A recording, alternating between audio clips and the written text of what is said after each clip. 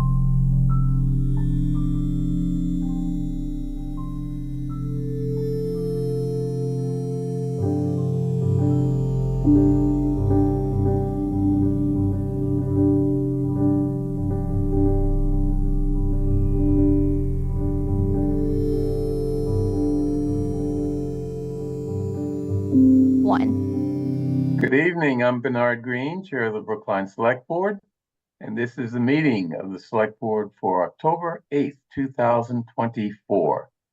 As you may have noticed, I'm not present in the Select Board's hearing room. I'm recovering from a very successful hip replacement operation on Wednesday, but those operations, though successful, can be very rough. My muscles are still recovering from the harsh treatment they suffered at the hands of my surgeon, and I've been asked by my physical therapist team not to go out into the world too much for the next few days. So I've asked John Van Scoyac to handle portions of this meeting. Before we start, though, I'd like to just thank a couple people here in Brookline who have helped me during this period of recovery by bringing me sustenance. That is to say, food. Paul Warren, Carla Benka, and Linda Roseman provided great food the last couple of days that have kept me from having to spend the time looking for stuff in the refrigerator to cook and then cooking it, etc. So I thank them for that. I appreciate it. It's just one of those signs of how Brookline residents step up and help each other when we have difficult situations. So again, thank you. Let's see. So I'll take that as my comment or update. Any other announcements or updates from the Select Board? I have a short one. It's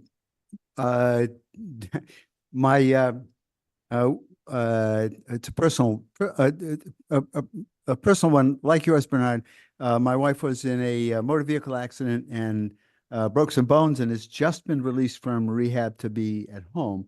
And she may very well send me a text message saying, "Come back," in which case I will rejoin this by Zoom. So if you would, Tiffany, if you would just, if I leave 5 minutes later, I'll be online.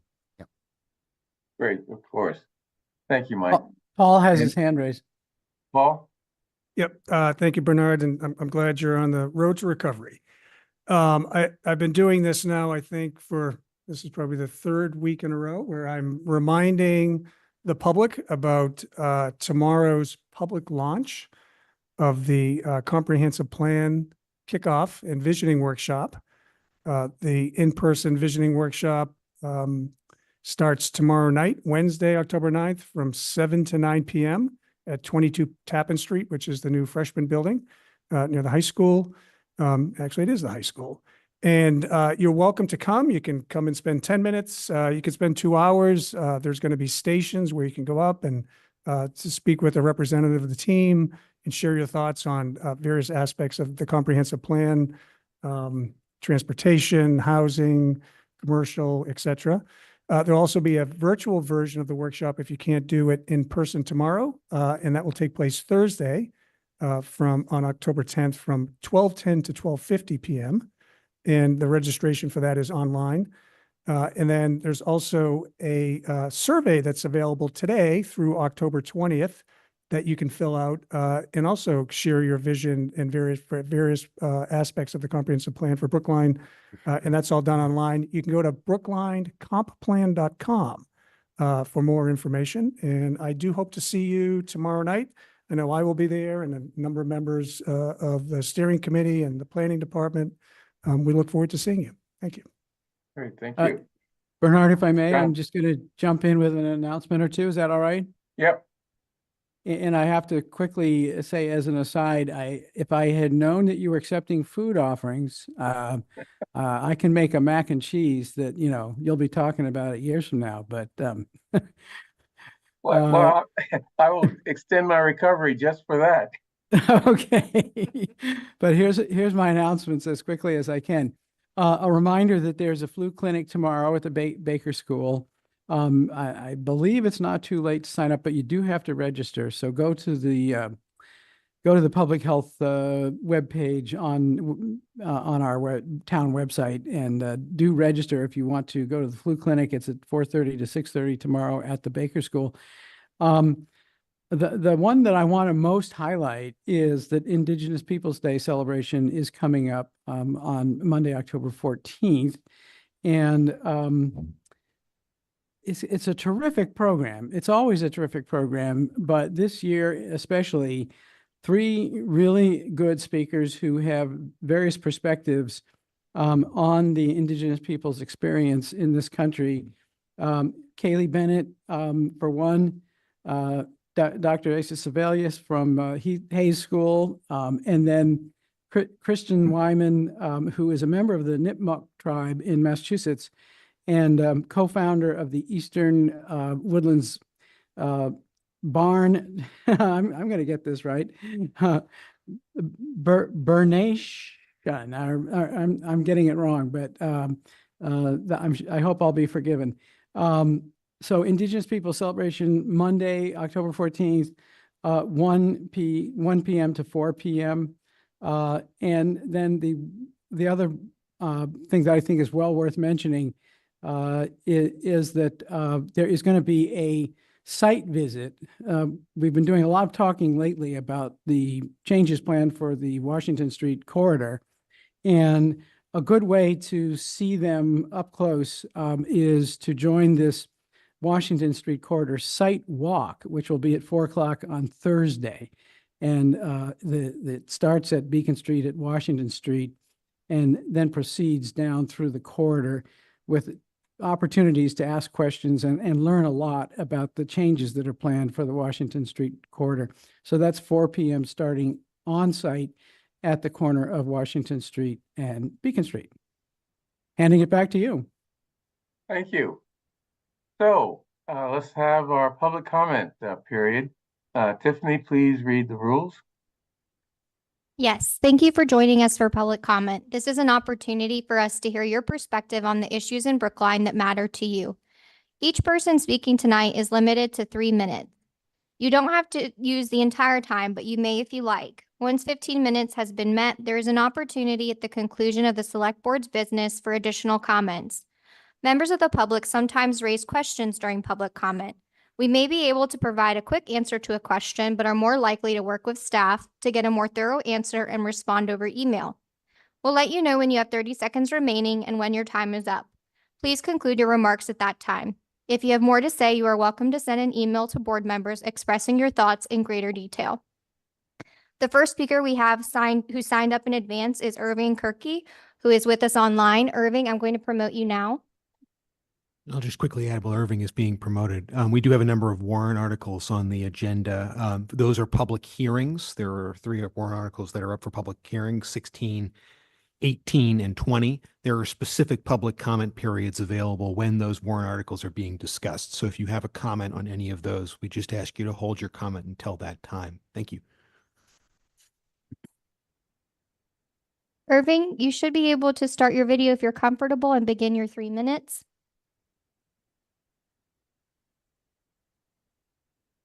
Oh, Irving, you're on mute, sir.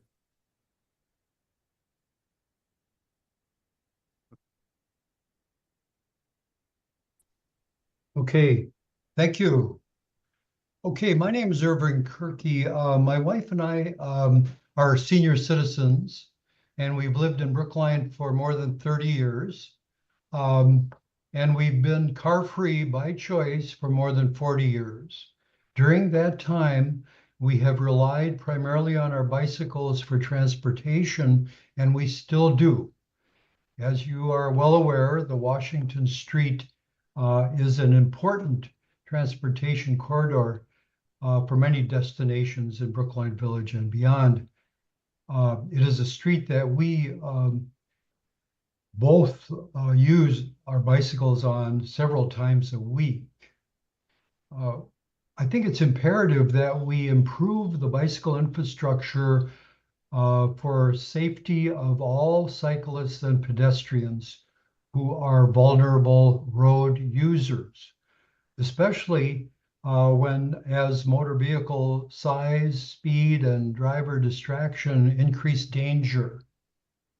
As bicycle infrastructure is made safer, more people will ride bicycles. This will improve our air quality improve our collective sense of well-being, and help reach our municipal goals as participating member of the Paris Agreement on Climate Change.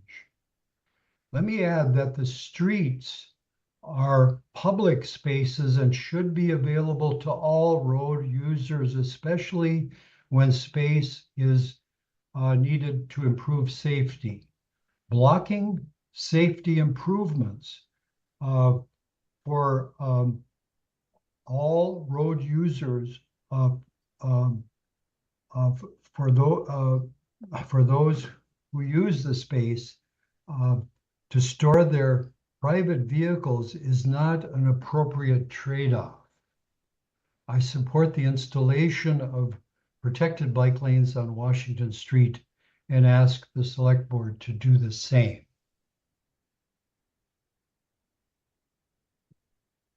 Thank you. The next speaker signed up to speak is Philip Stegman. Philip, I'm promoting you now.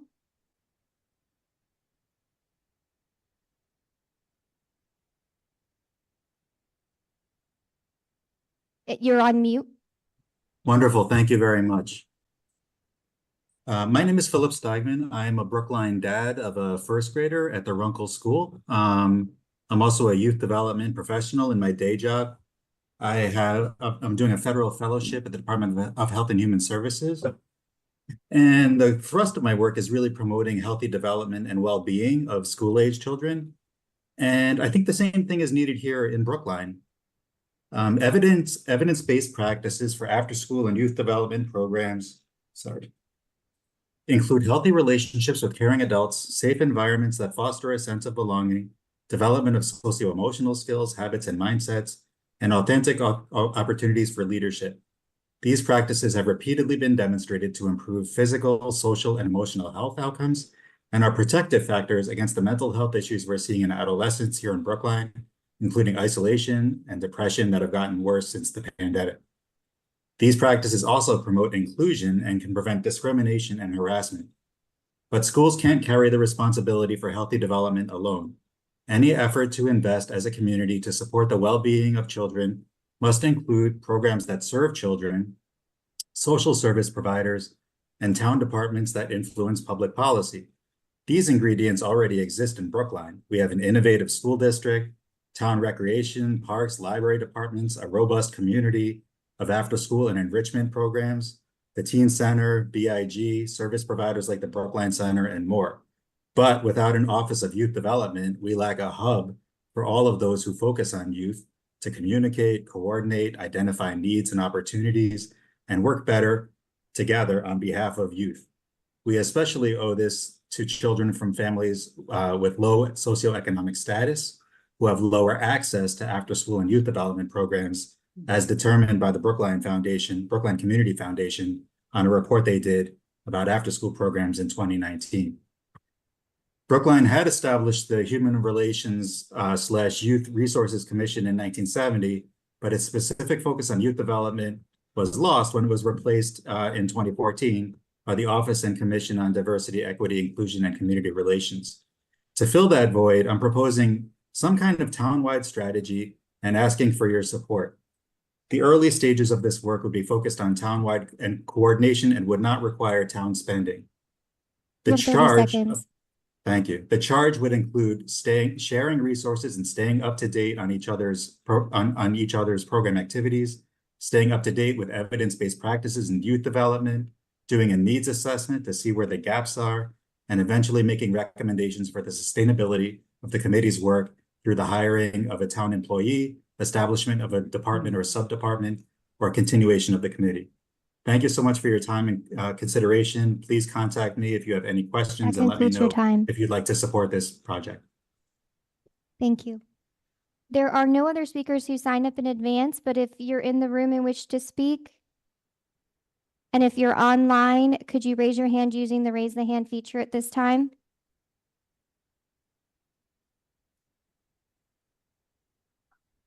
There are 2 individuals present in the room tonight and approximately 40 participants online, and no one is wishing to speak. Okay, thank you, Tiffany. Okay, next, we have miscellaneous items, starting off with our minutes for October 1st, 2024. We will get the September 24th meetings at a later date. Any corrections for the October 1st minutes? Bernard, I just want to confirm that we received the feedback from Regina Frowley and that was incorporated into the meeting. Yes. Thank you. Yes, all right, thank you, Tiff. Okay, I move approval as amended of the October 1st, 2024 minutes. All in favor, please indicate by saying aye. John Van Scoyac, Aye. Michael Sandman, Aye. Paul Warren, Aye. and chair votes aye.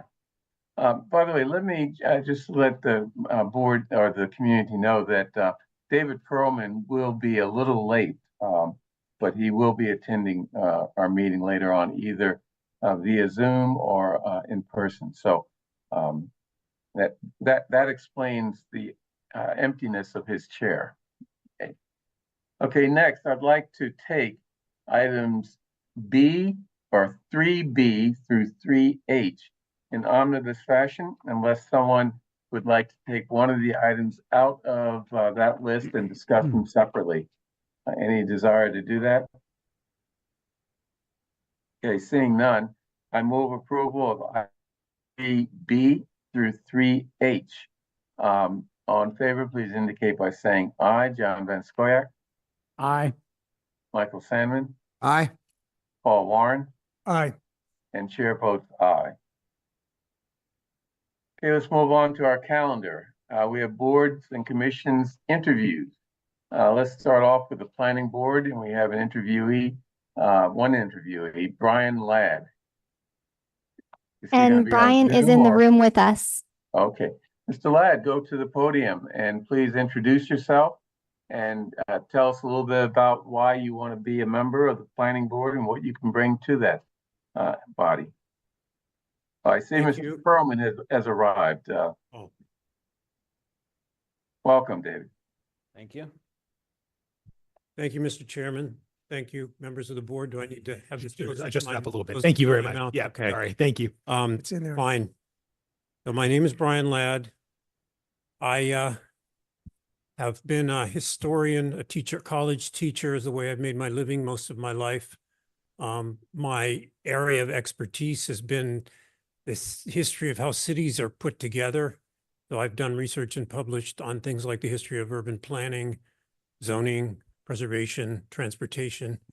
My wife and I retired to Brookline because this was the kind of urban environment we liked, not entirely car dependent, among other things. Also, our daughter lives nearby. And since then, I've been, as I always have been, following from some distance, less and less distance, local affairs related to my areas of expertise. So I've been digging into the history of zoning in Brookline, for example. And this has got me more and more interested in contributing. Great. I'll start off with a question. I did read some of the materials in your application, and you cite a Dutch philosopher who argued that dirty streets were a welcome sign of prosperity. So irrespective of whether you agree with that sentiment, could that be relevant to the work you anticipate on the planning board, that perspective? Making streets dirtier? No. Not making them dirtier, but just accepting the fact that the dirt is related to, the economic context for economic. Right. This is, by the way, this is the 18th century philosopher Bernard de Mandeville. And his argument was, it's a sign of prosperity. And I think there's something to that streets can be messy places and there's only a certain amount of order we can impose.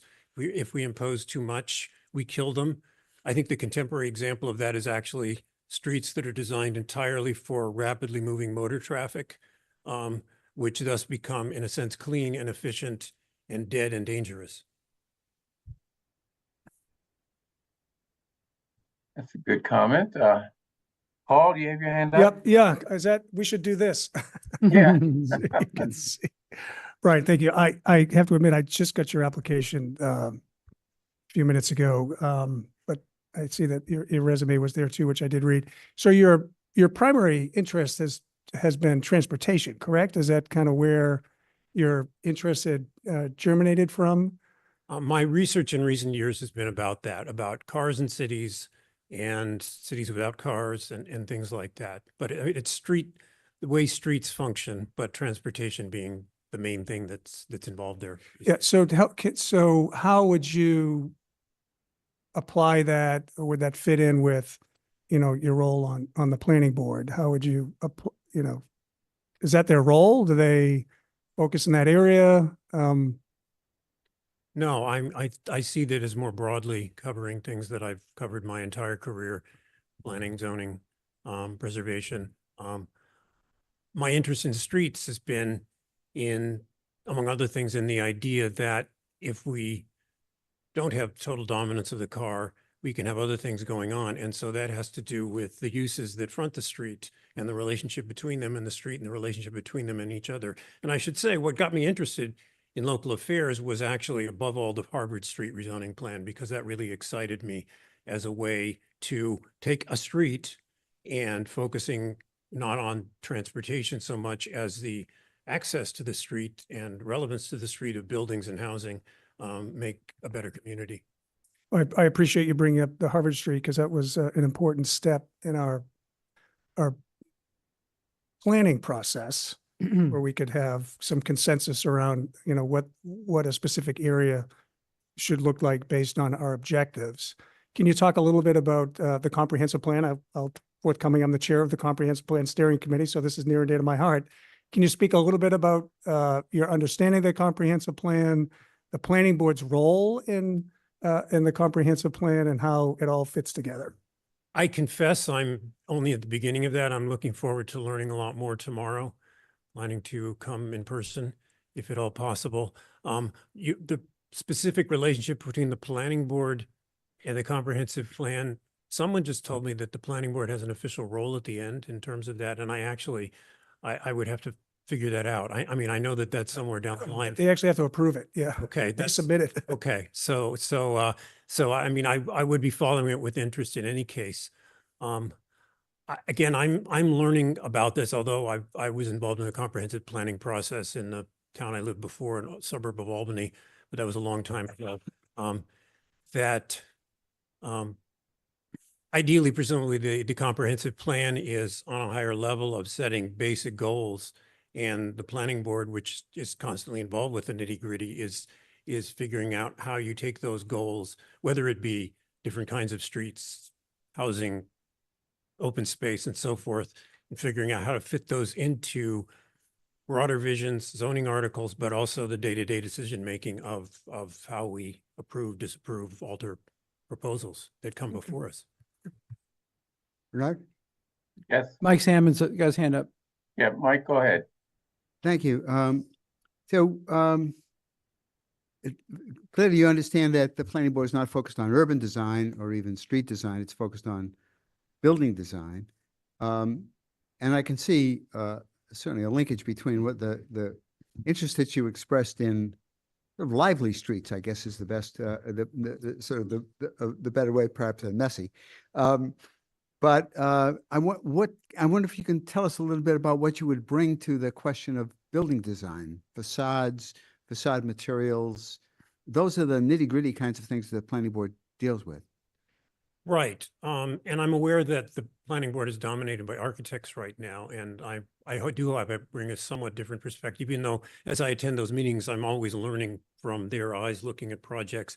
But yeah, to address your question, my experience, I've done a little bit of juries at architectural schools, judging student projects, and that's become where I become aware that when it comes to facade details and so forth, I defer to the architects. But when it comes to, for example, how a building addresses a street, how it makes easier, more pleasant, or more difficult the relationship coming in and out of the building, the relationship between one building and the next building, how they work together to form a pleasant place to live. That's the sort of thing that I have studied, and I do have something of an eye for, I think.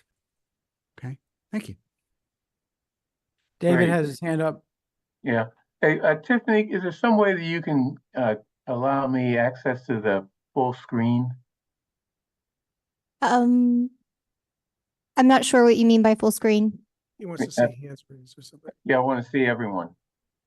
Oh, the select board? Yeah, Yes, I can remove you from Spotlight. okay. Oh, great. Okay, David. Yeah, so I have a follow-up question along the lines that Mike Sandman asked. So I see that in terms of your publications, you have at least 2 books written about urban design in Germany that seem pretty comprehensive, and you also have some articles that you wrote about traffic, about transportation, about street life, et cetera. So could you talk about in your role of assessing a building's facade and a building plan, essentially, how would you incorporate that experience of dealing with transportation issues and talking about how, I don't recall the precise title of one of the articles, but something about traffic is too focused on. And so how would you incorporate that scholarship into a building plan around parking, for instance? Well, first of all, the context would be the relevant zoning and the broader plan, something like the Harvard Street plan, which more directly addresses the kind of things you're asking about. But then with an individual building, you ask, for example, with parking, how does it work? Does it work in a way that does not disrupt the pedestrian experience, that does not break up the street front in a way that makes the street unwelcoming for people not in cars? So driveways, garage entrances, and that kind of thing. That would be a key part of it. How do doorways work in a way that again is addressed to people walking by in a welcoming way, as opposed to people driving into a garage? Those are the kinds of things that jump out at me when I'm looking at a design from the point of view of the street. And then also when you're looking at a design, is your assessment of it dependent upon the surrounding environment in that moment, or the surrounding environment that you and or others would like to see in the future? It would be the latter, particularly if well, again, in the context of what has previously been decided or what is being debated about the zoning and so forth. But yeah, that I do see that an ideal of moving away from automobile dependence, that many parts of Brookline are in great shape in doing that. And Brookline as a whole is in better shape than the great majority of the United States in doing that. But that would be my focus toward figuring those kinds of things out. How do you have sufficient parking without it dominating the street, for example, in ways that perhaps it does right now? The Washington Street debate, I've been involved in that. That's an example of how do we balance these things. All right, let's say it's somewhere that is less urban, so somewhere in South Brookline, for instance. Would you look at that as what your idealized vision might be for South Brookline at some point in the future, or South Brookline as a suburban landscape currently? Well, I can tie that back into Paul's question about my focus on transportation, because the phrase transit-oriented development is one that I'm sure you've all run across. And that has already become part of the code in Brookline with the T-pod. So we've said these parts of Brookline are particularly well served by transit, and therefore our design should be not fundamentally auto-oriented, but it should be oriented to people coming and going on foot and bicycles, buses, trains, and all of that. You get to parts of South Brookline, that's not going to happen. They are going to be remote from transit. So basic automobile access is a given. On the other hand, we want to figure out to what extent can we have cycling access that's safe, because obviously that can cover a longer distance than walking. How can we make it a pleasant place to walk to whatever destinations in South Brookline? That's the kind of thing I would be asking.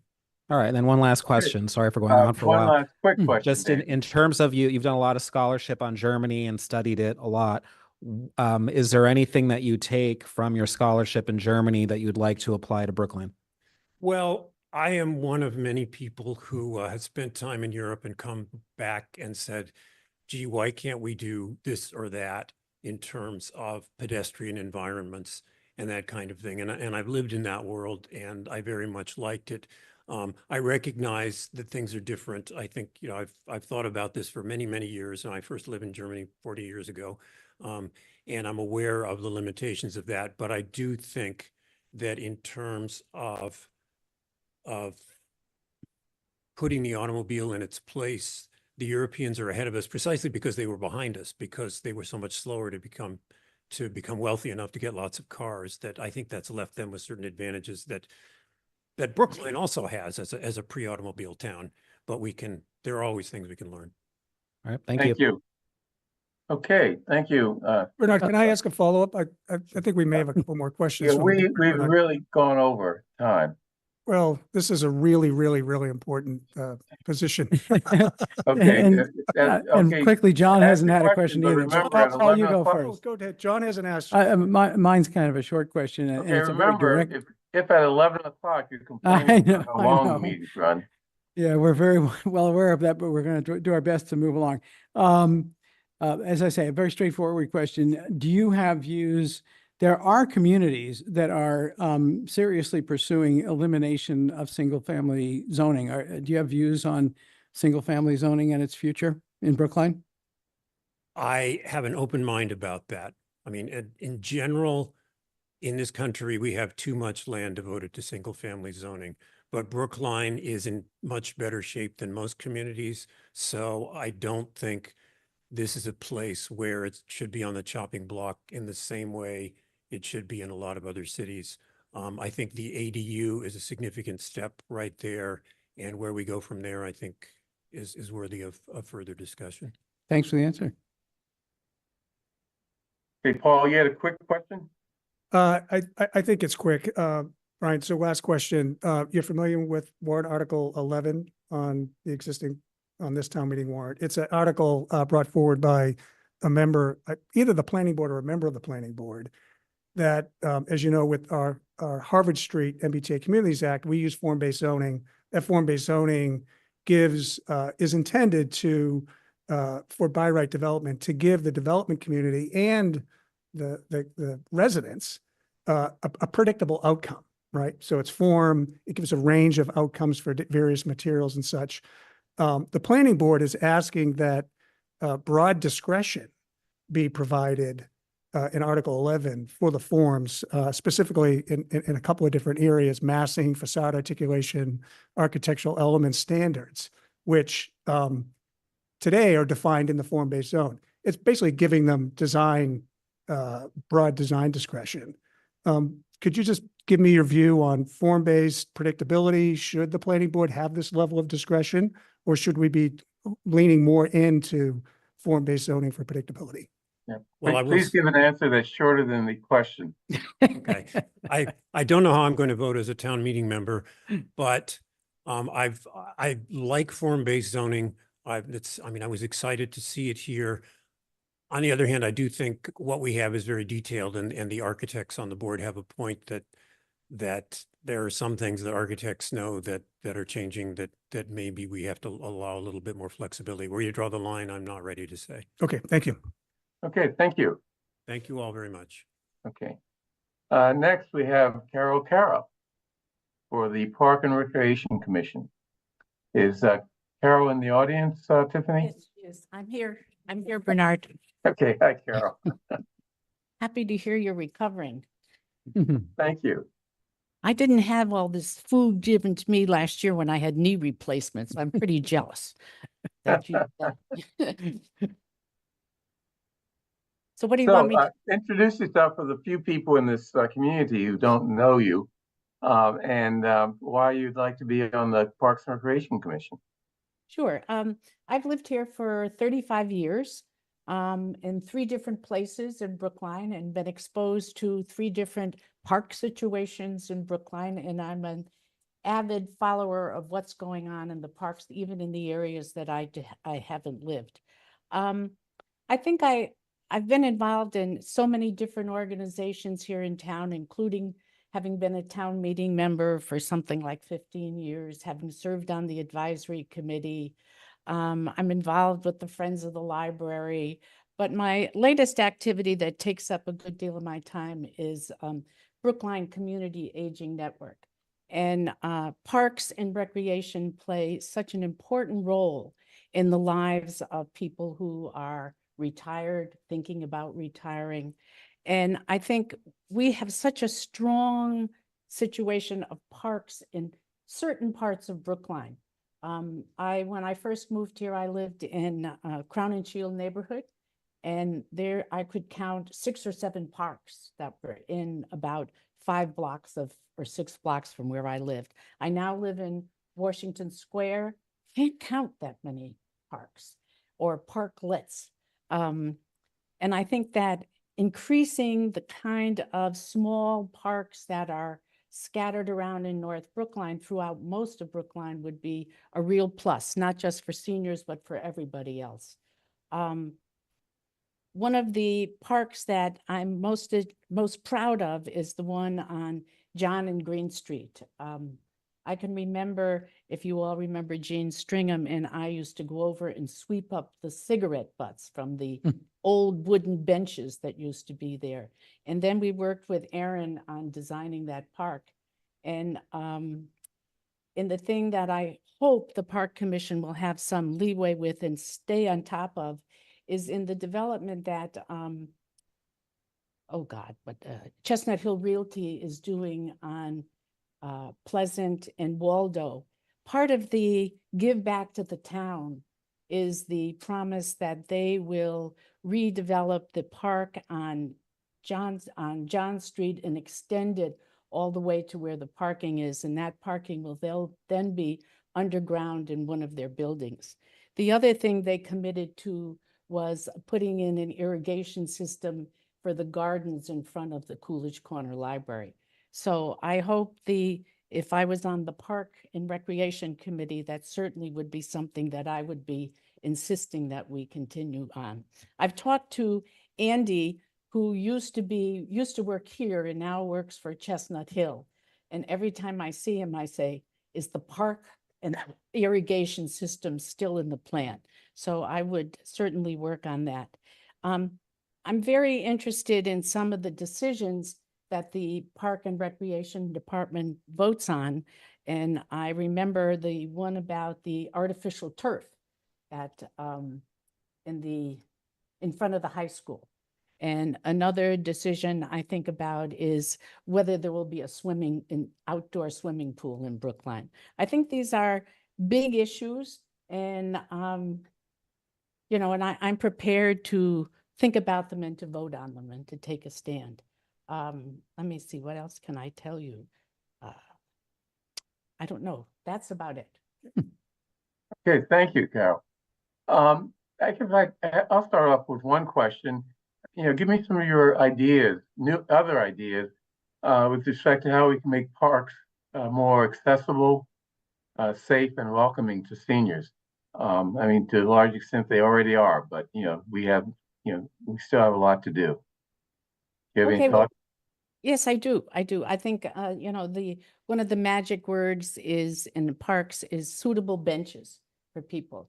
The other is railings. There are places in the parks where there isn't good access to something. There may be stairs, but there aren't railings. The other is to make sure that the public toilets are really open, that you don't arrive somewhere where it says there's a public toilet and it isn't open. I think, that's the case sometimes at Amory Field. And I would hope that the Parks and Recreation Department would push for that.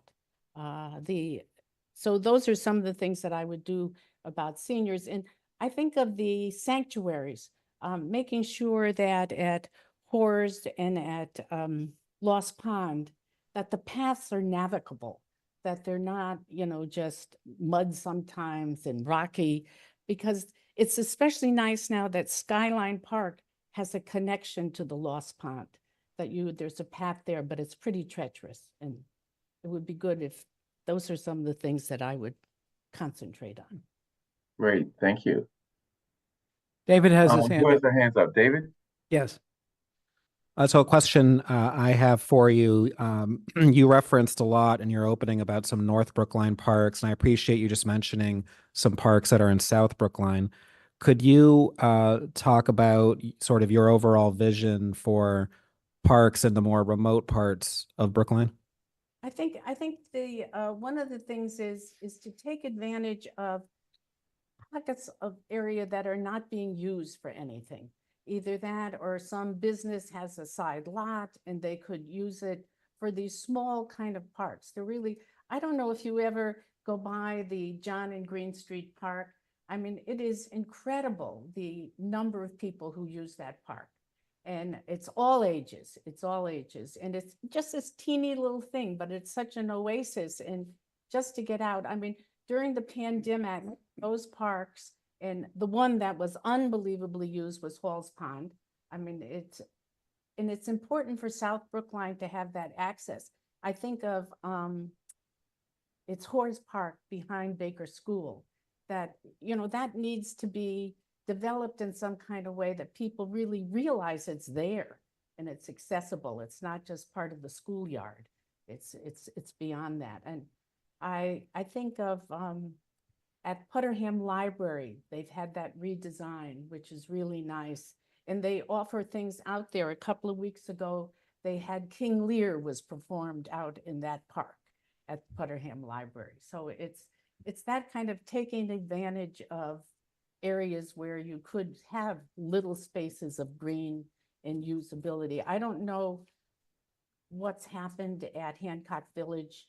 If there is, I have to say, I'm really not sure whether there's any park facility going to be in Hancock Village. Right. You also mentioned that you look forward to taking an opinion on more controversial issues, and you referenced artificial turf, the swimming pool. I'd like to add a few more for your consideration. As you know, there's discussion about a hockey rink. That's right. There was also a Warrant article a couple years ago about reconsidering use of the public golf course. So I'm wondering if you could, if you have a position on those issues and you could share it. Okay, I mean, the public golf course, right away, I can say that I think the making it or encouraging more people to use the public golf course for cross-country skiing in the winter would be a wonderful thing, that it's not a 9-month-a-year park. I also think that there's some nice trails through at the Putterham Golf Course. And I think that hasn't been highlighted enough, and it should be more because they're really fun to go through.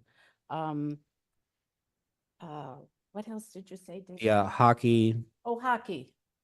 Oh, I'm the wrong person to ask about hockey. I think hockey should be played outdoors, not enclosed in a stadium. I think outdoor skating is something that I don't even know how to ice skate, but I think there's something romantic about outdoor skating, not in a place with a covered roof and heat and all that. All right, and then the other two you had mentioned were artificial turf and the swimming pool. Artificial turf is, I think in artificial turf is very important if you're going to be having a field that is used constantly for soccer, for lacrosse, or in other outdoor sports, because what happens with the regular grass is a good deal of time the park has to be closed because it's all been torn up. And the thing outside the high school, my thought was that the playing field be artificial turf, but that the rest of the park be regular grass. But that's where I'm on artificial turf. I think the artificial turf at Skyline Park, I know my husband and my sons and my grandsons went up there a lot to play soccer on that artificial turf, and they didn't mind it at all. They thought it was fine because they could play all year. So. All right, and then just the last one, and then I'm sorry, what was about the swimming pool? Oh, the swimming pool. I think the swimming pool is more than we can afford. There you go. Thank you. So, Mike's got his hand up. Mike, Thanks, Bernard. So first of all, thank you for applying. It's great to see you interested in this. One thing that I'm sure you've been talking about a lot of sort of I won't call it micro, but really very useful things that have relatively modest impact. Taken together, they have a fairly large impact. But there are a couple of things that planning and Parks and Rec are Commission is very much aware of and very concerned about, and that is finding adequate playing space, fields. Any thoughts about how we might expand or make use of private facilities around, or work, Well, any thoughts one about of the that? things I would first ask is Fisher Hill Park. Mhm. The field there is enormous. And why it can't be used as two separate fields. Since, I don't know if you've been to Fisher Hill Park. I go there a lot. And it is huge. And have part of it be for soccer and part of it be for baseball or whatever else. But I think that's one thing, is making use of the whole facility. The other, oh God, what's the name of that park? The one on Dean Road behind All Saints Church. I can never remember the. Wallstein. Waldstein. Yeah. Yeah, Wallstein's a big park. Yeah. That's a big park. And it's also lots of tennis courts. I know my grandsons come up from New York to take tennis camp there in the summer and stay with me. And, so I think there are places like that. I'm trying to think of, churches or other places that have land that could be used for, I think, well, the other big thing is the northeastern field. I don't know how much use the town makes of that field, but it looks, I rarely see anything going on there. Great, thank you.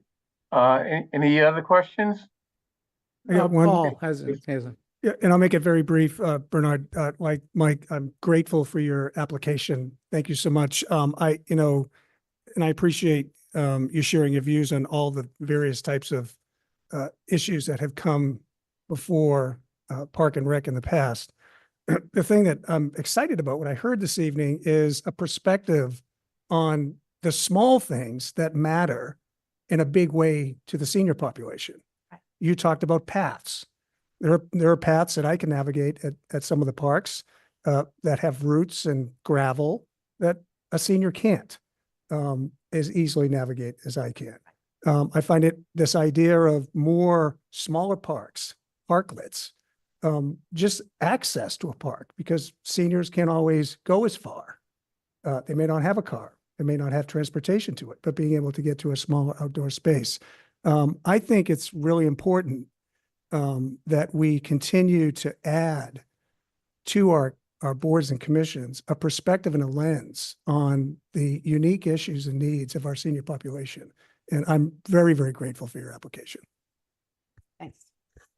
I have one other thing that I would like to change, and this is something that I've gone around with Aaron about, is that I don't know how many of you are familiar with the referred to as Freeman Square and Dwight Square. It's at where Freeman Street comes into Babcock. Oh, sure. It's Freeman Square. Yeah. If you look at it, it is Freeman Triangle. And the same at Dwight. They are triangles, not squares. And the signs say Freeman Square and Dwight Square. And I think it should say Freeman Triangle and Dwight Triangle. Okay. Attention to Thank you, detail is Carol. good. Carol, thank you, and thank you for applying. We all recognize and appreciate the many, many years of service that you and your late husband have provided to the town in areas related to parks, as well as so many other things. So thank you. Well, thank you. Okay. Okay, next. Probationary police officers? Police officers. Yeah. Question of approving the following two student officers as probationary police officers, Caitlin Perry and Sean Reed. I see Chief Pastor is in the audience. Want to make a presentation on these two probationary officers? I'd be happy to. Thanks for having me. Great. I was able to meet briefly with each of these two officers just a few hours ago. They're looking forward to their graduation on Thursday, pending this appointment. And I'll just provide a little bit of information about each one of them, if that's okay with the board. Of course. Okay. Officer Caitlin Perry is 28 years old. She currently resides in Lowell.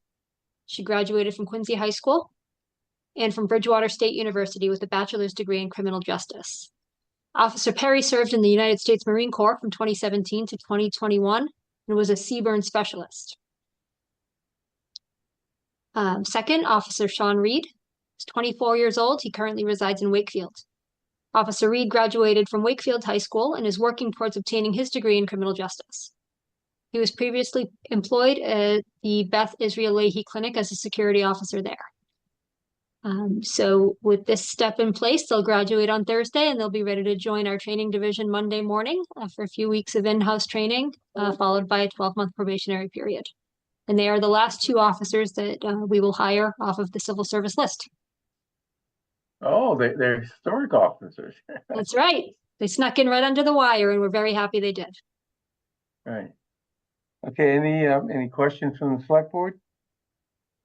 I have one question, Bernard. Yes, Paul. Thank you, Chief. Briefly, could you give us an update on where we are with outstanding slots or empty? How many more do we need to fill to get you up to your full openings? It shouldn't be a difficult question. However, I had a hard time asking it apparently. So, yeah, we do have, I'll be coming in front of the board, hopefully if you'll have me again in a few weeks to ask for your appointment of what we hope to be 8 lateral transfers who have already passed their background checks. We're just waiting for a few other pieces. They'll be coming to us mostly from colleges and universities and a few other suburbs. And at that point, we will have in the ballpark of 5 slots, which for fiduciary reasons, we may not elect to fill at this time. Okay. Eight I didn't mean to laterals, stump you. That's great. We- Eight lateral transfers is amazing. Yes, and again, to thank town meeting and all of you for your support in exiting civil service. This is one of the great benefits. Okay, thank you, Chief. Okay, any other questions? I don't see anyone raising a hand among the select board. Nope. Chief, could you just sort of explain to our vast TV audience how leaving civil service has been beneficial in terms of these lateral appointments? I mean, that was a big issue a couple of years ago, that no one wanted to come in from other departments, rather they wanted to go out to other departments. So is this a reason for the large number of lateral transfers, or is there some other explanation? Well, I think each individual that's looking to lateral in might have their own, personal or professional reasons for wanting to transfer. But I think a couple of things have happened. By getting out of civil service, we've been able to kind of widen the net. Some of the colleges and universities are obviously not civil service departments, so they would have been ineligible to transfer into Brookline PD. Same, I don't want to let the cat out of the bag if people haven't notified their departments yet, but some of the agencies that we are looking to sort of poach for, that's the new way to poach from, that's a new, we're in business now, that's how we're operating, that's a big shift, but they might not have notified their department. So those smaller departments that are not in civil service, those officers also would not have been eligible to transfer into us while we were still in civil service. We were only allowed to recruit from other civil service agencies, and that pool was shrinking. So that, coupled with the new and improved contract that was approved at May town meeting, kind of that 1-2 punch really put us in a good place to be a more attractive, more competitive department. Great, thank you. A couple years ago, it was really dark, but we saw some light at the end of the tunnel, and now we're out into the sunshine. If that's a useful metaphor. Yes, it is, and I'll take it. And thank you all again for all of your support as we've navigated through this. And okay, let's see. Unless there are any other questions, I'd like to Move approval of Caitlin Perry and Sean Reed as new probationary officers for the Brookline Police Department. All in favor, please indicate by saying aye. John Van Scoyac, Aye. Michael Sandman, Aye. Paul Warren, Aye. David Perlman, Aye. and chair votes aye. Thank you, Chief Pastor. Thank you all. Thanks for the great news that's coming down the road. Next, we have Walnut High project, the Brookline Housing Authority project at Walnut Street and High Streets in Brookline Village. Let me just start off by saying that regarding this project, we will be hearing presentations on three critical aspects: the use of affordable housing trust funds for phase one, the terms of an agreement covering the Brookline Housing Authority's payment in lieu of taxes, or pilot, and three, a request to waive certain fees, building department fees. We're not voting on any of these matters tonight. Rather, the select board will discuss and take the request of the Housing Authority under advisement. We will vote on these items at our next meeting after we have heard from town departments as to their thoughts and have given some greater thought to the proposals themselves. I guess for future reference, the pilot and building permit fee waiver should have been presented to the select board in the first instance, since we can approve or not those matters. And that would have given us a better chance to get input from town departments. But that's just something for future reference. But with that, please, who's going to make the presentation, Tiffany? I think Michael Apron is here. Do you want to say something first? And then I have Amelia online as well. You're asking Michael Apron if he wants to say something. Yes. Okay. Hi, Bernard. How you doing, So Mike? I'm Michael Alpern, Executive Director of the Housing Authority. Michael Jacobs, our board chair, is also here. We appreciate your consideration of these matters as Bernard described. You'll hear a little more about how we're advancing this really important project that is 100% affordable housing, well supported across town meeting and across town. We've done a lot of neighborhood feedback, resident feedback. I do just want to stress, our team will focus on the presentation. We have communicated with Dan Bennett about the building permit fee waiver issue. It's the first call I make when we ask for something like this, and this follows similar precedent and vote that has happened with this board on all other BHA redevelopment and building projects. And that type of vote has gone before the HAB, and they have recommended it to the board. I apologize if that process should be different in the future. This is the first time that we are asking for consideration of different pilot terms. The BHA does have pilots on all of its existing projects. And obviously the Affordable Housing Trust Fund dollars come to you after the HAB makes its recommendation. But that was after discussion with the chair. We thought this was appropriate given that there's an opportunity to leverage significant additional dollars for a significant public goal and town goal, and that the BHA is obviously a good steward of town dollars in thinking that through. So we appreciate your consideration. Our team will focus on the merits and actual description of this very exciting project that we hope to be building in 2 phases over the coming years in Brookline. Great, thank you.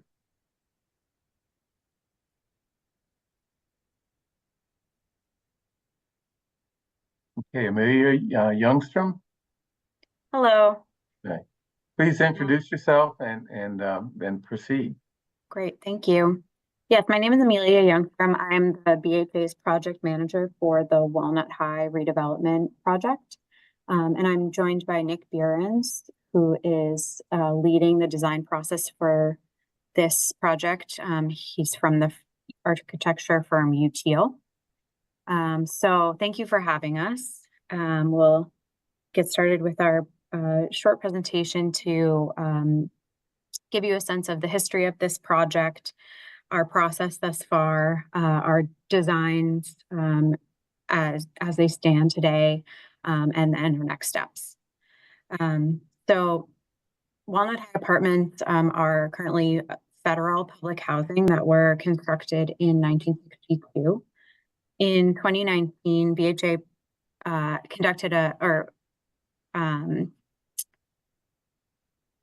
commissioned a physical needs assessment that found that these buildings are obsolete, and rather than trying to rehabilitate them, we should demolish and rebuild in order to create viable, ongoing, safe, and sanitary housing.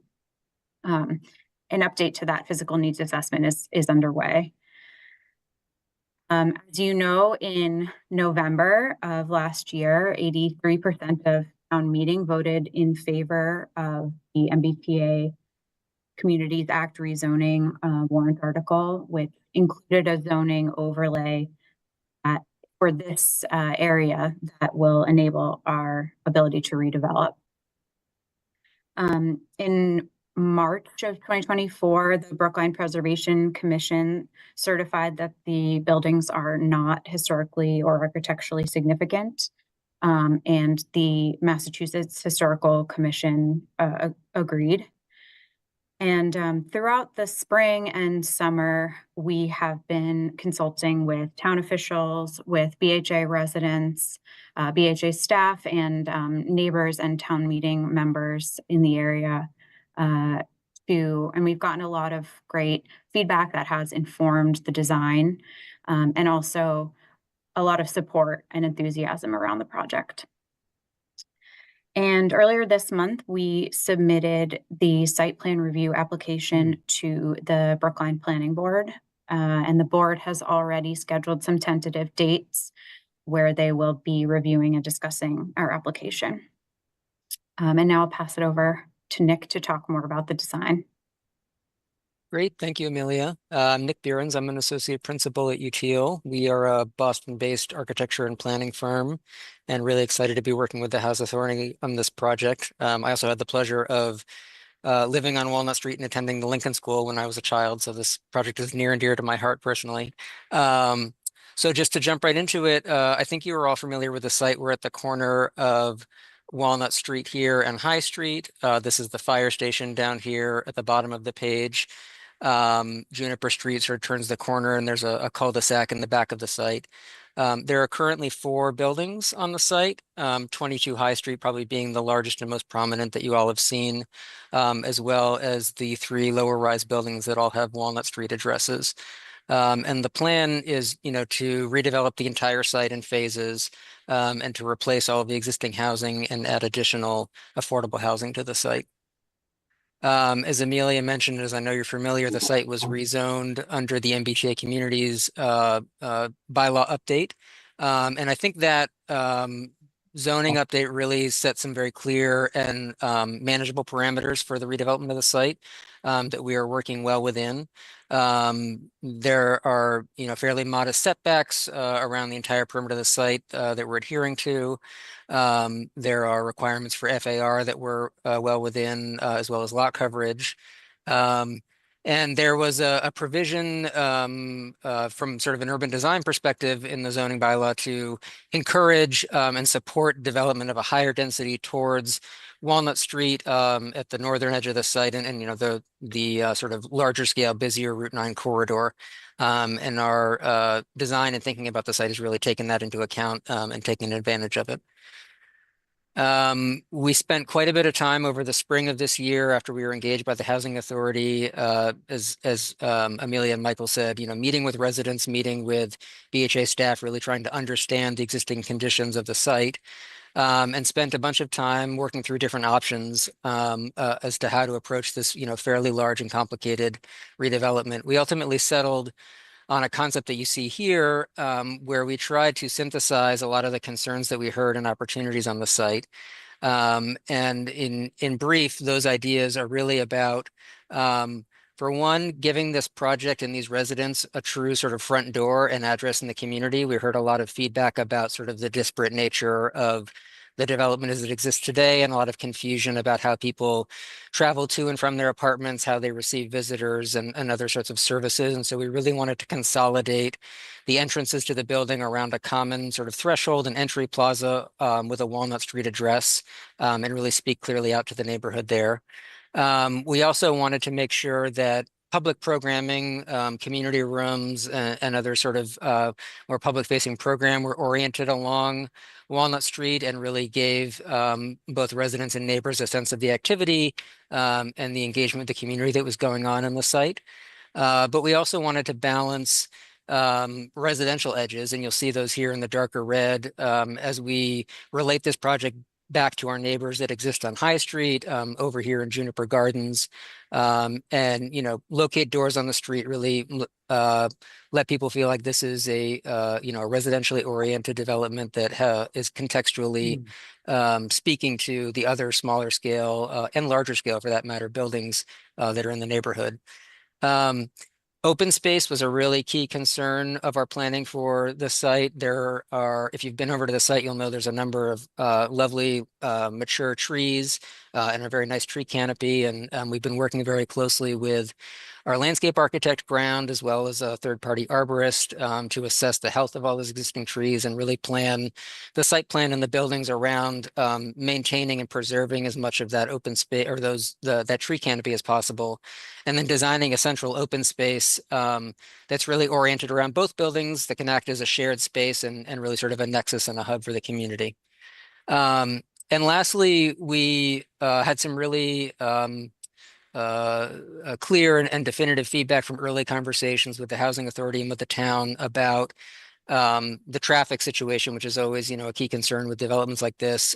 This is a very congested intersection at Walnut and High Street, and I know the town has already had undertaken some improvements to traffic with the Walnut Street realignment earlier. But the message that we received was, we don't want to encourage more travel through the site from either High or Walnut Street. So we've directed vehicle traffic through Juniper and into a series of parking lots in the back of the site. One being this surface parking lot, which really sort of acts as a sort of green infrastructure piece, as you'll see in a minute, and then a structured parking lot under the second phase of the building. So those initial ideas have evolved, and as Amelia said, we just filed our site plan submission to the planning board into a more detailed site plan, where we've taken those ideas and coordinated between us as the architects and our landscape architecture team to develop the site plan in more detail. You'll see here that common entry plaza, which provides a real sort of threshold and gateway into the site and connects the common lobbies and entries of the building. And then a series of amenity spaces in the middle of the site. There's a sort of sloped terraced amenity that works its way up the hill here, opportunities for garden space for the residents to use and enjoy, and more sort of open lawn programming and sort of natural playscapes for children of all ages. I mentioned the parking area, which again, we sort of really see as an extension of the landscape, and we've been working very closely to find opportunities for planting within that space and stormwater management, and also providing a connection back to the town's Juniper Street playground, which exists in the back of the site. You'll see also real improvements for sort of the public urban realm along Walnut and High Streets, where we're creating a series of plazas and pocket parks that are combined with individual entrances for residences along the street. Looking at the building from an architectural standpoint, this is a ground floor plan of both buildings here. You'll see again, really sort of core community and lobby spaces that anchor that entry plaza and the frontage along Walnut Street. And then a series of townhomes and flats along the ground floor of the first building, again, for those doors on the street and that sort of residential character as folks are walking by the site. The second phase building, a little bit more challenging as we're going up into the hill here as you go up High Street. So all the parking will be built into the hillside below grade and hidden from view. And then again, residential doors fronting out onto High Street as you travel up the hill there. As I mentioned, the context of the site from an urban design and architectural perspective is quite diverse. We're right at the foot of Pill Hill and it's in the historic district there. We've got the Juniper Gardens condo association, sort of mid-century development across from us. We've got pieces of sort of historical and more contemporary residential and mixed-use fabric along High Street, as well as all of the new medical office and commercial development that's happening along the Route 9 corridor. So one of the things that we felt was important for this project was to, be able to address those diverse frontages and sort of, neighborhood characters in a way that gave us some flexibility, but that was also, presented a holistic face to the development and didn't make it feel too disjointed or disconnected from itself. One way that we're really focusing on doing that is, coming up with a kit of parts for the architecture where, the ground floor treatment is fairly consistent and imagined in sort of a brick or masonry language, but that it's able to evolve and sort of modulate itself to address those different conditions and, to either be a townhouse or to be a public entry or to be a series of flats going up the hill here on High Street.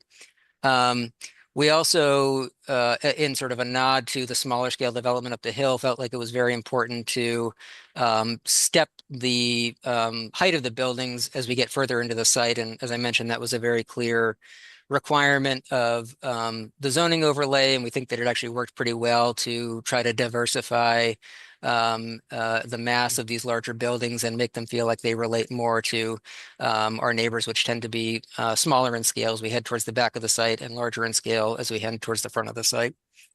We're also sort of in the beginning phases of starting to think about materials and colors and textures, as you'll see in some of the renderings, but using those elements to identify important architectural moments or moments of entry and activity on the site.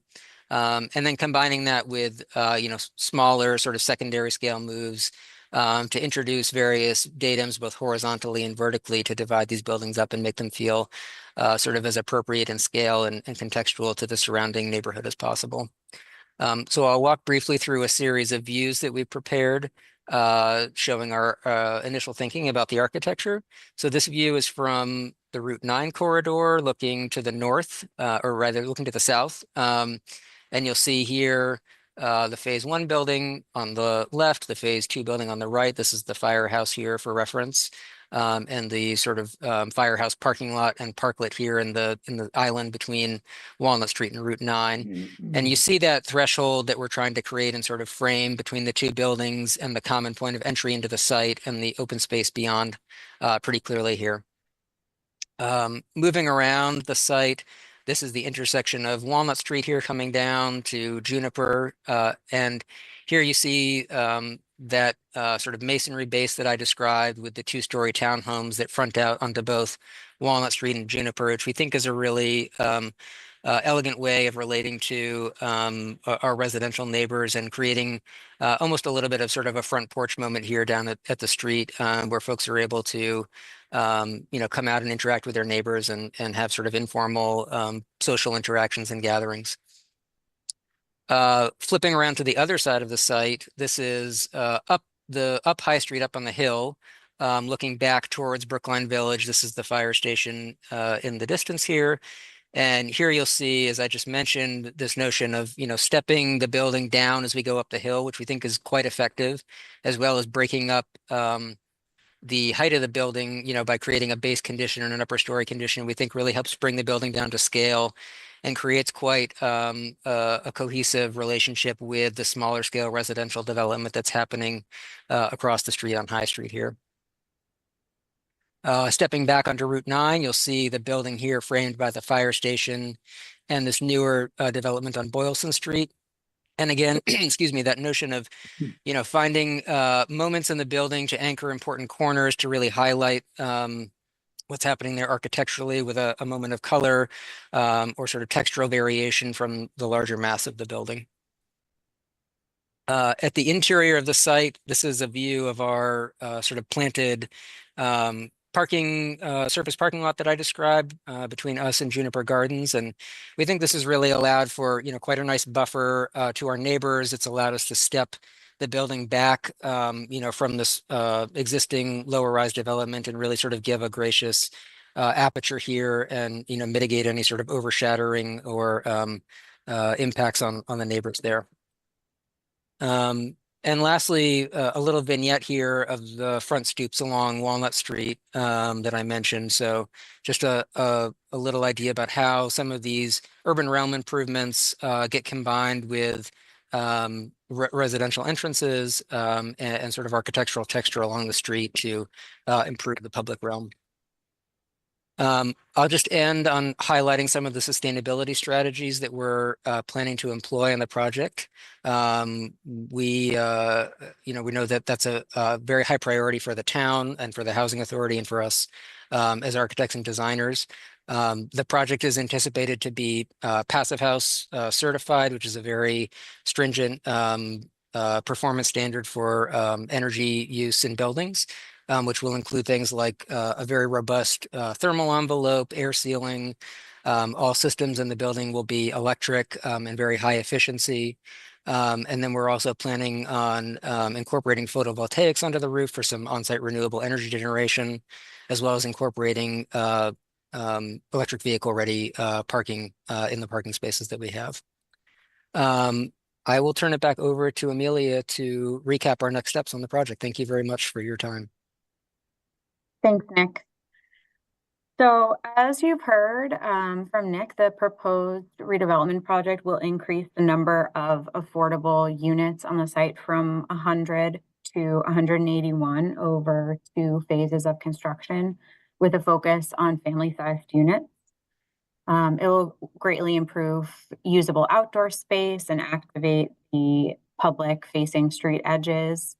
We'll be able to utilize the zoning overlay requirements and develop a design that creates new badly needed affordable housing and includes important sustainability features while also integrating with the surrounding neighborhoods.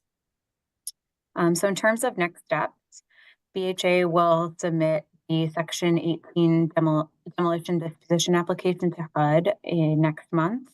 And also, or in early November, we will submit the pre-application to the state competitive funding round and the full application to the state for funding in February of, that's 2025. We anticipate to hear whether we've been awarded state funding in the summer of 2025. And if we are awarded funding, we would anticipate demolition to start in the summer of 2026. And then followed by vertical construction. And we will work with a third-party relocation agency to assist all households who need to be relocated to find replacement housing either within the BHA's portfolio or on the private market. And to conclude, the town's strong support of this project, represented by the votes the board will be considering, will allow the BHA to present a competitive application to the state in the funding round. Brookline's Affordable Housing Trust dollars will leverage additional public and private funding through state housing resources, the federal low-income tax credit program, and other private capital at a rate of 1 to 10.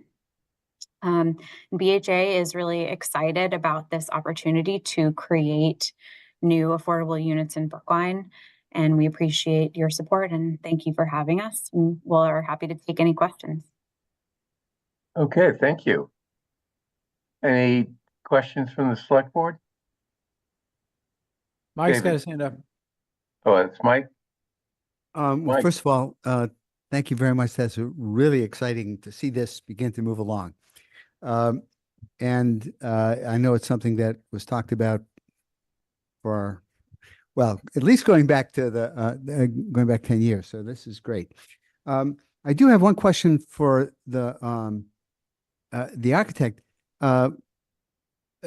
The common point of entry makes a great deal of sense for people coming on foot, that is coming by transit and so forth. But what about people arriving on the site with cars who visit? There's not much street parking there. Is there provision and provision for parking in the back for visitors? And you know, do they presumably they walk through that open space between the two buildings and they access the the point of entry from the back. Is that what's going to happen? Yeah, that's a great point, and I think I may have skimmed over that. I don't know if you want me to reshare the presentation. I think I got kicked off here, but if you can see here, so there's an existing curb cut or sort of curb swale that was created when the street was realigned on Walnut Street, and there's currently metered parking along the frontage on Walnut Street. One of the things that we're exploring with the town as part of our site plan submission is the designation of this area for short-term parking to serve the project, whether that's kind of loading drop off for ride shares or deliveries, but also maintaining access to street parking. There's also existing street parking that happens along Walnut, and we're trying to plan for another sort of similar drop off or short-term parking zone here along the Juniper Street Circle. So yes, definitely thinking about that and trying to anticipate the demand. We're also in the process of finalizing a traffic study with our third-party traffic engineer, which will be submitted to the planning board shortly. Okay, thank you. Yep. I just want to say one other thing, Bernard. And that is about the pilot agreement. It's something that we on the advisory committee discussed years ago, several years ago, with Michael Alperin, and about how the town could assist the BHA in by not collecting some money that it was collecting, just as well by funding certain aspects of what BHA does. And I'm really happy to see this proposal for a $1 pilot agreement with BHA. This is a very different situation than the pilot agreements with universities. Paul's got his hand up. Before, yeah, that's something that we will be discussing over the next week or so. Right. Yeah. Paul. Yep, thank you. I have a couple of questions, one about process, and then a couple of questions about what's before us. I know we're not voting, but I assume we can ask questions about the three things that are in front of us. From a process perspective, Michael, has this project been brought before? What's the community engagement been like to date? Has it been a public process? Will it be a public process? What's the community saying? Absolutely, Paul. So we've met with the community. We've had formal letters go out to everyone who lives nearby, inviting them. We have a separate meeting with the Juniper Street Garden set up in November. That is the direct abutter next door.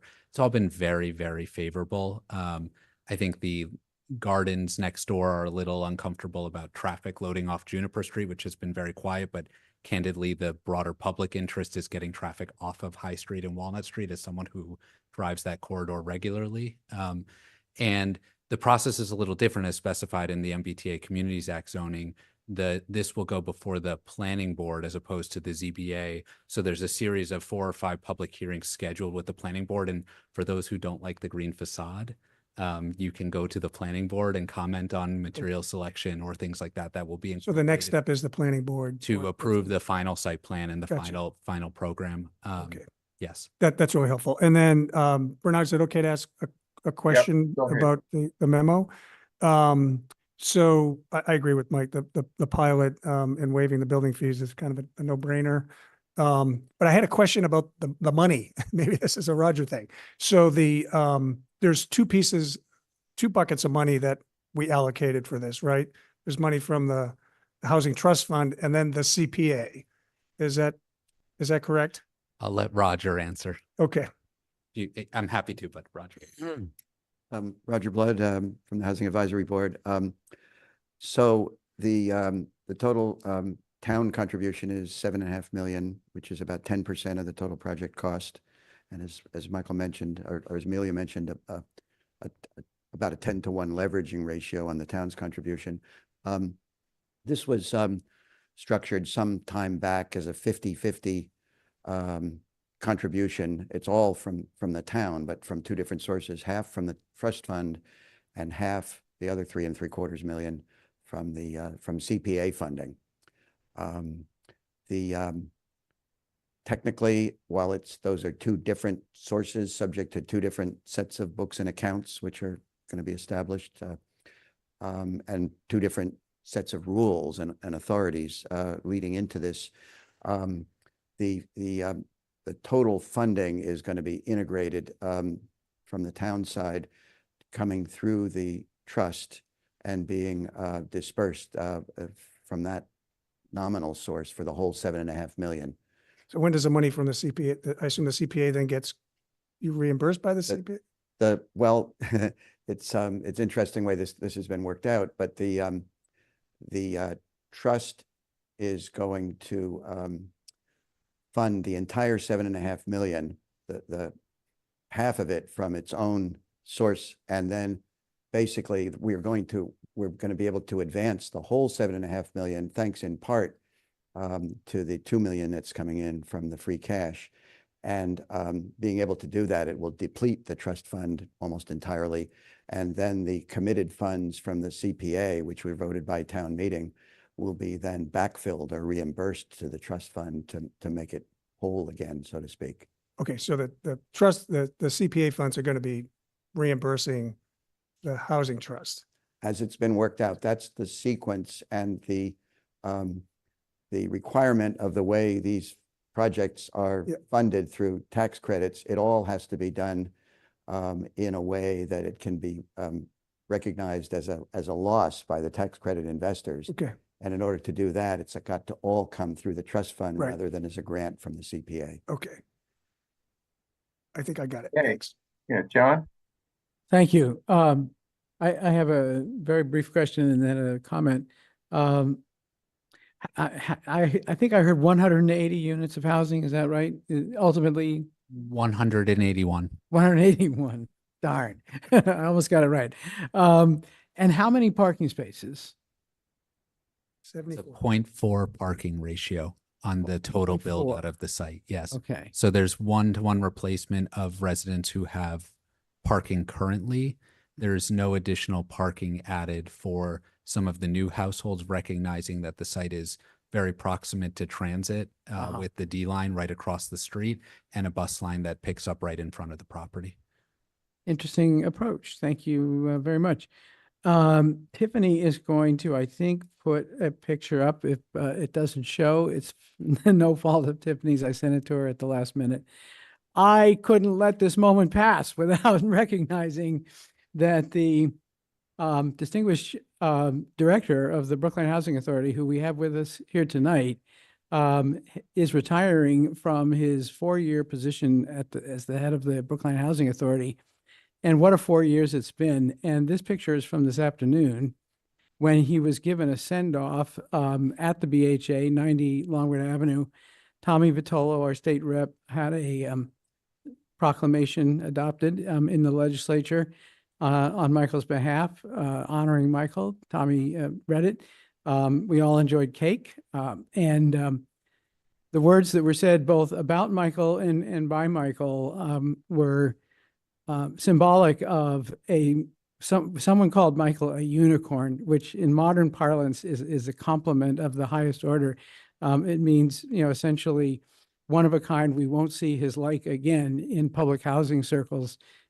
He really did a wonderful job for 4 years for the Brookline Housing Authority. And I didn't want to, given that this is probably his last meeting before the select board where he's in his capacity as executive director. Well, as I understand it, you're bringing me back based on how this vote's proceeding. So I welcome it, but we have a great team. Let me just stress the housing authority is in great hands and the town has been a terrific partner these years. And so the town should be reassured our commissioners are top notch and our existing leadership team is top notch. So the continued growth of the housing authority will continue. I could have said that more eloquently. So when you said we're bringing you back, that didn't mean we're not letting you go as executive director. It meant No, you've but got as I understand this matter. one more meeting. Another night. Yeah.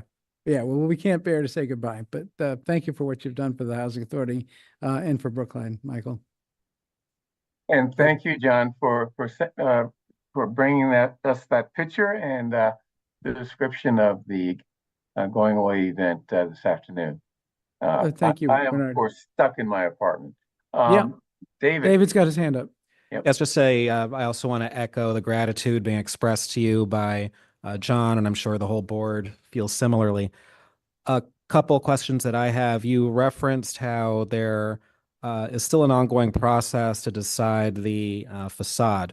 The slides, though, so some of them show a green facade, some of them show a gray facade, and then for the townhouses, it looks like brown bricks.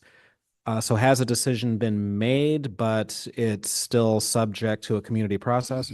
I know that beauty is in the eye of the beholder when it comes to buildings, and we also recognize this is a very important corner for the town. It's very visible as you enter into Brookline Village. So we want to be thoughtful partners. And I always reserve comment from the architects, and I think the public process will play out as to what the right facade materials are that will make sure this is well integrated into the neighborhood and a great building for the town for the next 100+ years. All right. And then another question I have, for those who might be jumping onto this process a bit late in terms of following it, could you maybe explain how you arrived at the increase from 100 units to 181, how you arrived at the building height? Is this limited by budget, by town meeting?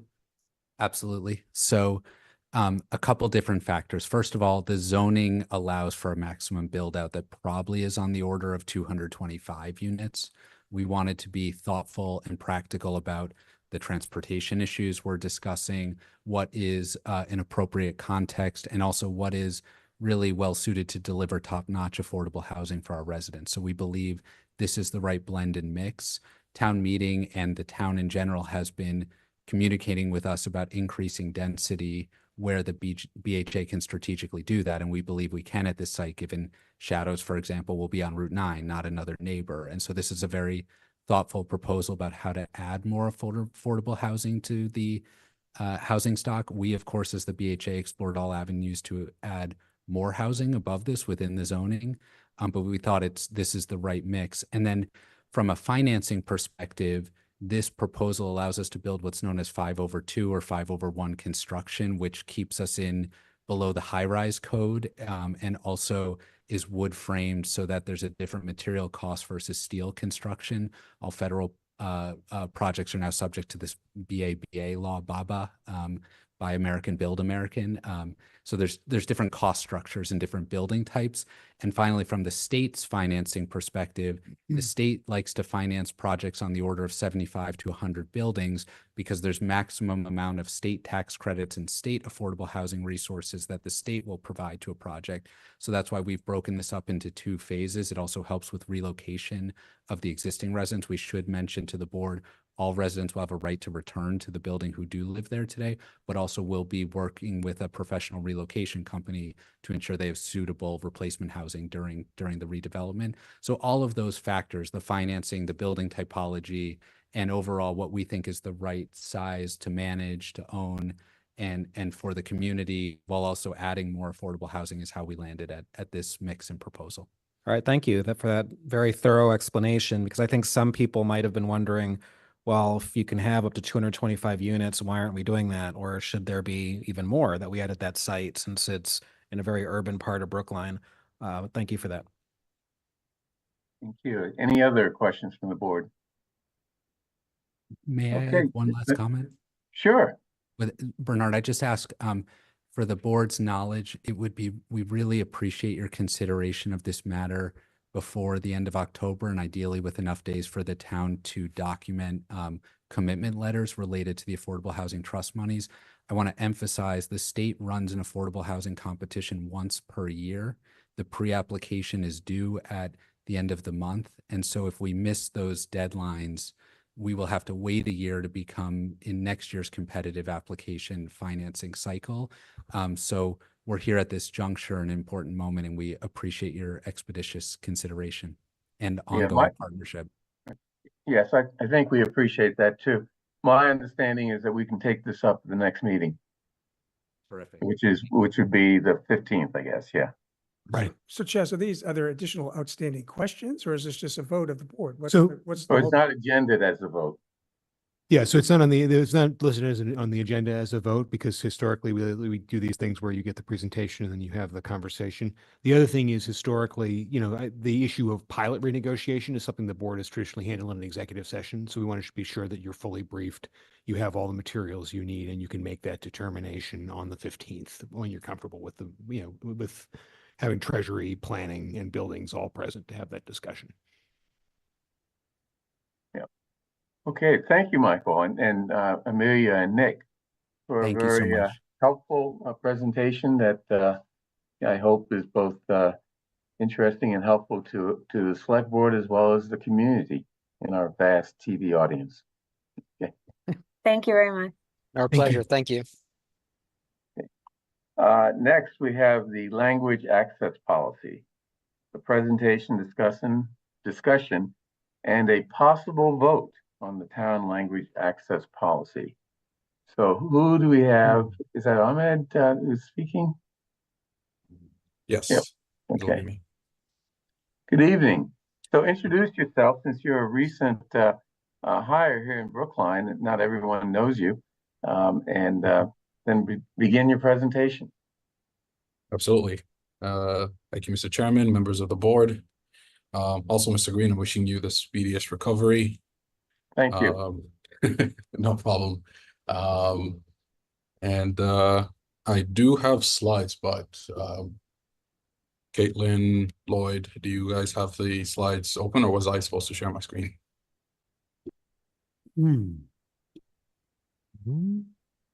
Oh, I'm sorry, Ahmad. I was supposed to do that. Let me pull that up for you. Sure. Thank you, Tiffany. Do you want to introduce yourself while we're doing that? Absolutely. Yeah. So my name's Ahmed Hamza. I'm the language access coordinator for the town of Brookline. I work with the Office of Diversity, Equity, Inclusion, and Community Relations, along with Lloyd Jeleno, Caitlin Starr, and Sarah Kaplan. And I've been here since March. So if you haven't gotten emails from me, you will regarding the language access policy. And Mr. Green, I have coupons for food delivery. I might have coupons for food delivery if you're interested in those. My refrigerator is full. Having to loosen my belt. All right. Okay. Do I have control of the slides, Tiffany, at all? No, you'll have to let me know you want to advance. Okay. Well, good afternoon, everyone. Again, Mr. Chairman, members of the board, thank you for having us back to discuss our language access policy for the town. And Tiffany, next slide, please. So before the language access policy was put together, the Office of Diversity, Equity, Inclusion, Community Relations, along with our partners in the community, several community organizations, took a needs assessment to see the sort of linguistic demographics and needs in the town. And that needs assessment showed that 30% of the town residents are foreign-born and speak a language other than English, and among them, 10% of the population are limited in their English proficiency. And of course, the Civil Rights Act offers protections against discrimination for folks who are born from a different country, those with different national origins, and that of course extends to those who are not able to speak English. So the language access policy was developed to sort of meet their needs and ensure that that these individuals who are limited in English are still able to engage with the town. And the majority of these residents do not know that don't know how to request public services or are underinformed on how to request them. And 70% of them, 70% of community organizations cite language as a barrier to accessing town services for these residents. Next slide, please, Tiffany. So the language access policy is designed to ensure that our residents who are limited in their English proficiency have access to all public information, resources, and programs provided by the town. And this is what's called language access. Externally, that would mean allowing these residents to access anything they would need to access, anything accessible to an English speaker. And internally, it means that the town will be providing language access services. So town departments will receive a copy of the policy and further guidance and training within 30 days of approval. And the implementation of the language access policy is done through the language access plan, which are the actionable steps that we take after the policy is approved. Slide, please, Tiffany. The language access plan involves us working with vendors who provide different kinds of services, primarily translation for public-facing documents and interpreting, so oral translation from English to other languages for meetings, events, and this can be done virtually over Zoom and other programs, in person, and of course over the phone, interpreting as well. And since we've last presented the policy, we went through several rounds of feedback and revisions to the policy after meeting with different departments and with the town administrator. One of the things that was, on the top of our top priority was to identify what are called vital documents, which are essentially documents that inform the public about a program, services, resources, rules, requirements, events, alerts, anything that is public facing that would normally be distributed to an English speaker. Also documents that provide instructions and guidance, allow the public to file a complaint or comment, documents related to impactful areas such as housing, public health, and emergency documents. These are just working definitions, examples of what should be considered vital documents. But of course, departments also are able to decide for themselves what is considered vital. And providing guidance on requesting language access services, how to work with vendors, best practices, information about these topics was also put together and will be used to brief staff from different departments on how to provide these services. Available resources right now. So there is a way for staff to request language access services through me. Several staff from a couple of departments have already begun doing this, and it went very well, and I appreciate their collaboration. In addition to the language request form, guidance documents on how to provide language access, what it is, and how to provide it. The differences between the different services that are offered, how to work with me and my colleagues, and also step-by-step guidance on what to request, how to request it, and the sort of sharing of responsibilities between myself, our office, and town departments. And so upcoming steps will involve training for all town departments on what language access is, how to implement the LAP, how to comply with the policy. Of course, tracking requests and gathering data is going to be very important for when we're reporting how we're using language access, who is using it, and how it's implemented. And tools that are in progress. So things like public notices that will notify the public that language access services are available should they need them, how to request them. And signage and alerts will also be translated. There is, I've been planning to have a network of different community organizations, and the goal here would be to have a direct line of communication between us and our residents who need these language services.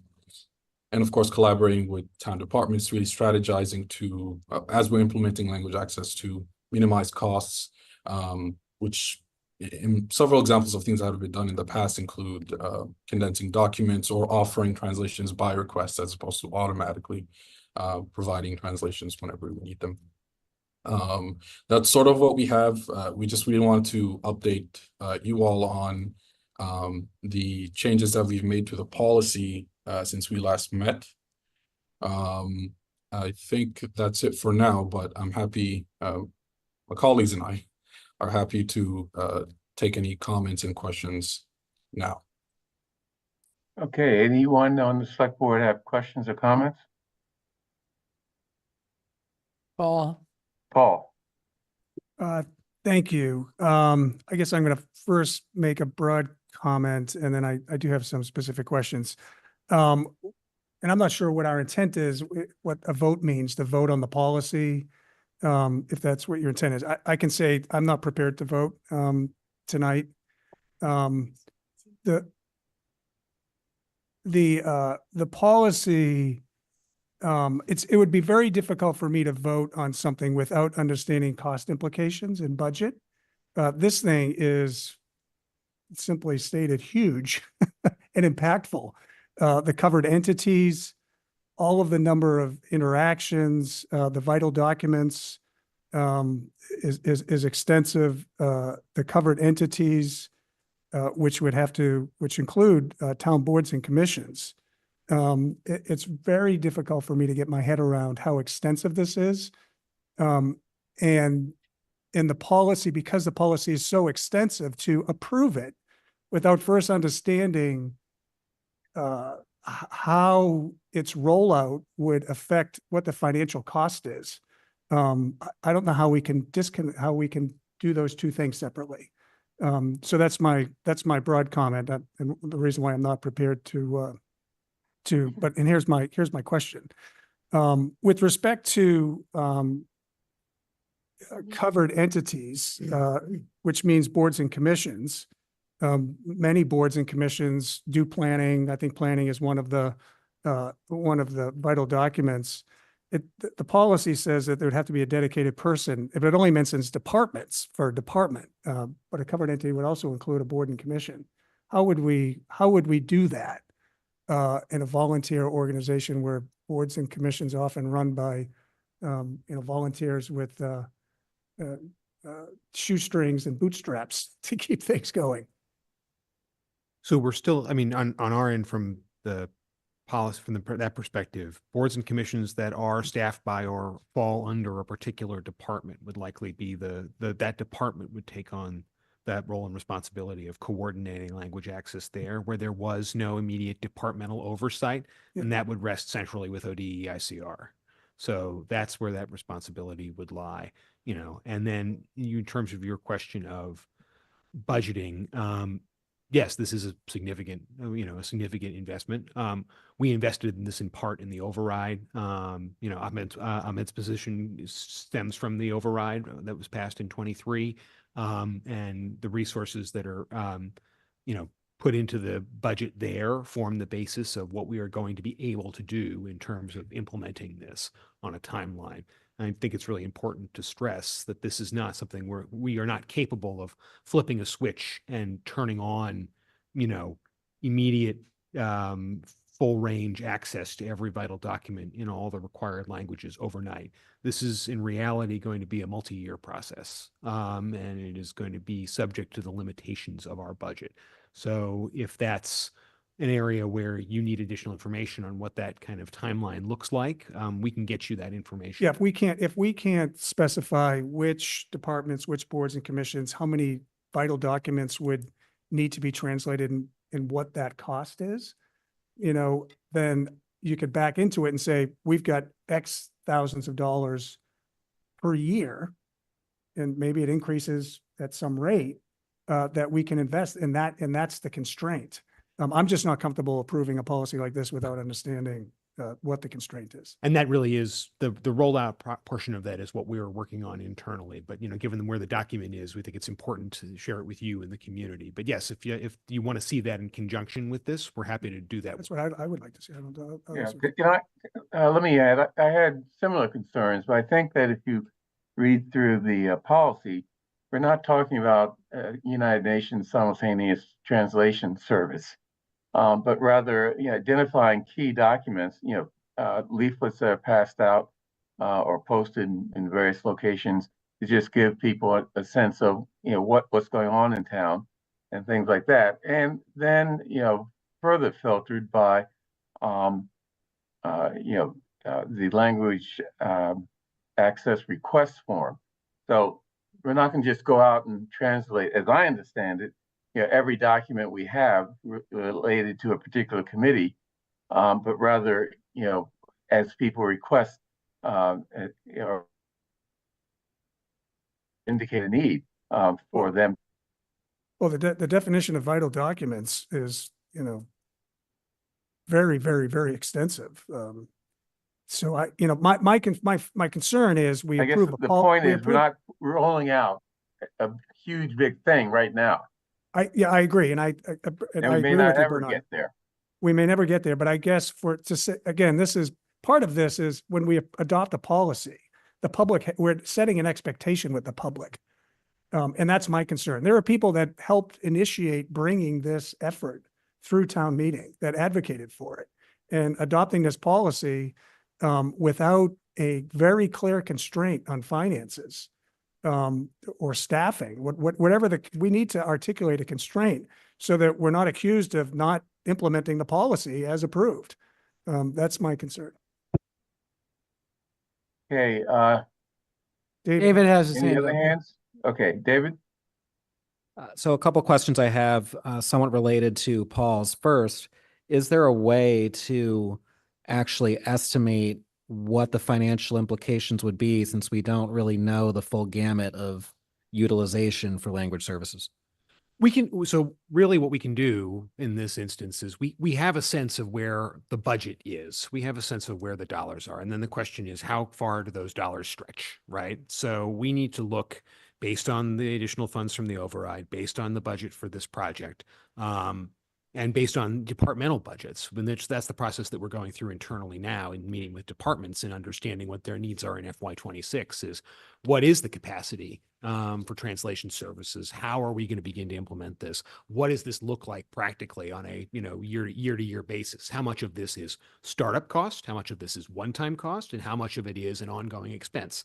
Where are those expenses going to be borne, particularly things like if there is a language translation service that needs to be on retainer, that is an ongoing operational expense. And we want to be sure that that's appropriately budgeted into there. So that's what we're working on now, is that in going through the FY26 process, thinking about how this program from a budgetary perspective gets implemented. But I will say, because the limiter on this is not scope, it's money. What's ultimately going to happen is we're going to have a sense of where the money, what the total departmental budgets are for this kind of work, and then have a timeline for based on what we know, here's how we see this work progressing through the departments. And that's going to look different in different departments based on the volume of documents they present. A public-facing department like DPW, this is going to be a very large undertaking. A more private-facing department, an internally facing department, less so. Purchasing, not going to have a lot of vital documents. Not that they don't do important work. Dave does great work, but it's different. It's just a different sort of work than public-facing vital documents out of DPW or buildings. If we start to offer this service, though, and then we were to run out on the budget, we would just suddenly stop providing service. And then a related question, maybe for town council, would be, to what extent are we obligated to be providing these translation services regardless? And if the answer to that is we're not, if we start to, is there an obligation to continue with it? So I'll answer the first part, and then let town council chime in. I mean, we have to, we want to avoid that outcome, right? We want to avoid a situation where we overpromise and underdeliver and say, oh, sorry, we ran out of money halfway through the year, so we can't translate these documents. We want to have a clear framework and roadmap for how this is going to be rolled out, so that we don't have a situation like that where someone says you promised and you underdelivered. We want the public to understand that this is going to be a complicated, long-term rolled out process, but that the ultimate aim of it is, right, meaningful access to government for people who don't speak English as a first language. That's really what the end goal of this is, and what that means on a practical level. What is meaningful access to government? We have been fulfilling that role to the best of our abilities, given what we have in place. So, when people say, oh, have you not been doing this? The answer is we have been doing this, but we've been doing it on an ad hoc basis. We haven't memorialized the processes for this. And that has led to, unintentionally disparate outcomes based on where different departments are, what's been available, and all of those things. Again, not saying that the departments are falling down on their responsibilities, but that some departments are doing more of this than others. And so we need to be on the same page in terms of language access and following the same structure in order to ensure at the end of the day that even if you don't speak English at home, if you are a what's the term? Ahmed, is it limited language, limited English proficiency? Yes, LEP. If you were an LEP Yes. household, thank you. that you're still able to understand, you're still, if you need something from local government, you're able to get it. That's the end goal of this. And then what about the legal requirement part of it? So if we're legally required to do it anyway, and then also, is there any additional requirement if we start to offer a more comprehensive service, would we have to continue it regardless of whether we budgeted sufficiently for it? So if we offer something, we have to offer it equally, right? We can't provide unequal access or unequal treatment. So yes, if we make an offer to someone, if we say we're going to provide X to you, then we need to be providing that level of access across. But again, across, finish that sentence, across what? All departments and boards and commissions? Across the, across the community. But again, this is Okay.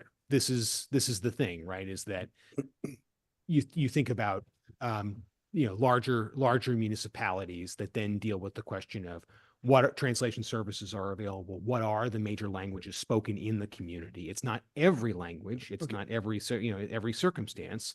There can be edge cases where we have on-call translation services, but it's not every language, every document, and that expectation is not there. It's languages spoken in the community, providing meaningful access so that they're able to do what everyone else does when they get to town hall. That's the end here. So yes, if we were to provide that level of service, we can't then say, but we're only going to provide it, 80% of the time. We have to provide what we are providing to everyone on a constant basis. Right, but saying languages in the community, I'm not sure how we can anticipate that 100%. So if someone moves here and speaks Dinka, let's say, and that's not as common a language, obviously, we would be obligated to translate everything into Dinka for that person, correct? No. In those instances, we would be evaluating that on a case-by-case basis. We would be trying to figure out, what are the again, you're not automatically saying in that instance, okay, we know that there's one person in the community who speaks this language that has a relatively low uptake nationwide. Therefore, we must translate every vital document into that language. I didn't mean that, but let's say that individual comes to town hall and has a particular specific need. Would there be an obligation within the scope of dealing with that constituent to translate documents relative to that engagement? So Michael Alperin is at the podium. Are you going to talk to us? I shockingly have a comment on this. Come on up. So Michael Alperin, Executive Director of the Brookline Housing Authority. I'll just mention we deal with document translation as well. And in our language access plans, we define certain key languages, and there's census statistics about which primary languages are spoken, and we have all documents readily available in those languages. And then our staff are trained on, it's been remarkable, Google Translate for immediate needs. And you can now hold a phone over a document and it translates for someone into the other languages. So I just highlight another way of skinning the cat that we've had success and deal with a lot of the same language access issues where we have certain documents all translated into specified language. It's Spanish, Russian, and Mandarin for us. And then on request, we'll provide other documents, but we find the phones and Google Translate really, really effective these days. Right. And in our case, for example, we would probably have a language line type service where, if someone came in and spoke a language, we would call the translation service and we would say, put them on the phone with that person and allow them to work through the, that area. But our policy says, in those instances, that's the level of, based on the level of uptake in the community, that's the level of response, ensuring that that person still gets service. Oh, Paul has his hand up, Bernard. Paul? Yep. Thank you, Bernard and John. So, and Chaz, I just want to kind of keep this going for just a minute. So assuming that the policy is correct, right, the broad policy, the question I have is really about phasing and implementation and priority. There's 21 departments here. I don't know how many boards and commissions we are up to, but there's quite a few. I assume that all of these departments are not equally prioritized in importance for translation services. I guess the next level of planning would be really helpful here to understand priority of departments and boards and commissions, which ones should go first, second, and third, or phase 1, phase 2, phase 3. the extent of the documents that would need to be translated and into how many languages, and then what that would estimate, you could build a model, estimate that into a cost. That would be really helpful to understand. Oh, Bernard, Mike has his hand up. Oh, sorry. Thanks, John. I saw just your very- hand, John. Very, very briefly, looking at Google, Google now translates between English and Dinka. To follow up on Michael Alperin's point. And Chair, may I make a Yes. just quick comment? Yeah. I want to say to Ahmad that I really welcome the service that he is going to add to what Brookline offers. And I thoroughly respect the challenge of dealing with the language access needs in a government setting. And by that, I mean, government speaks a language of its own. I'll call it bureaucraties, the language of bureaucracy. And I'm not criticizing anyone here, believe me. I accept it as a fact of life that in order to have a language access policy takes 9 single-space pages. Think about that. Earlier, just a few minutes earlier, Chaz reduced it to a paragraph. Basically what it is, boom. And I think we all nodded our heads and kind of got it. But when you establish it as a government adopted policy, suddenly it goes on for 9 single-space pages. And I promise not to read more than just a quick sentence or two. But imagine trying to translate this. Vital documents are public-facing written materials in any format created, issued, or made available on any platform by a covered entity to inform and communicate with the public, allowing the public to apply for benefits, services, program participation, notify or correspond with an individual about their eligibility, participation, benefits, or outcomes of an application. Boom. You've got to figure out what is the difference in, all of these different languages between eligibility, participation, benefits, outcomes. What is the difference between advertise and inform the public in the phrase advertise and inform the public, but I wish Ahmad nothing but success in doing this, but I want everybody to understand he's got a huge task ahead of him, and the town of Brookline has a huge task ahead of us. But there is a kind of a rule of reasonableness that tends to apply in that most people have reasonable expectations, and most people are satisfied with a reasonable level of attempt to address their needs. And I hope that's the balance that we strike at the end of the day in all of this. Otherwise, we'll have to sacrifice much too much to be able to afford the cost of a full-blown language service for every conceivable language that people request be accommodated. So I will say Any one other- of the most important parts of this is on the bottom of page 1 and page 2, which talks about the vital document definition. And I think to your point, the sort of common sense thing is it really is a 3-part test in plain English, plain language, which is, can a member of the public, this is, if there's a document that could have an impact on a person's ability to participate in a program, service, or activity, especially if they could be terminated from a program, service, or activity if they didn't understand the document, or if they could suffer some kind of financial, physical, or other harm if they weren't unable to complete or understand that. So again, coming in looking for a building permit, coming in looking for a parking permit, coming in, a residential parking permit of some kind. If you would be cut out of a program because you didn't understand that language, then that's a document that we have an obligation to translate. And that's the rule of thumb there. So that's what we would be working towards and phasing that in accordingly. Yeah, and it would not include the underlying bylaws that govern that. No, not unless they met that requirement, right? Right. So, and again, it specifically says internal facing documents, the documents that we use to develop and implement those policies are not vital documents. So we're not translating, for example, Freedom of Information Act emails internally. Those are outside of the scope of this policy. Okay, David? Following up on something John mentioned about bureaucraties, do these services also include translation for those whose primary language is English, but they may have some cognitive impairments or other limitations that perhaps their vocabulary and their understanding is a little more basic than the wording of some of these documents? Would there be someone to assist them? That's a little outside the scope of this. What this talks about in language access, what it defines individuals with LEP as individuals who do not speak English as their primary language and have a limited ability to read, write, speak, or understand English. So it's not or. In those instances, there are other areas where we try and use to provide access to folks who may have cognitive impairments or other disabilities that may impede their access to government, for example, vision or hearing or any of those things. Okay.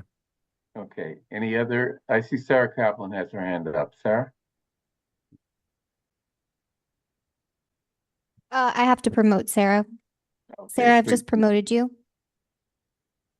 So I'm the ADA coordinator for the town of Brookline. So we Yep. do provide language access or effective communication to people with disabilities who have who would need any sort of reasonable accommodation related to their understanding of any sort of vital documents or any sort of need for ASL interpretation or other translation related to disability. So yes. Great, thank you. Okay, I see Paul doesn't want to vote. What do other people think? David? David, yeah. So I agree with Paul. I certainly support language access. I'm absolutely for it, the spirit of it. But I do think it's important that we understand the financial implications, whether we truly have the budget for this. It sounds like we're already doing it anyway, and that the purpose of this is more to make it systemic and consistent, not on the ad hoc basis, as the town administrator stated. So I'm definitely appreciative that we're already doing it to a large extent. But in terms of memorializing it in policy, I think we need to know what the numbers are. I haven't heard any numbers, and so that worries me a bit. Okay, Chaz, is there, are you able to pull together some numbers within a reasonable time so we can bring this back to the select board? And Yes, I mean, when you say reasonable time, this is going to be part of the FY26 budget process, and Right. that is ongoing now. We'll be meeting with departments to discuss the implementation of this policy in the coming month, so we can bring this back to you in November with updates on the finances here. Okay, and that gives the departments enough time to pull together their budget requests related to this and other things, that because I know there's a timeline in the materials.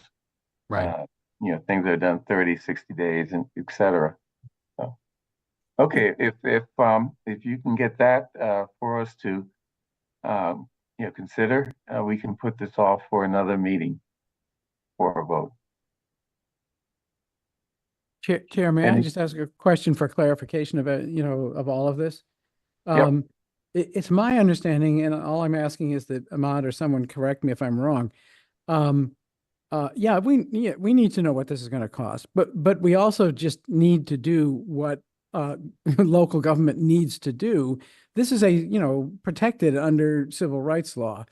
And I'm assuming that the language of our policy is pretty much standard and meets, what is required for us to be, at least have a policy that's in compliance with the expectations of those who, enforce language access as a right. So I don't think we can do a whole lot of quibbling with the language in hopes it's going to save us some money. But if I'm wrong about that, then, someone can correct me. As I had said earlier, John, I thought that all we're really saying is let's get some financial, not to decide whether or not to do this, but just so that we have a full understanding of the cost going down the road. Sure, and I have no problem with that. Yeah, and just to be clear, John, timing and implementation is part of the policy. If your policy is to roll all this out in 12 months, that would cost X. Yeah. Right? If we say we can afford, because we're constrained by the amount of money that's in the budget, cross department in total, then we can't implement the entire policy right away. And so I think the timing of the policy implementation is critical to the policy itself. And I hope that when Chaz comes back, that the policy would actually reference, the constraints that we have, either from a timing perspective with respect to money. I think one of the reasons why the policy is silent on that is to provide us with flexibility, to ensure that we are not saying, here's the 5-year plan in the event that in year 3, we have a funding shortfall or we're done. And have the policy, just have the policy reference something where we can point to a constraint so that people don't assume that that policy is what should be in effect today or. Okay, David has a hand Also, up. to Paul's point, I think it's important that we understand the numbers, not because we're necessarily going to ultimately oppose this. I think we're all going to be for it. Of course, we want access for the community to town government. But if it's going to cost more than we anticipate and more than we've budgeted for, and you reference that the override's intended to cover some of this, then we would need to make choices elsewhere in order to fully accommodate this budget, whatever that budget is. And in order to make those choices in terms of potential cuts elsewhere, we need to know how much we need to cut. So that's why I think it's important we need to have the numbers in advance of voting the policy. Okay. So we'll look forward to further material, but I think as John indicated, at least as I understand him, as saying, we have to pass this policy.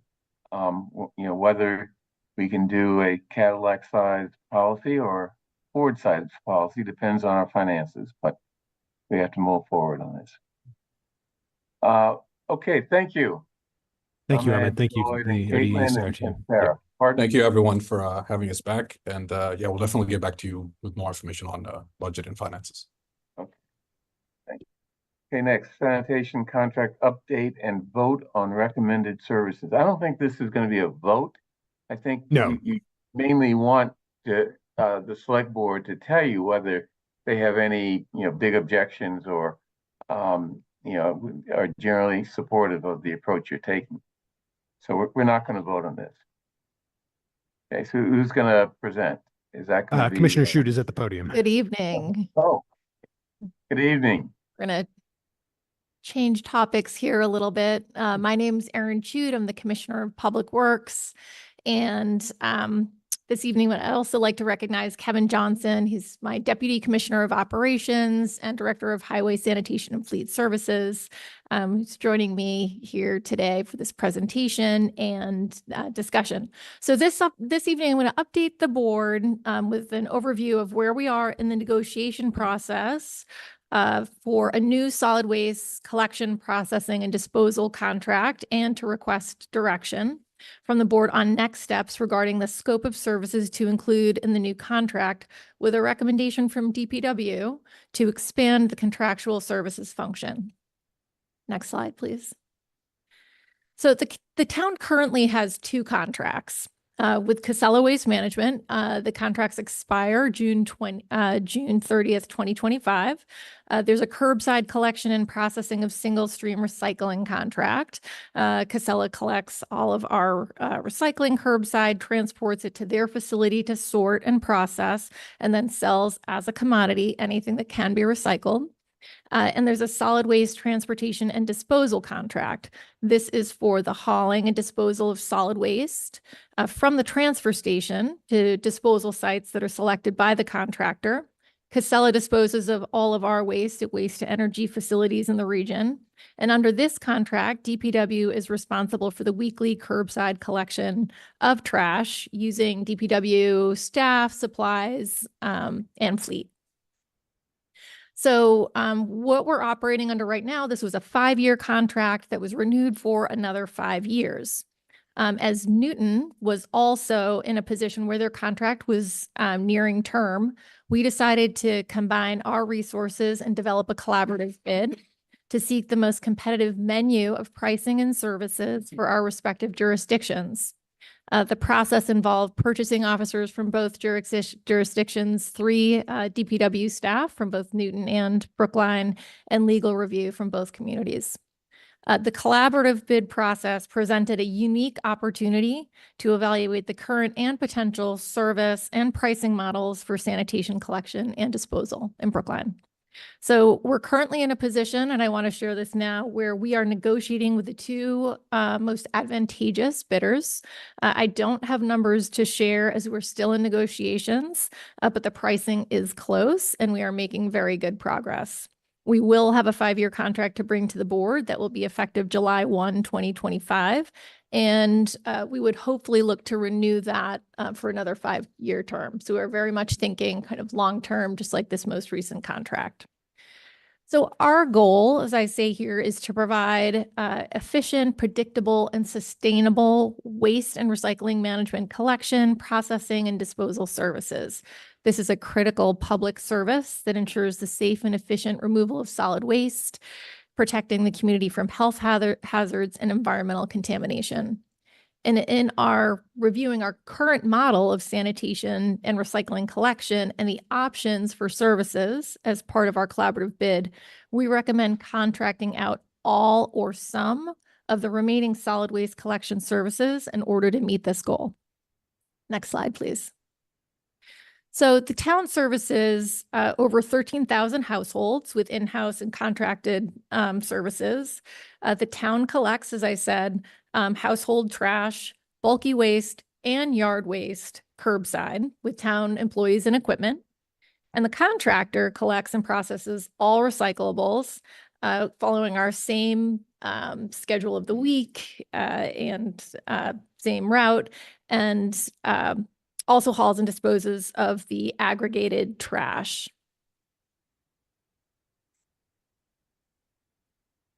So the hybrid pay-as-you-throw program, which we now currently run, started in 2017. The town shifted to waste carts of different sizes and additional bags with a goal of waste reduction, which has been effective. And in order to support the program, the town moved to rear and sidearm loaders to collect trash. And at that time, the town considered outsourcing the collection of waste curbside. There was an evaluation done at the time and a proposal that the town could keep those services in-house, cut to full-time equivalents, and remain competitive. That cut happened.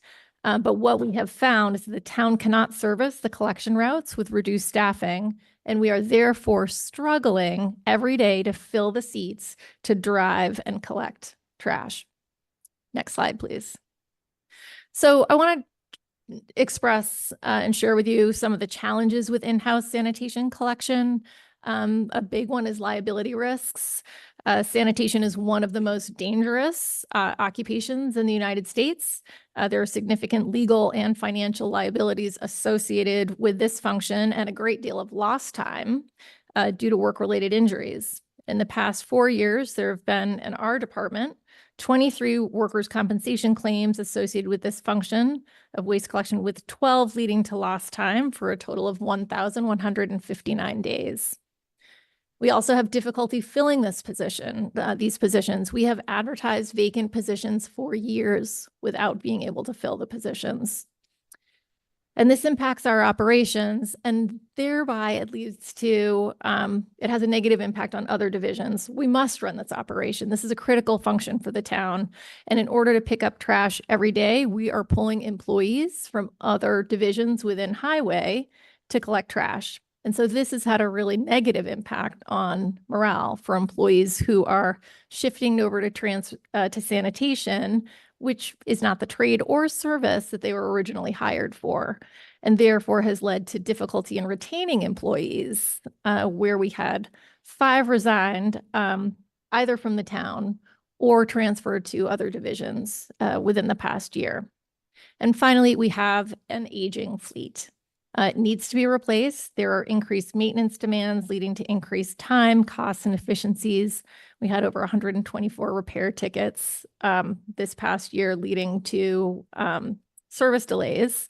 And over the next 7 years, we estimate $2.4 million in replacement costs for the fleet alone. Next slide, please. So the benefits of contractual services are cost predictability and budget control, enhanced service reliability, access to modern equipment, reduced liability, improved safety, Some of the safety programs are extensive with these other companies that is their sole service that they provide. Improve morale within our staff and retention, less workers' compensation risk, and a reduced impact to other division operations. Next slide, please. So because of all of these aforementioned reasons and the specialized nature of this service, most other municipalities outsource all waste and recycling collection processing services. We're at a critical juncture where we can keep this function in-house, but to do so properly, we would need at least an additional 2 FTEs, the fleet replacement, and expanded training. So there's a cost associated with that. Or we can include the waste collection service function into the new contracts. The current staffing would not be laid off, but move to other functions within DPW. And so with this, and as we proceed into these final stages of negotiations, we recommend that the select board provide us some feedback and direction to proceed with some or all contractual services for solid waste collection to meet the goal of sustainable, reliable, and predictable service collection for Brookline now and in the future. Thank you. Okay, thank you, Commissioner Shute. Any thoughts, questions? Mike. Yeah. So as usual, Mike has his hand up. So 2 things. I think sometimes people think that contracting services out is an effort to save dollars or something of that sort. The way you presented this, it sounds like what we're really talking about here, the impetus for doing this is to shift the task of hiring, training, and recruiting to a private contractor because it's a very difficult set of positions to fill. And I think it's important that we make that distinction clear that this isn't necessarily about saving money. It's about providing the service without undermining other services. And I really appreciate the way you've presented that. I do have one question. What happens to the town-owned vehicles that we have that are dedicated to collection now? So those vehicles we would work to have auctioned or sold for revenue to the town. Okay. All right. So there's no sense in keeping them in reserve or anything of that sort? I think that depends, honestly, in which model we ultimately bring before you and whether it makes sense to keep a vehicle on hand should we need that in the future. Okay, thank you. I have a question, Commissioner.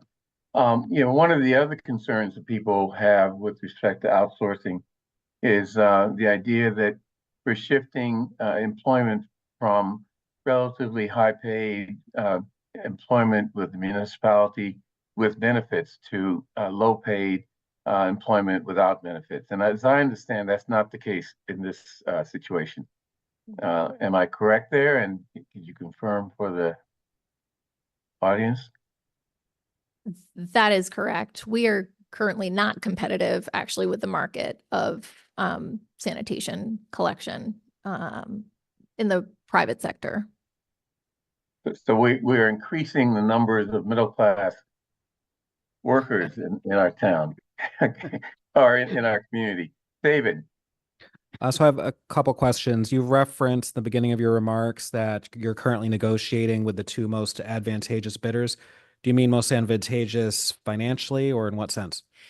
Actually, the 2 that we are currently working with, it is their capacity to actually take on Brookline as an account. So it's both financially, but they also have the capacity as companies to manage an account of both our size and Newton. Okay. And then another question, you mentioned 124 repair tickets. I didn't quite catch the time frame for that. Was that FY24? That was it the past full year or FY24? FY24. And how does that compare to recent prior years? How does it compare to where we're at so far this year? If it's up, why is it up? You have to stand, you have to come. Kevin Johnson, Deputy Commissioner of Operations, Highway and Sanitation Director. I don't have the numbers, what it compares, but knowing the age of the fleet, I'm sure we're right on pace. I can see the work orders coming through. I can see the parts being ordered for repairs, and signing off on third-party services for repairs on those vehicles. So it's a aging fleet. It's one of the most mechanical piece of equipment that we have. There's a lot of moving parts on them, hydraulic. So the wear and tear on that is costly. Paul has his hand up. Thank you, John and Bernard. Thank you for your presentation. You mentioned that there are a few municipalities that actually continue to have trash collection in-house. Do you have a sense of how many there are? Yes, actually, Kevin did that research. There are 11. There's 11 out of how many municipalities? 341, I think. Yeah. So we are in that distinct minority. We are in the distinct minority. Okay. Oh, all right. 90% of the 11 are in Western Mass. I will say that that Cambridge is one of the communities that is still collecting in-house. Okay, thank you. 351, sorry. 350, 11 out of 350. So what is the ask tonight? So the ask here is it's informational. We want to be sure, because this also triggers, requirements in collective bargaining or notification in terms of collective bargaining and so forth, that there are no concerns among members of the select board for us to proceed with negotiation. The decision point will come when we have a proposed final contract before you. Right. There is a question of, do we continue down the path of looking at all of it? Right. Or a portion of it? And I think in this case, we're, as long as we're not being told, no, stop, we will continue to evaluate all of those options and come to you with what we think is the most advantageous to Mike's point and the commissioner's point, not just in terms of cost. Unfortunately, we're getting a new contract anyway. Anything we would do. Fulfilling the service. Fulfilling the service. I agree with that. Okay. Okay. So any other comments or questions from the select board? Guidance to Commissioner Shute? If you run out of people that you can't get on the back of the truck, you can always call me. I know. Don't test me. I don't think you're covered under our workers' comp policy. Well, all right. He said no. Keep going. That's All right. So barring any objection, I haven't heard anything. We will continue with our negotiations and come back to you with a full package and recommendation. Thank you very much. Thank you. Thank you. Okay, now the fun part of our meeting. Let's see, we had scheduled for 7:30 warrant article public hearings. We're just a few minutes late, but let's start off with warrant article 2. Yeah. I'm sorry, Bernard. We had a request on the podium for a 5-minute break. Okay. Okay, 5 minutes. We'll be back. And return at 8:05. 8:05.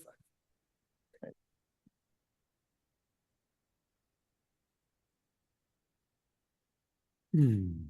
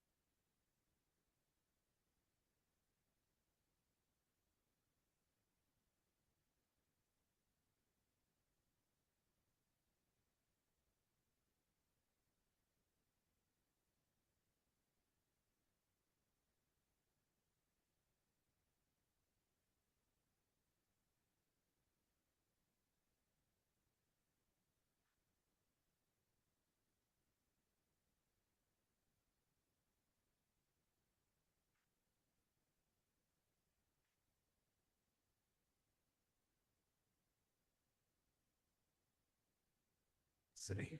Bernard, are you there? Well, they also were a Wildcat team.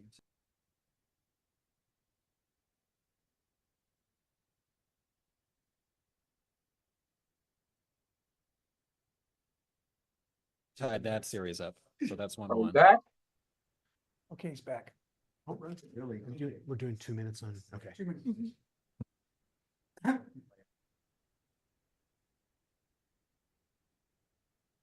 Okay, All right, back to work. our 5 minutes are up. Bernard sounds far away. I'll move closer to the There it is. microphone. And you might want to turn your video back on. Why? I'm eating. Oh. No, Something somebody brought or? yeah, actually, yes. A turkey sandwich. I just had to put some hot peppers on it. There you go. Yeah. Okay, so warrant article 2 is Melissa here to enlighten us? Ann Braga is here from Human Okay. Resources. Okay, great. Ann?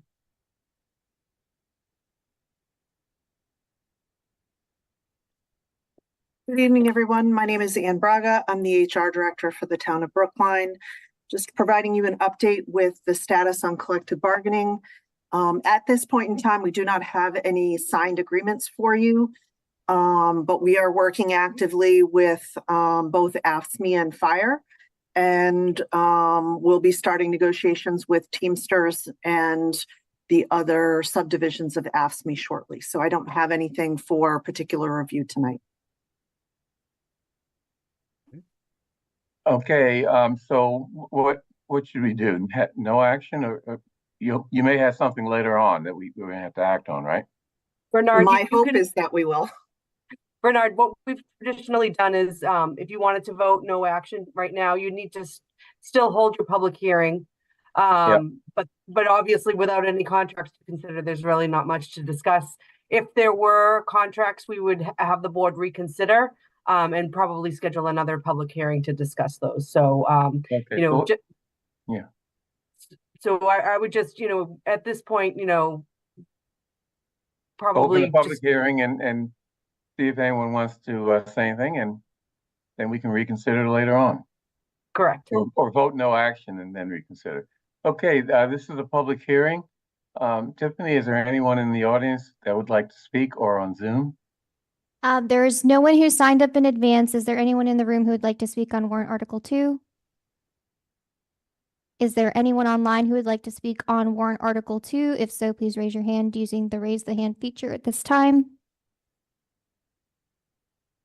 There are more speakers in the room than I can quickly count, and there are approximately 45 participants online, but no one is indicating that they wish to speak at this time.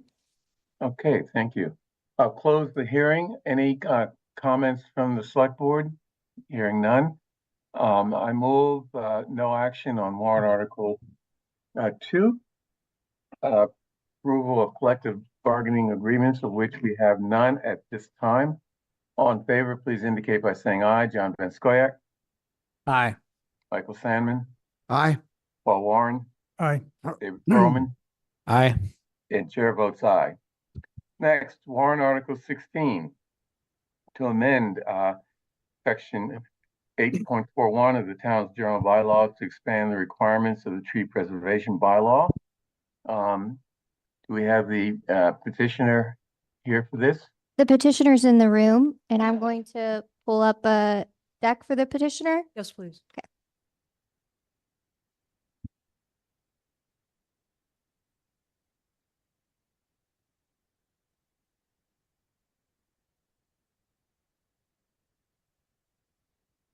Oh, I think is this the, we're on 16, sorry.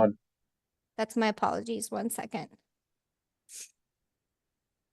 That will be a theme tonight. Can't wait. Okay, I've got yours now.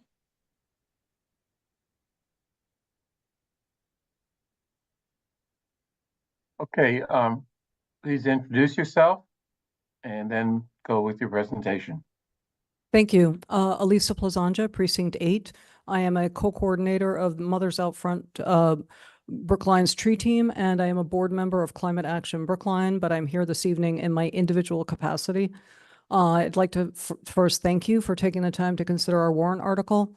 Before we get into the discussion, I do want to point out that we're a little bit out of order because of where we are in our hearing process. So we have only started to have our hearings. We had our first meeting with the AC HR subcommittee last night, and we met with EDAB as well. Our meeting with the AC HR subcommittee was continued.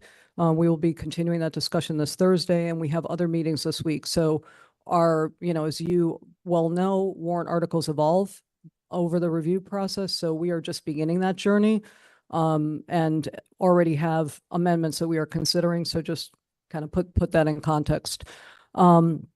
This warrant article is about trees, but it is about much more than that. It's about responding to climate change and protecting our public and environmental health. It's about leaving a livable Brookline for our children, grandchildren, and future generations. If Brookline doesn't think that those are worthy goals, we can just go home right now and save you the time. But if you do think that those are deserving goals, then this warrant article is essential. Why? Because climate change is here and things are only getting worse.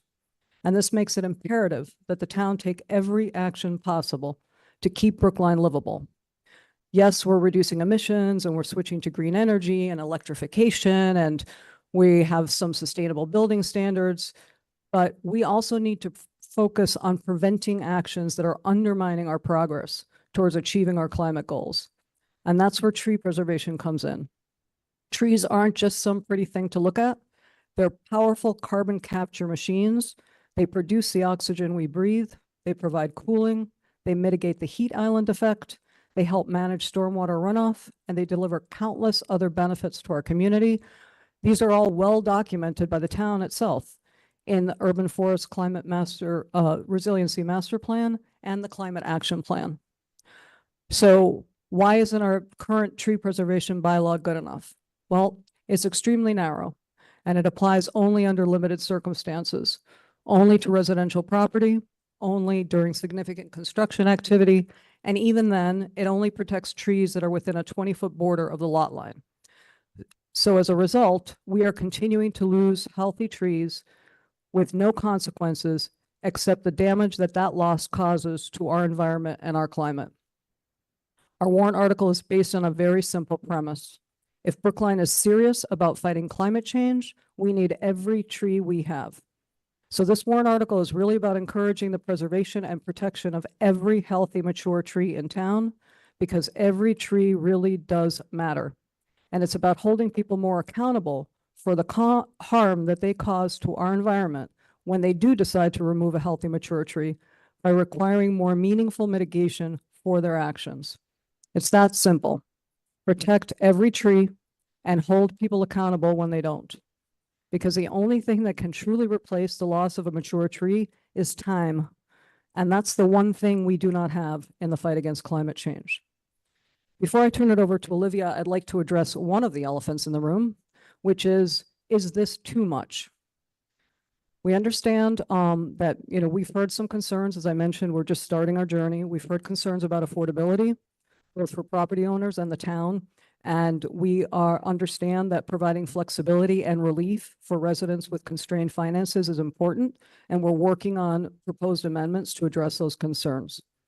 But the rest of us and the town need to step up and exercise the leadership that's needed to protect the resources that we already have in place to help us defend against climate change. Because if we don't take responsibility for our actions now, what we're doing is passing the cost of our inaction on to future generations. Our world is literally on fire.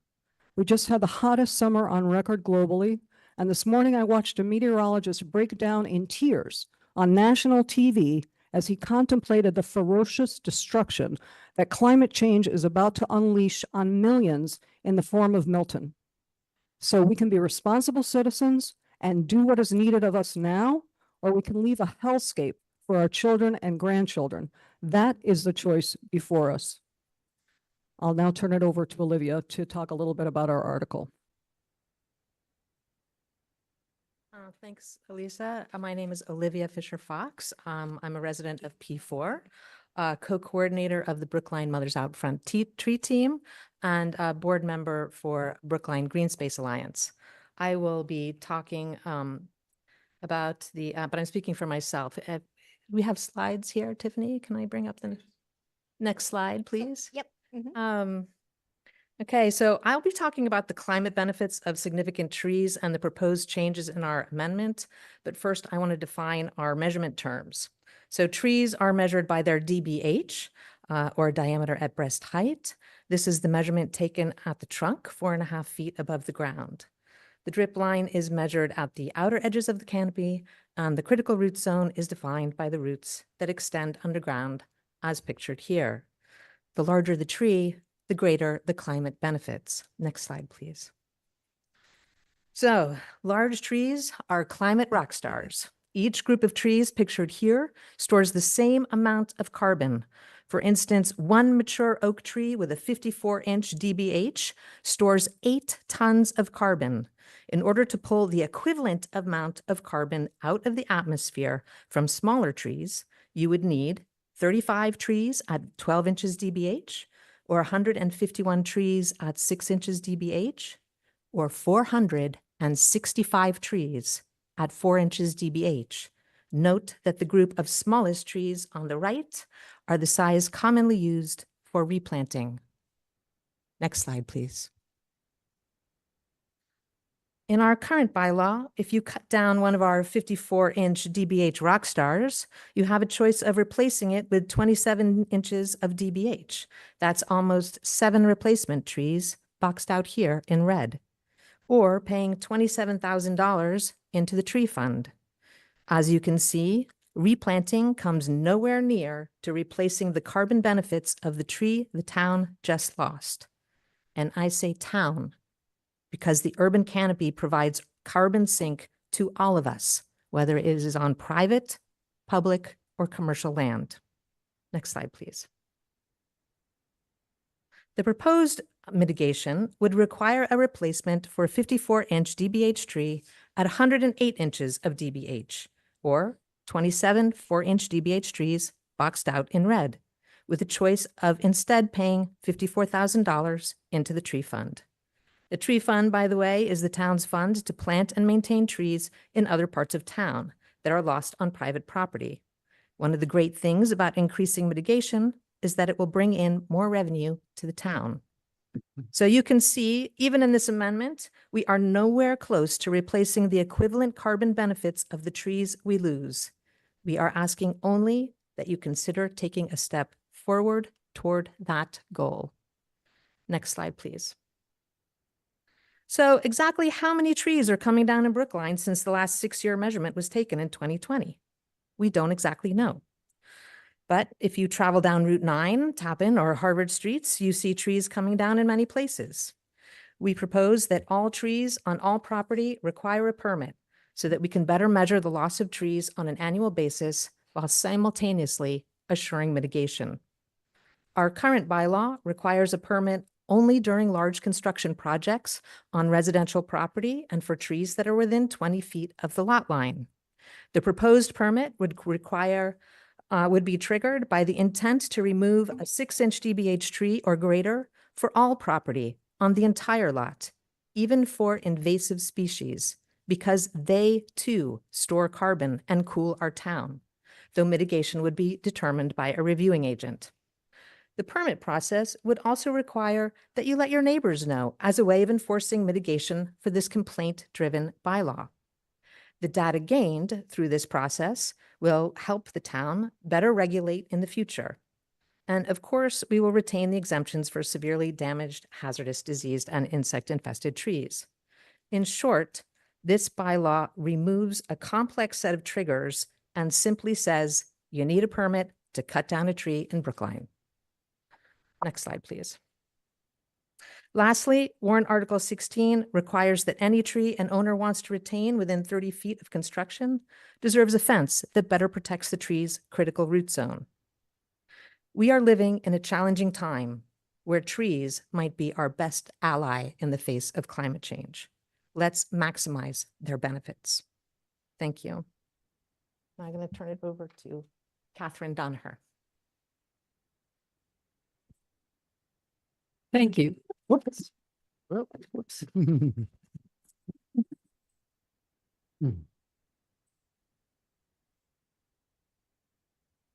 Thank you. My name is Catherine Donaher. I'm a long-term resident at Precinct 2 at 20 Copley Street. I've spent my career based here in Brookline, but with services to many large governmental, institutional, private, and nonprofit clients in planning and redevelopment.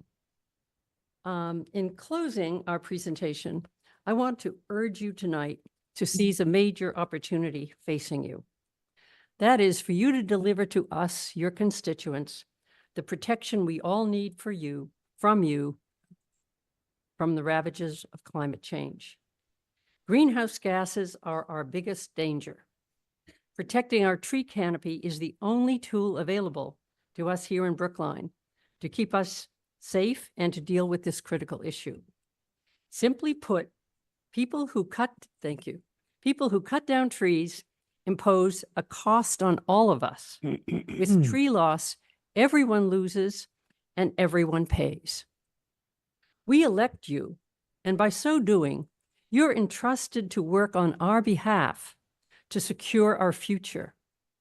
You have a collective obligation to advance policies and actions that enhance the health and well-being of every Brookline citizen today and into the future, much as your predecessors did a century or more ago.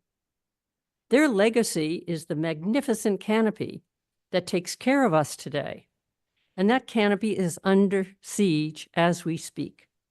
Now it's up to you to carry on what they started. This is a moment when your leadership really counts. We encourage you to avoid false choices and imagined obstacles.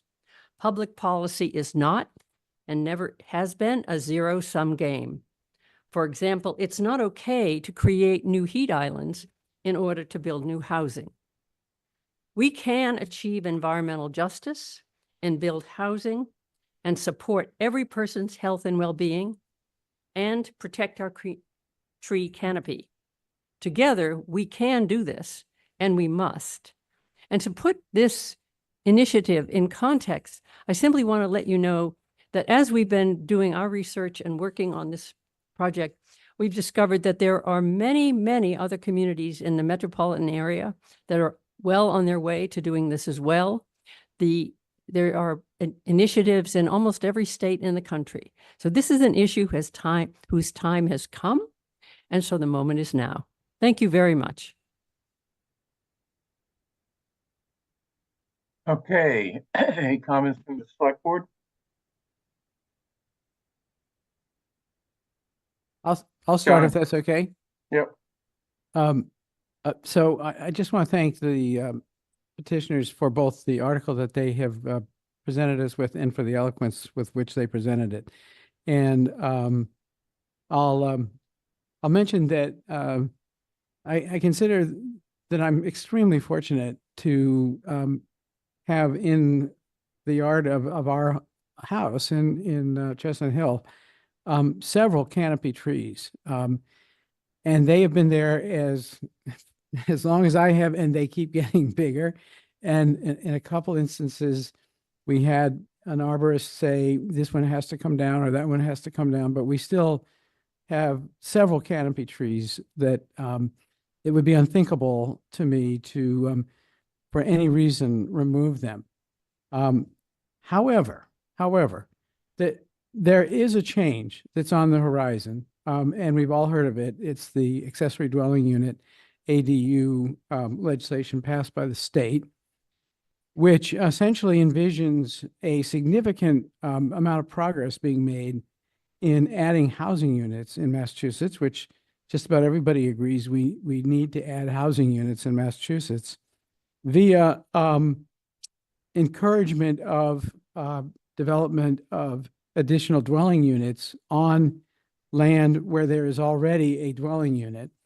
And I'm imagining that will take place in many instances on land where there might be an existing tree. So in the view of the petitioners, is there a trade-off here between encouraging tree preservation, but at the same time putting in a impediment in the way of one of the major initiatives being undertaken in Massachusetts to develop more housing units?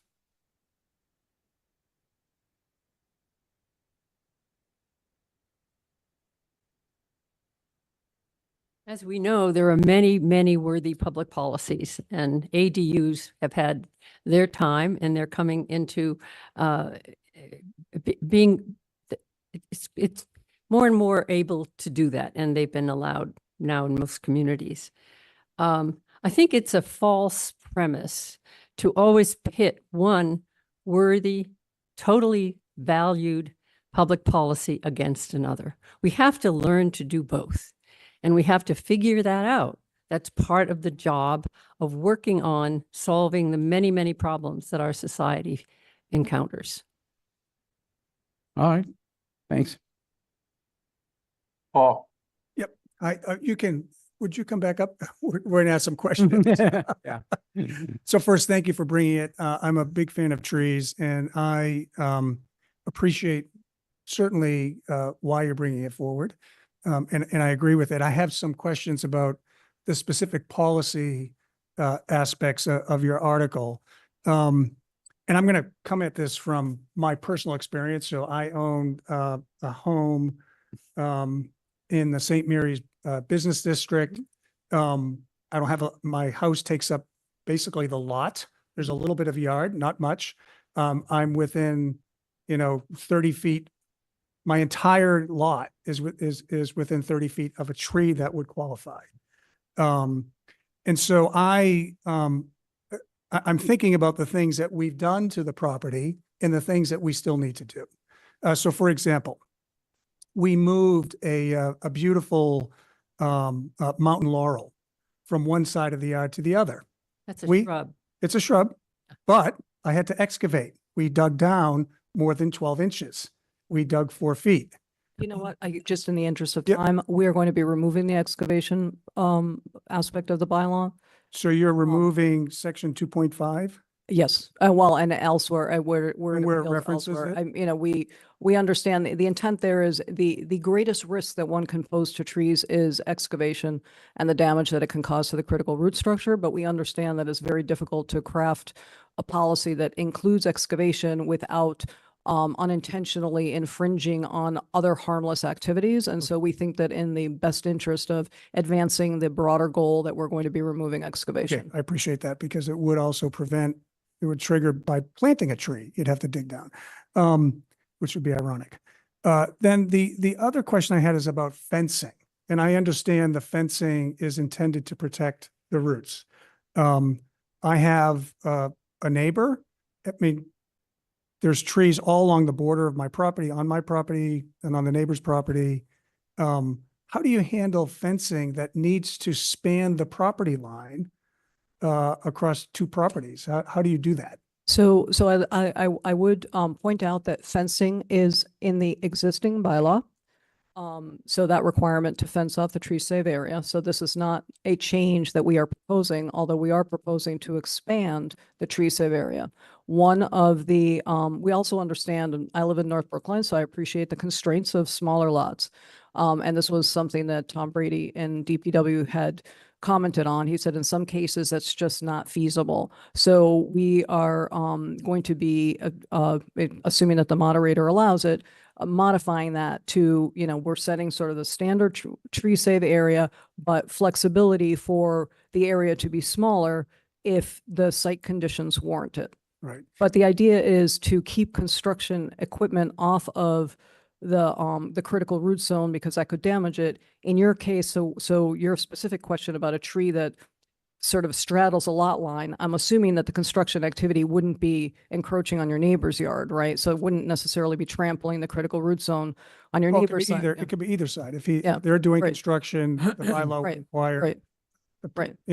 It's just it's a very tight space in North Brookline, as you know, because you live in North Brookline. Right. And then if I may, the last question is related to the existing bylaw. do we know how much money has been contributed to the tree fund by the existing bylaw? Is the existing bylaw being enforced? Is it working? I worry about enforcement, that if we're not doing it well with a limited bylaw, how are we going to do it when we expand it significantly? By funding additional staff. And I'm just going to be blunt about that because, we were very candid in our assessment to the HR subcommittee that this would require additional staff. This is not work that the DPW team can absorb. They're already, they have their hands full. So we estimate that it would require, 2+ FTEs. Commissioner Shute has done her own analysis. And we have in our analysis identifying some potential funding sources for, depending on what the experience is. The issue is we don't have a lot of data. The communities, our bylaw is relatively new and it's very narrow in scope. The other communities that have broader bylaws are Newton. Their bylaw is relatively new as well. In March, they don't have a lot of data other than anecdotal data.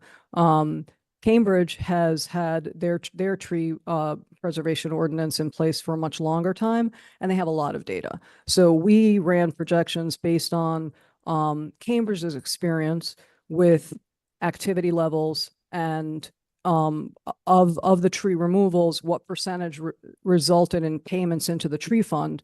And then we modeled what, under different circumstances, like how is Brookline like Cambridge? How is it different? Under different circumstances, what, how many permits could we expect? And of those, how many would generate payments into the tree fund? And we sort of model that. And, if our experience were to mirror Cambridge's, there would be money in the tree fund to cover the cost of administration as well as the cost of replanting, which is, the intention of the tree fund payments. But we don't know for sure whether that will be the experience. And so to date, I believe, and I'll let Commissioner Shute confirm, there have been no payments into the tree fund. No payments into the tree fund. But again, it's a very narrow, it's a much different bylaw. We've had 91 applications filed, and so far, of which, though, I believe 60 are 62 have been reviewed. 6 permits have been issued, and so far, we have seen some trees gain, which is good, but we have not seen any mitigation dollars yet. Okay. And the mitigation. I'm sorry. Yeah, our sustainability director, Alexandra. Oh, sorry. Thank you. Has her hand raised. Alexandra? Oops, I lost her. Tiffany is here. Commissioner Shute. I had to promote her. I'm sorry. Okay. Yeah, we're promoting Alexandra now. Here we go. Alexandra, you've been promoted. You're on mute. Thank you. Good evening, everyone. Alexandra Vecchio, Director of Sustainability and Natural Resources and Acting Director of Parks and Open Space. I was just simply raising my hand before Chairman Green, just to let you know that information that Town Administrator Carey shared. So we haven't had any dollars contributed to the tree fund yet, but I will just note that the existing bylaw has been in effect for less than a year. And as the petitioner has pointed out, it does have a limited scope to it. So just wanted to clarify that. Thank you. Great, thank you. Okay, anyone else? Yeah. Yeah, I'm sorry, I'm John? raising my hand. May I? Yep. Thanks. And I'm glad that Alexander Vecchio is here, and I will try to ask this question without putting you too much on the spot. I think one of the matters of analysis that I really wish to have a clear answer on is if there were the option given to our Parks and Open Space Division to add, I think it's 2 positions that are contemplated that will need to be added. Maybe it's even more than that in order to enforce this changed bylaw. Would the division put a priority, would the first priority of the division, given the option of adding 2 positions, be to put a much more restrictive tree protection bylaw on the books and use those two positions to enforce the tree protection bylaw? Or would there be a different priority that is ranked a little bit higher by the open space, Parks and Open Space Division? Sure, I can take that unless I know Commissioner Shute is in the room. If she wants to add anything on, please feel free.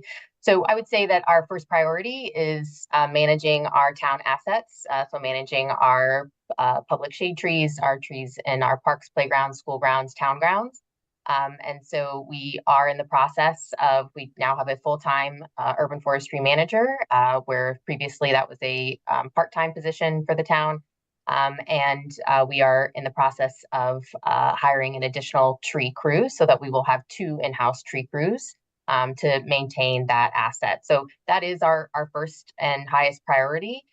With that being said, without additional staff, we wouldn't be able to enforce the bylaw as it's proposed here this evening.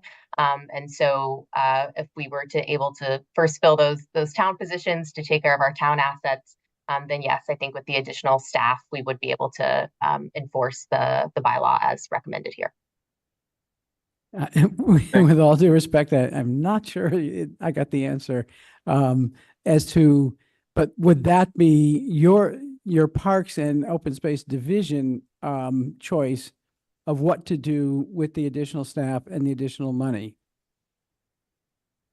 Erin Chute, Commissioner of Public Works. I think that, in all fairness, this bylaw supports the goals and objectives as articulated in the Urban Forest Climate Resiliency Master Plan that has some sort of big overarching goals for preservation, protection, addition to the town's public shade trees, but also looks globally at the canopy of the entire town. And there has been some reduction over the past years in the overall canopy. And one of the goals is not to just preserve, but increase that canopy. So big picture from a climate and sustainability perspective, increasing the overall canopy townwide is an important goal as it relates to sustainability. As we look at parks and open space and our liability and our parks, playgrounds, town grounds, and the public right of way, it is critical that we are able to maintain the condition and the safety associated with our own public shade trees. So there is value in both. There's sort of this operational component for us in Public Works to make sure that we're taking care of our 60,000 plus trees that we manage, but we see the value otherwise in the bigger picture canopy. So I know that isn't quite answering your question either. I don't think that Public Works is in the position to say we have other priorities that we'd rather, I'd rather have, 2 other positions elsewhere. That's not really what we're talking about. There's a bylaw that's really important to this community that's being, evaluated on its own merits. I think for us, we just want to make sure that something doesn't pass that we are not able to successfully execute for the town. Yeah. And so that is what is most important to us with this. And frankly, I think the petitioners as well. And I just hope to make absolutely clear the intent behind my question. The intent behind my question is, I think it's a fair question to ask whether we would get more result from focusing on expanding the preservation of the public way trees, which, as you have pointed out, are vast in number, or more result in terms of added canopy trees if we went this route. And I'm still grappling with, that question. Those options. That's a very interesting question. I don't think we know yet, just in terms of, the number of, permits we would be reviewing and what those outcomes would be. So I don't know that we know that answer yet in terms of where we could potentially have the biggest impact and value for the town. Thank you. David has David, hand- did you have your hand up? Yeah. I do, yes.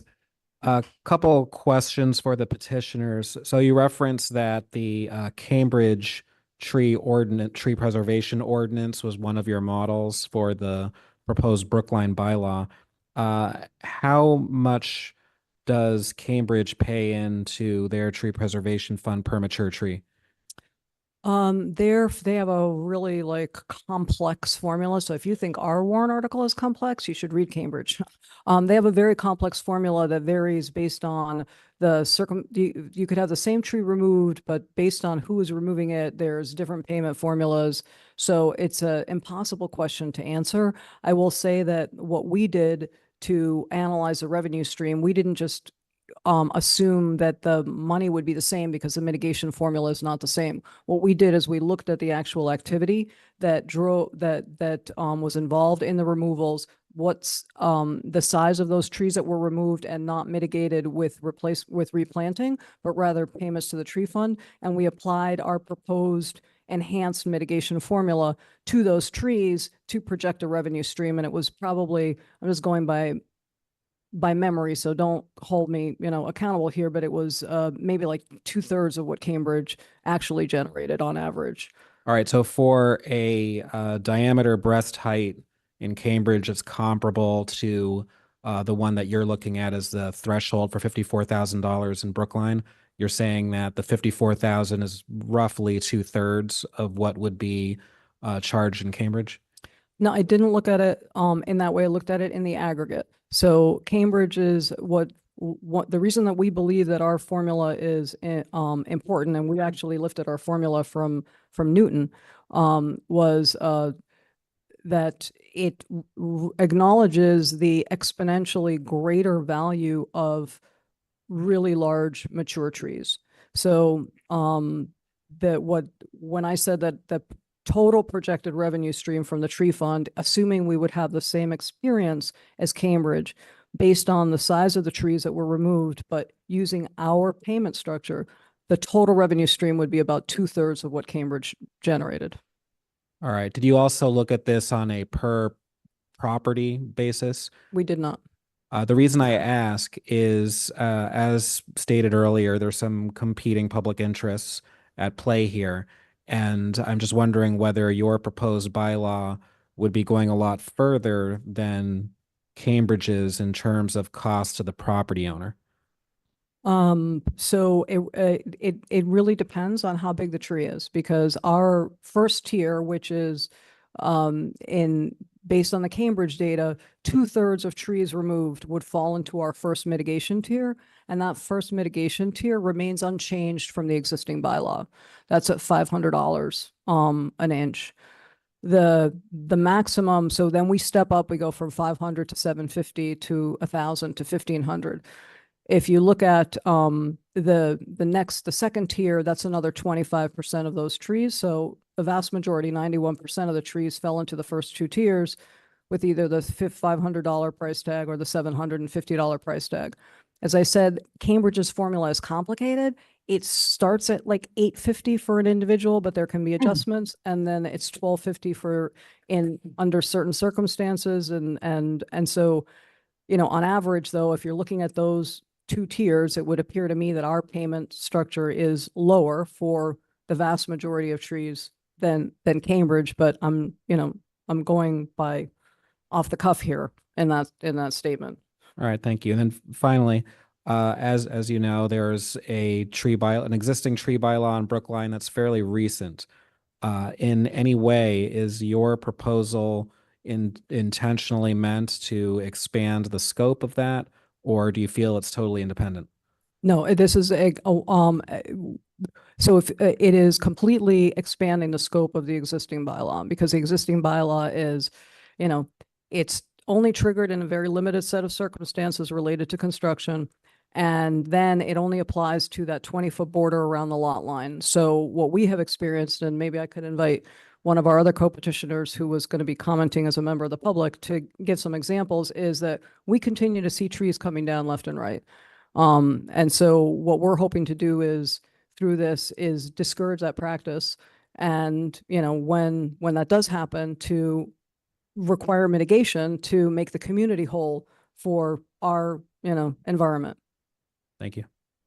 Okay, before we go to our public hearing, I understand that Joe Callanan, our town council, has some comments or has issued some comments regarding the legality of this warrant article.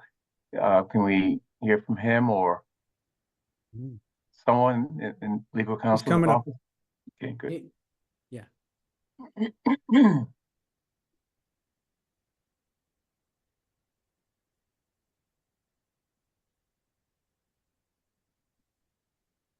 Good evening, I'm Joe Callanan. Friday evening, I sent a memo to the select board, the advisory committee, and the petitioners about my concern about the questionable constitutionality of this bylaw, this proposed warrant article. So in there, it's about 7 pages, 4,000 words. I laid out my concerns. I don't need to go through them unless you want me to, but I'm happy to answer any questions you have about that memo.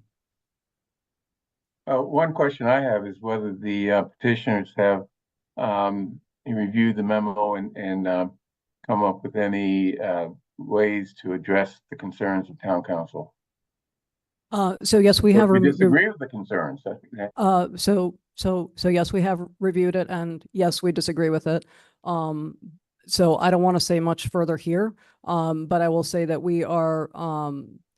It is being one of the reasons that our hearing with the AC HR subcommittee was continued was to allow sufficient time to discuss the issue of whether there are legal issues with this warrant article. So we have not yet had the benefit of that discussion, but based on our review and the input of other attorneys, we have a different interpretation.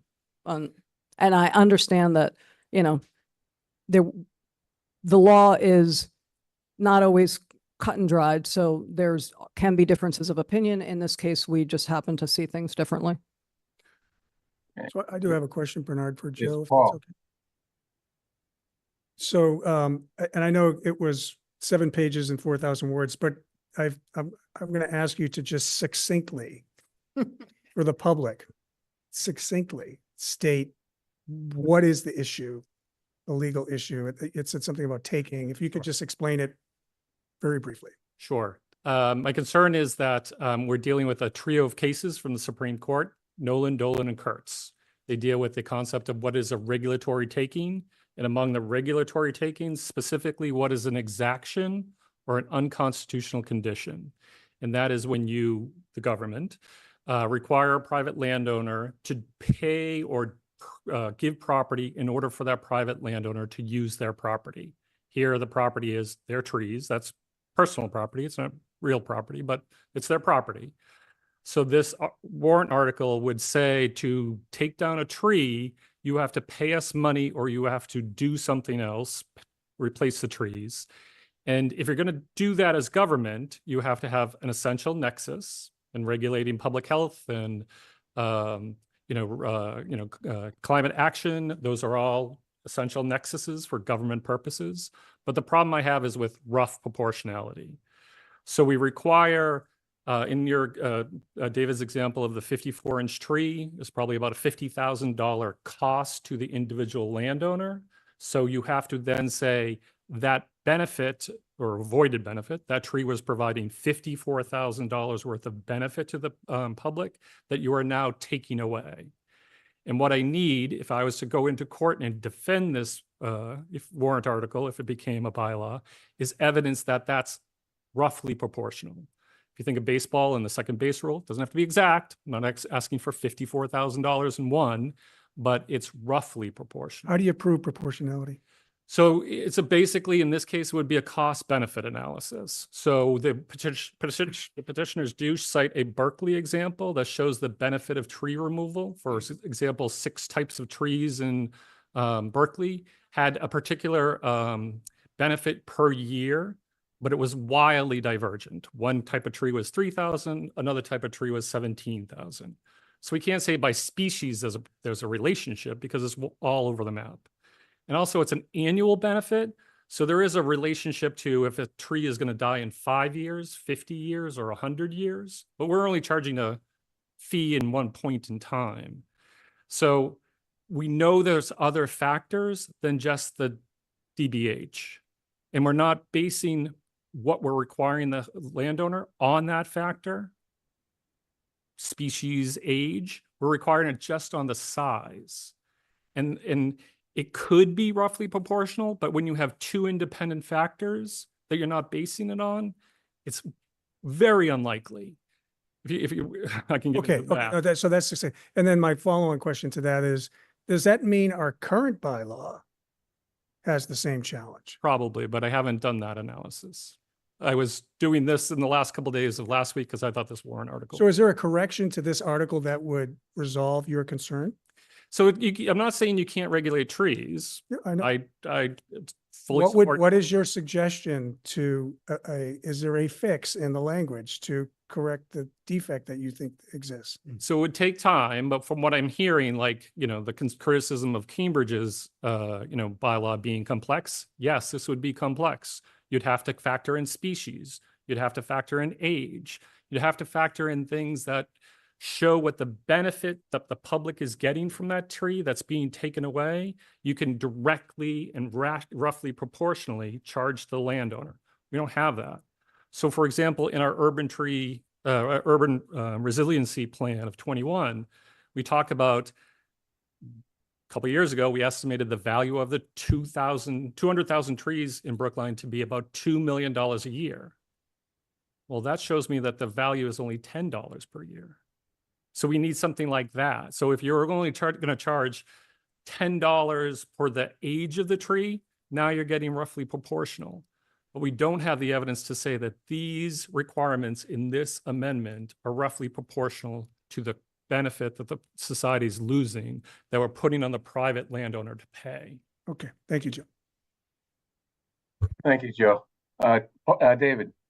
I just have a related follow-up to something that Paul asked. Well, we're asking questions, so this isn't a debate yet. Yes. No, let David ask this question.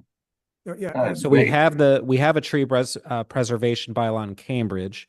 Sounds like that was passed several years ago. Have there been any challenges to that bylaw? Not that I'm aware of, but I also haven't reached out to my counterpart in Cambridge. All right. Are you aware of any challenges in local tree bylaws in Massachusetts around this specific issue of the takings clause and how much is being charged? No, but in my memo, I cite to 3 other cases across the country, both in Michigan and in Texas. So these types of challenges are typically brought by private property groups. The one around Massachusetts is the New England Legal Foundation. They focus on other areas than the private right property people like Pacific Coast Legal Foundation. The other ones that are behind Nolan and Sheets and other regulatory takings. So Pacific Coast Legal Foundation is something to worry about. New England Legal Foundation is certainly a group to worry about. By the way, we have another one, Pioneer Legal, but they haven't got to trees yet. All right, thank you. Okay, this is a public hearing. Tiffany, let's open the hearing to the public. Yes, the Let's first open the speaker. hearing and invite the public. The first speaker I have signed up to speak in advance is Fran Furler. Fran, if you can approach the podium and you'll have 3 minutes. I have a question before my time starts. I'm a co-petitioner and Elisa would like to correct some of the responses to Joe. Is it possible for her to do that now? I'm sorry, correct what? Our interpretation of some of the things that Joe said that No, we're not going to get into it back and forth on legal interpretations. matter of fact, it's what's in our thing.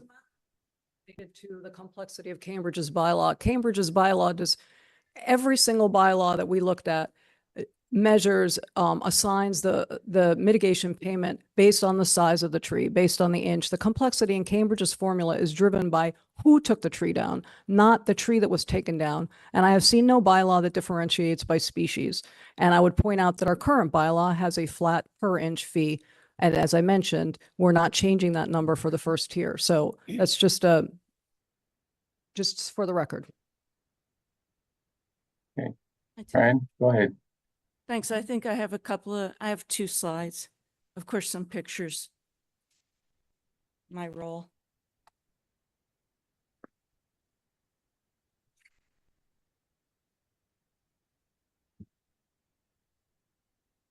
Hey, so I wanted to talk about why we need to expand the current tree law and give some examples from my precinct. By the way, I should say I'm Fran Perler, town meeting member, precinct 8, advisory committee, open space plan committee, council on aging, petitioner, but I'm We'll only stipulate speaking your about expertise, myself. Fran. I'm only speaking for myself. Right, So, okay. in my precinct, however, we have a perfect example of what is missing in the current law. And the thing that is missing is the fact that the current law only applies to residential properties under some very limited conditions. And I'll give you 2 examples. One example is the pictures shown here, which is 429 Harvard Street. And one morning I got an early phone call from a neighbor saying, "Help, they're cutting down all the trees in the parking lot of the old Citizens Bank." Got out of my pajamas and got my camera there and asked the fellow, "Do you have a permit?" And he says, "Yes, I have a permit from the engineering department for water runoff or something like that." And you can see here the 3 trees that they cut down. Number 1, they're all 17, 19, 21 inches. They're all beautiful trees that are in the range of 60 to 80 feet. May I have the next one?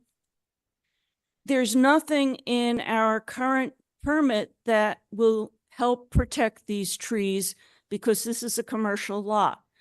I point out on the left that before you had this beautiful canopy in our neighborhood, and on the right, all the trees were gone. And you can see in the bottom figure, for 5 hours, we had that chipper blowing black smoke into our neighborhood. They cut down every tree and even every bush except for a couple of baby bushes. The neighbors who are abutting them are afraid that when they do their construction, because there's no protection, the remaining trees will be killed because their roots will be. You have 30 seconds.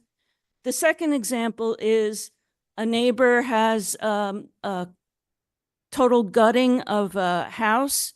They decided they might want to cut the trees in the backyard. They put up a deck on the 2nd floor that looks into the opposing house's bedroom. And the people call me up, and there's absolutely nothing we can do because although it's a construction that has lasted over a year, they're not changing the footprint. That concludes your time. Residential. Thank you. Thank There you. are many more examples. That concludes the members of the public who signed up in advance to speak. Are there members of the public in the room that wish to speak? Yes, I do. Thank you. Yes. May I? Yep. May If I? you can state your name and you have 3 minutes. Certainly. Thank you. Good evening. My name is Jocelyn Murphy. I'm a town meeting member in Precinct 13. I don't think it would be useful to engage in a dispute with town council about this matter, but I do want to briefly respond to something that he said a few minutes ago. First of all, the Berkeley study that he referred to was not a study that the petitioners referred to. I'm not sure where that reference came from. But more importantly, none of the 3 cases that town council cited, Nolan, Dolan, or Kuntz, involved trees. Instead, they concerned land dedications. In other words, the municipalities required the applicants to supply easements or other land dedications in exchange for permitting. So they're quite different scenarios. In the other few cases that did involve trees, the defendant municipalities produced no evidence whatsoever during the litigation of the challenge that showed any evidence of rough proportionality, which is the test that I think we agree may apply in this case. I don't think there's any dispute that the essential nexus test is met because the reason for the bylaw is to protect the tree canopy, which of course is quite valuable to the town. Town council seems to be limiting his analysis to the replacement cost, whereas the petitioner's analysis is based on carbon capture. As you saw in the really remarkable chart that Olivia showed, there's a significant loss of carbon capture when a tree is taken down, and of course that the amount of carbon capture is exponentially increased given the size of the tree. So the larger the tree, the more significant the loss of that carbon capture. That is what the analysis in this case is based upon, and there's no doubt that it meets the rough proportionality test that's set forth in the trilogy of cases that Town Council referred to. Regardless of who's right or wrong, as you know, historically and traditionally, the moderator will accept or not Town Council's opinion, but in any event, he will likely advise Town Council that, advise town meeting that Town Council's opinion is that the article is of questionable legal authority. You have 30 seconds. And regardless of that, town meeting has the opportunity to vote. So I would encourage you as the executive board of the town to look at the merits of this article very carefully, because I believe we have a very strong argument that Town Council's opinion is incorrect. Thank you. I'm wondering if I could make an addenda to respond to John von Skoyek's question earlier. We're still no. in public comment. No. Can we get through public comment and then? Sure. Thank you. The next speaker is Abby Swain. Abby, I'm promoting you now. You can start your video if you're comfortable and begin your 3 minutes. Hi there. I'm joining a little bit belatedly from home, and I have read the article, but with some difficulty. I'm trying to put myself in the position, which is easy, of a homeowner who has a giant old tree, much loved, in a very improbable spot on a very small lot. So the house takes up most of the lot, and the tree is in a place that no sane person would ever have planted it in the modern day. Somehow it's grown up and we love it, but it's going to deteriorate and eventually become a hazard. Now, I don't know if it would be called in any sort of bright line way an imminent hazard, but it will be dropping branches on cars, on roofs, on people, potentially picnicking at the adjacent property. So I'm a little concerned about how, the bylaw might make an exception for very tight circumstances. We would love to replant a tree that would grow to the very same size, but I don't think it's good for the tree. And not good for the house, not good for anybody. We will attempt to compensate, but we may not be able to compensate. So, how long will it take to get a permit? Is there any exemption for very tight spaces? Can the DPW deal with the volume of requests that may be coming in a way that actually does serve to avoid injury and damage, that kind of thing. So it'd be great if I could hear a response to that. Thank you. Thank you. Are there other speakers in the room who wish to speak? Yeah, Abby will allow the petitioners to give a response after the hearing. Okay. If there's anyone online who wishes to speak during this public hearing, please raise your hand using the raise the hand feature. There are approximately 16 participants in the room and 45 online, and no one else is indicating that they wish to speak at this time. Okay, thank you. I'll close the hearing then. And any comments from the select board to close? Or actually, I'll let the petitioner answer Abby Swain's question. Sure. So just very briefly, there is an exemption in the bylaw for trees that are dangerous, dead or dying, that relieves the property owner of any mitigation requirements and any permit fee that might be applied. I believe that we do not currently have a permit fee. Because the permit is now, I could be wrong, as Commissioner Schutt still in the room, because the permitting process is tied to construction, that it goes through the building department.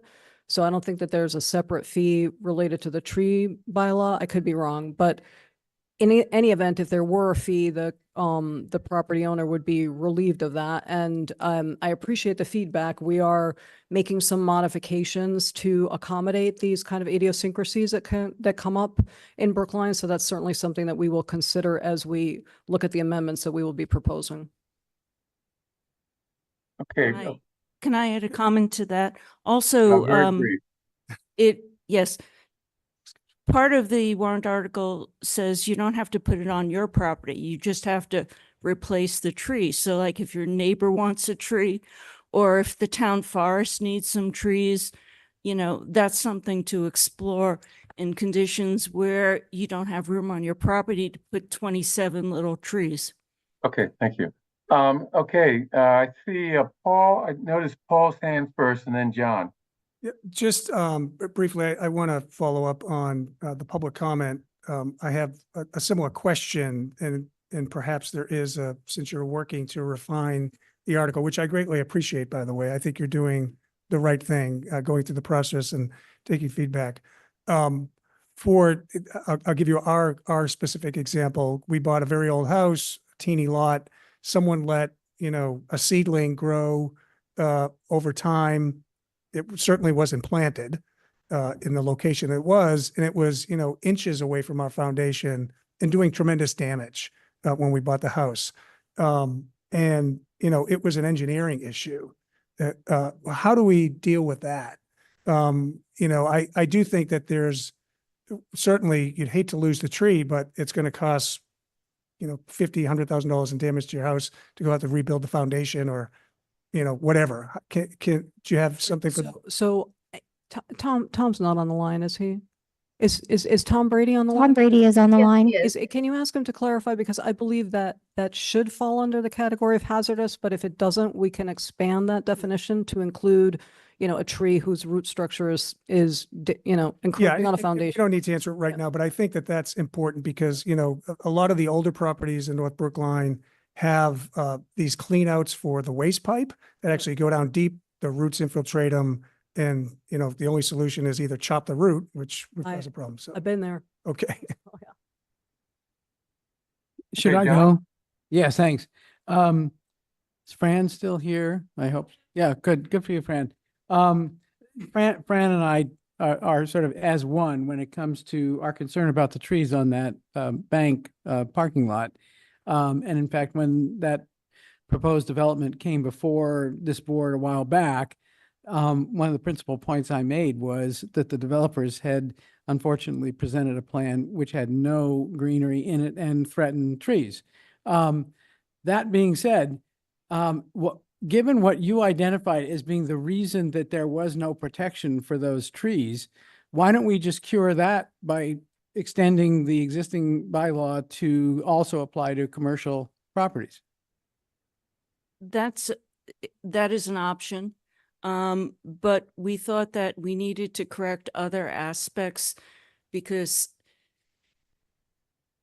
that plan is 20 feet from the edge, and under certain construction conditions, and we wanted to expand the conditions to, you don't have to demo the building to protect a tree. Every tree is valuable. And I mean, that's a fallback as a possibility, but the current bylaw is much weaker, and it also doesn't recognize the ability of larger trees to absorb more carbon dioxide from the environment. But if the current bylaw applied to commercial properties, it would have protected those. Yes, trees, and that right? is, well, actually no, because they they are currently not doing any construction. They just decided to cut down their trees. And the current bylaw lets you cut down the trees if you want, I believe, isn't that correct? What is it? If there's no construction, it's not invoked. By construction? Yes, and as I said with the second example I said where they gutted the house, they've been working on it for a year, and she brightly told me, I'm not increasing the footprint of the house, so the law doesn't apply to me. So you have to increase the footprint or demolish or add. Okay, Mike? You have to increase the gross floor ratio by 50%. Yeah. So the current law has many, many exceptions. So the guys who own the Citizens Bank, there might be a 12-month look back, I'm not sure, on the current law, but because they're not demolishing anything or changing the building, they could chip away. Okay. Mike? So, listening to this, been very interesting. I think I hope the takeaway for the petitioners is that you have some work to do to fix some of the concerns, the one thing I would say to you is that's very typical when people come in with warrant articles that are meant to improve society in some way, and that's what this is, in the broadest sense of the term. But it's really important to get it right in order for this to work and to not run into legal difficulties or something of that sort. So please listen to all of these doubts, questions, concerns, and go back and look at your language and see what you can do to respond to them. And you'll see exactly the same thing from the advisory committee. Yeah. David? Just for the sake of clarity for the general public who might not read through every line of the bylaw, essentially there would be an option to replant at a DBH that is multiple times what's being removed, or to pay into the fund, correct? Okay. Okay, how's that tie into the chart that we saw in the beginning? And comparing the loss of one large tree to the carbon capture of You want to say? So the idea is you either replant or you pay or some combination thereof. When you make the payment into the tree fund, then the town does a replanting for you. So either way, you end up with the replanting, but it's either by the homeowner directly or through the town. Now, Fran referenced potentially replanting on another property. So that's also a choice, or would that So have to be not- routed through the town? Not in the current language, but it is something that's allowed, and I believe it's Newton's bylaw, that you can like replant on a neighbor with their permission. And so what we were thinking is, I think most homeowners would probably prefer to replant, but they might be constrained by lot size, especially for those of us in North Brookline. And so that we are looking at adding that as a proposed amendment, to give more flexibility. Bernard, I have one follow-up question. Okay, Paul. Last go one, I ahead. promise. There's a property on Route 9 that was clear cut. And I have two questions. One, did our existing bylaw apply to that situation? And if so, what did they do to mitigate? Did they plant other trees or did they pay into the funds? Doesn't sound like we got any money in the fund. And then two, how would this help solve that problem that we saw occur on Route 9? So it didn't, my understanding is that, and if Tom Brady's on the line, he can clarify. My understanding is that it did not apply to that development because of a timing issue. The regs had not been adopted yet. So even though the bylaw had been passed, the regs had not been, so it was, it was not in effect. Gotcha. Had it been in effect, there would have been some compensation because, of the border. Yeah. But everything in the middle would have been. And your proposal would cover all of it. Because Yes, it would, right. Okay. And perhaps encourage developers to, I appreciate the fact that clear cutting for them makes their job easier, but maybe it would have encouraged them to preserve some of the trees. Okay, thank you. Okay, let's move on to the next warrant article. Can I please, Go I ahead. want to make one factual statement for John Von Scoyac in response to his question.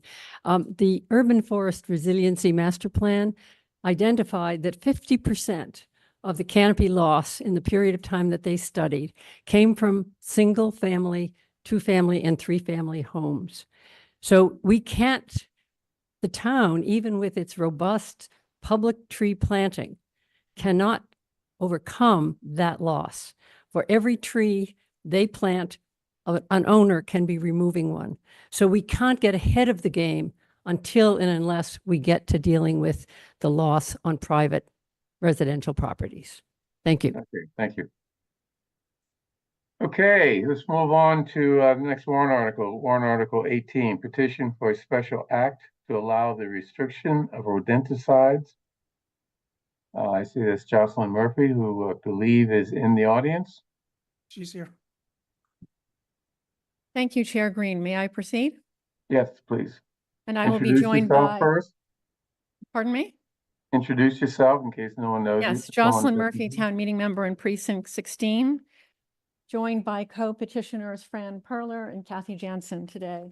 I'm not sure if we have, and Elisa Lozonja. I am one of 15 co-petitioners of warrant Article 18, which seeks home rule authority to prohibit or restrict second-generation anticoagulant rodenticides on private property in Brookline. Escars are a very potent class of poisons that bioaccumulate in the bodies of their victims and prevent the consumer's blood from clotting, whether it is a targeted rodent or the non-targeted eagle, hawk, owl, fox, coyote, or other predator that consumes the poisoned rodent, and in turn causes its victims massive internal bleeding, organ failure, paralysis, and an excruciating death. Tiffany. Yes. My slides, please.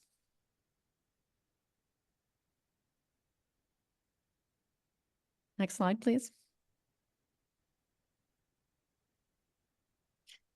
I became aware of the devastating effects of escars when I heard the tragic story of MK, the majestic, widely admired bald eagle in Arlington, who along with her mate had been nesting in the Mystic Lakes watershed since 2016. In late February 2022, observers noticed that MK was on the ground, lethargic and unable to fly. Next slide, please. MK was brought to a wildlife center for treatment. However, she died by internal hemorrhaging from anticoagulant poisoning. The irony of MK's death is that she herself was a skilled rodent predator, and yet it was rodenticide that killed her. Next slide, please.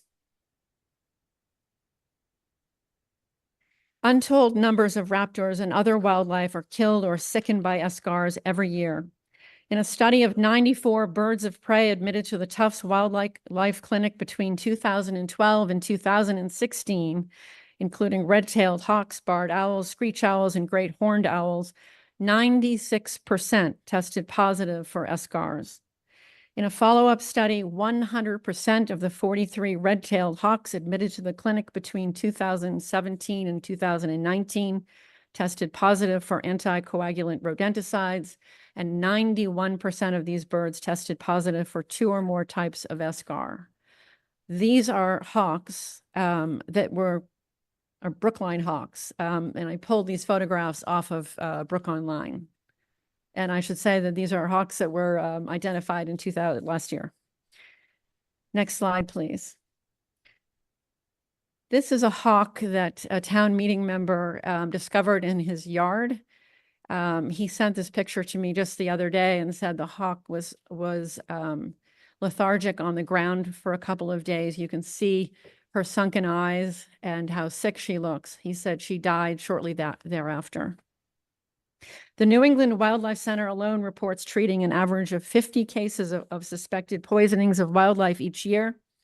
Their patients include foxes, coyotes, fishers, and other mammals. Next slide, please. This is a fox that was treated at a wildlife center in Massachusetts, who was a victim of rodenticide, and because of the immune compromise caused by the rodenticide, developed a very severe case of sarcoptic mange. This fox was lucky because he was treated with the antidote, which is vitamin K, and made a recovery, but not after several weeks of treatment and great expense. Anticoagulant rodenticides harm people and companion animals as well. In Massachusetts alone, there have been nearly 200 cases of anticoagulant rodenticide exposures within the past 3 years, with nearly half of these exposures occurring among children under the age of 6. And according to the ASPCA's Animal Poison Control Center, rodenticides have consistently ranked among the top 10 pet toxins within the past decade. Despite these statistics, the rodenticide industry is booming. In 2022, commercial pesticide applicators in Massachusetts alone reported using over 559,000 pounds of rodenticides, 96% of which were anticoagulant rodenticides. It is quite evident that eschars are not effectively reducing rodent populations in the long term, and yet they are killing the wildlife that prey on their intended targets in staggering numbers. Warrant Article 18 simply seeks legislative authority to regulate the use of eschars on private property in Brookline in a manner to be determined in the future by town meeting and in consultation with the public health director. I note that Director Reese, along with Commissioner Shute, readily approved the policy prohibiting eschars on town property that I petitioned shortly after MK's death in March 2023.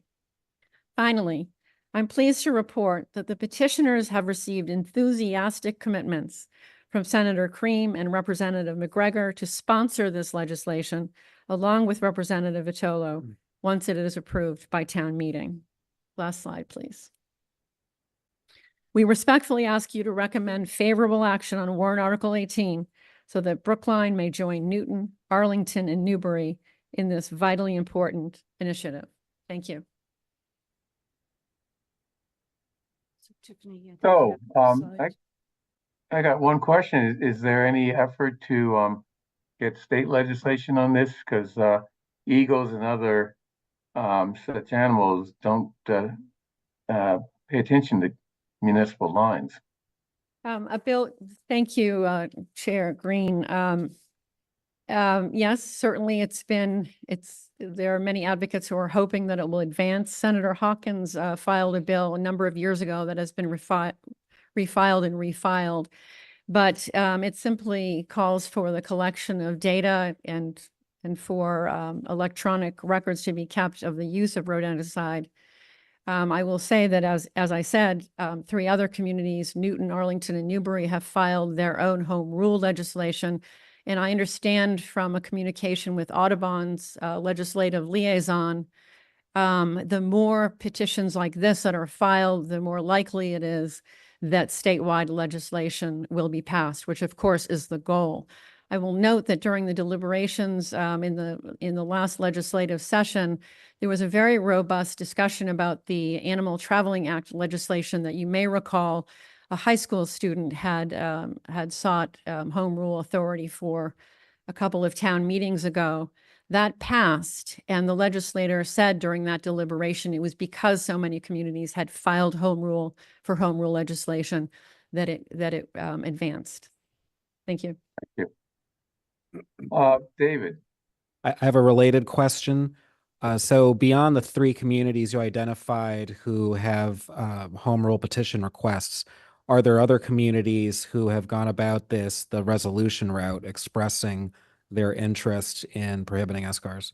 There are other communities that have sought resolution articles. However, as the liaison from Audubon said, it's more critical to file home rule legislation. First of all, it tees it up for the community, and it also is a much stronger signal to the legislation. The liaison also said that there are about 40 communities who are gearing up to file home rule legislation in the coming months at their approaching town meetings. Paul, did you have your hand up? Yes, I do. Thank you, Bernard. And thank you for the explanation. Jocelyn, if it's not this, what's the alternative for helping to back? May I present, Fran Perlin? Okay. If you wouldn't mind teeing up my slides, I was the other half of this duet. Do you have them? Yes, just give me a second, please. And while she's getting it up, I can tell everyone that I used to go to Mystic Lakes for years and photograph and visit MK. And her mate, after she died, mourned a little bit, got another mate. She's a wild eagle. She doesn't like people. And so although they still nest at Mystic Lakes, they don't sit in the tree and they don't fly low and they stay away from people. So all the families and the birders and the photographers who knew they could go to Mystic Lakes for an hour and see the eagles don't see them anymore. Okay. So this is actually one of my photographs of MK, and my part of the presentation is, yikes, what can we do to control the rats now that we don't have escars? Next slide, please. So despite the use of escar rodenticides, rodent complaints in Brookline are up. As you can see, this is the data from our website, 2024 versus 2023. So people pay $100 a month to a pest control company to put out bait boxes. Many think, I'm doing the best I can. I don't really have to do anything else. I'm paying all this money. Wrong. This complacency lets people forget that they have to be vigilant over other aspects of rodent control around their house. Next slide. So what else can you do? There are other rodenticides that are less toxic, that do not kill birds or mammals. They're safer. You can use irritants, my favorite, cayenne pepper. You can use odorants. You can use integrated pest management, which is what our town suggests for people. You can use exclusion strategies, and you can make your home inhospitable to rats. Next slide. Okay, so what are some of the alternatives? Well, that's good. The best thing that, as many of you know, I'm sort of the rodent lady, and our neighborhood had a lot of rodents, and we were able to manage it by working with our resident stores. But you can also use snap traps. I've used all of these. There's the commercial electrocution trap. There's a homeowner one. They're developing new methods that use other means to kill the rat without rodenticides. Next. So rodent birth control was just on the news yesterday. A rat can give birth to 6 to 12 times per year. A 2-month-old rat can start reproducing, resulting in exponential growth. And well-fed rats have more babies due to increased litter frequency and increased size. Many communities are now looking at rat birth control. We initially tried a liquid method that didn't work, but there's been success with various pellet and sausage methods. Next slide. So the most important thing you need to do is integrated pest management. You need to secure your trash. Landlords, stores, restaurants, residents, inspectors, DPW, and public health need to work together to develop an action plan. And I'd like to thank Erin, who's here, and I don't know if Segal is online, for helping us get this done. You have to make your home inhospitable. These are all resources you can get from our town's website. Don't feed pets outdoors. Have exclusion fencing. Use chemicals that don't bioaccumulate, use mechanical traps when possible. I think, is that the last slide? Yes. So basically what I'd like to say is there are other methods. You know, this warrant article asks for the ability to control. And control can mean reduce usage or it could mean banning. It doesn't say you have to ban SCARs. I personally believe that as the town policy, there are emergency situations when you might need it. We want it controlled so it's not killing every raptor in town. Your average owl and hawk will eat 1,000 rodents a year if you don't kill them. Thank you. Okay, thank you. Let's wrap this up. This is a public hearing and we haven't had our public hearing yet. So, Mike, do you have your hand up? Yes, I do. Is it appropriate to ask a question of the petitioners at this point? Or do you want to wait until a after quick the public question. hearing? I don't want to drag this on because we have another I can't warrant imagine article that why. can take up a lot of time. Yeah. Okay, well, I'll make this as short as I can. So first of all, I find it that the slides about alternative control methods are certainly very helpful. I did note the presence of electronic traps, and I know that at least one of the petitioners was not very happy when we instituted a program of using electronic traps. But I'll let that one go. There is a memo from Sigal Reese and from Aaron Shute, and it ends with a comment. We do not have data on how often and where private contracted operators use these products, and they're only available to licensed contractors. And it would be difficult to regulate use. We encourage property owners to work with pest control professionals to determine the best course of action for the specific property and infestation. And I think the thing that really jumps out at me is it would be difficult to regulate use. And I wonder if the petitioners have any comment on that. Yes, the first line that, there's a gentleman behind me who has the appearance perhaps of being an exterminator. Am I correct? No, Sasan Zelfa, town meeting. Okay, my apologies. In any event, Mr. Sandman, if you. We're now forever going to call him the exterminator. The exterminator.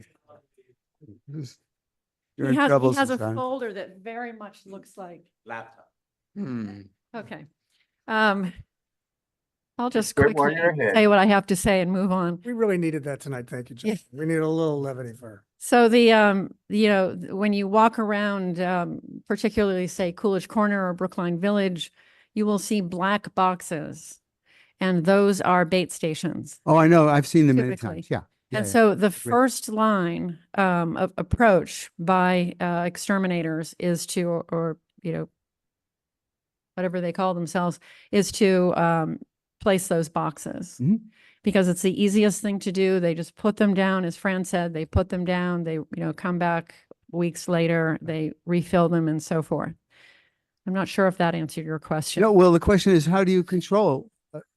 I've used snap traps and I've seen dead rats when we were having our crisis, and I saw 10 times as many dead rats and snap traps than I did poison. But understand my question. Snap traps are one option.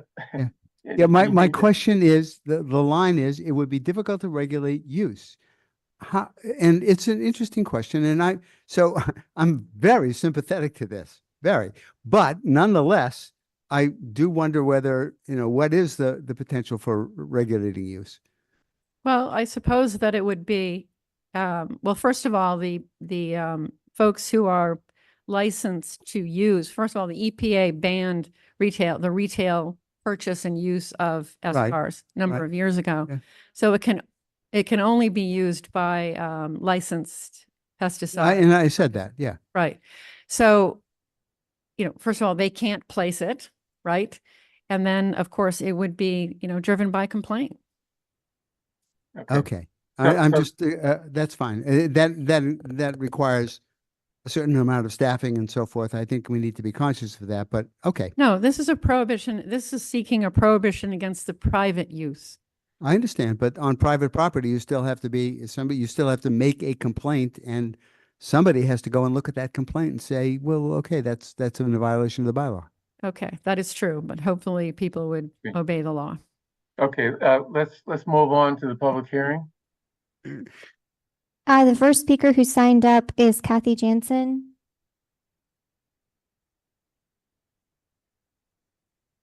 Kathy, if you can state your name for the record, and we'll begin your 3 minutes. My name is Kathy Jansen. I live at 10 City View Road in Brookline. I'm a founding member of the Friends of Brookline Raptors, a small grassroots organization working to restrict the use of eSCARs. I am here to support Warrant Article 18. And I need to say that if you go on Amazon, you can buy eSCARs. You have to buy 18 pounds or more. They assume it's a loophole in the law. You can buy the black boxes and you can buy the bait. They will deliver it to your house. But that said, I could rattle off a lot of statistics about how these poisons are killing owls, eagles, hawks, and other wildlife. But you've heard a lot about that. And what I would prefer to do is to talk to you about how this issue has impacted me and my neighbors as residents of Brookline. I moved to Brookline 26 years ago, and in the small patch of woods behind my house, there were 3 to 4 hawks living all the time, living, nesting, raising their young, and keeping the balance of small critters in check. Then a few homes across the street put out rat bait boxes with eSCARs in them. The assisted living around the corner has boxes every 10 feet around all of their buildings. All of the hawks have died, and the critters are out of control. They're decimating our yards and gardens. This summer, for the first time in 26 years, we have rats nesting under our front porch. You cannot have a conversation with anyone in that part of Brookline who has a yard without talking about the proliferation of the rabbits and the damage that they're doing to plants, flowers, and vegetable gardens. We need the birds of prey to be healthy. We need to fix the imbalance that humans have created. We need to manage the rat population with safe, proven methods which only use poison as a last resort. In 2020, California passed legislation nearly banning eSCAR use. It is time for Massachusetts to move in that direction.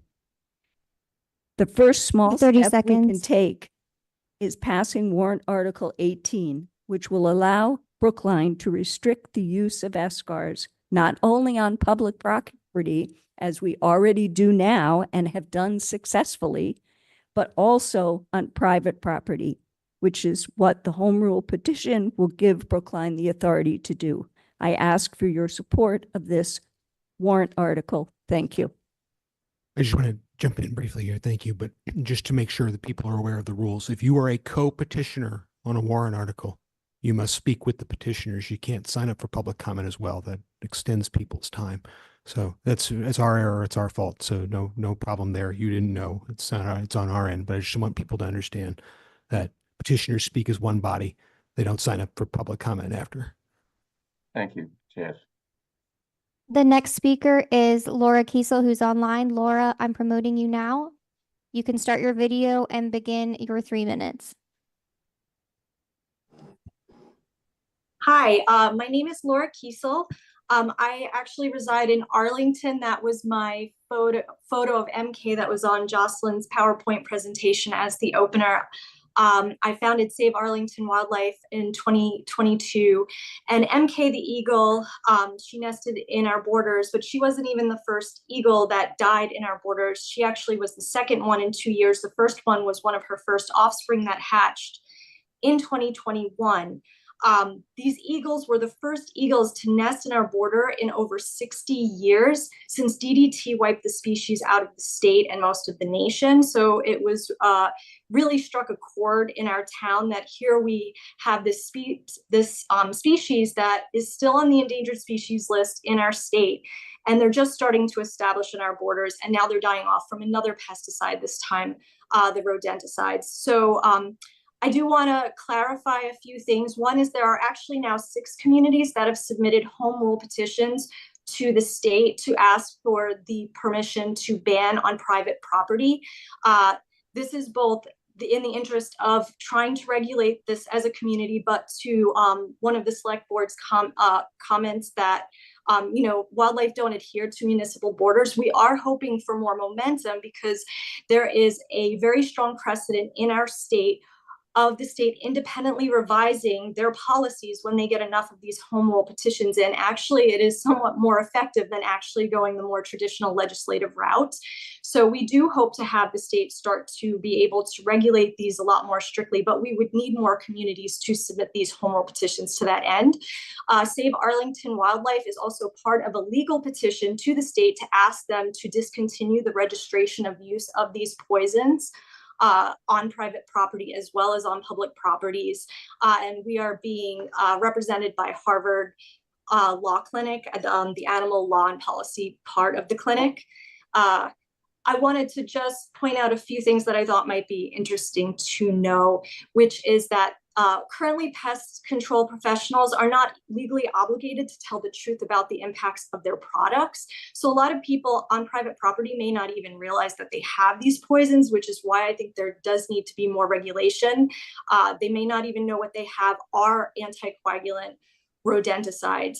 Tufts Wildlife Clinic actually looked up pesticide usage that were being applied, and they found a definitive correlation between an uptick in the usage of anticoagulant rodenticides and in the exposure of raptors.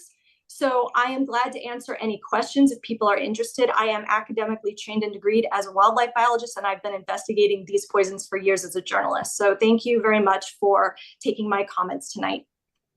Thank you.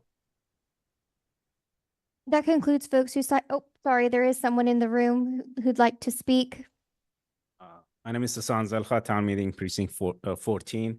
And I have a question. Why, I understand why, if we want to limit that on private property not to be used outside, but why are we considering for inside, given that Brookline has a major rat infestation?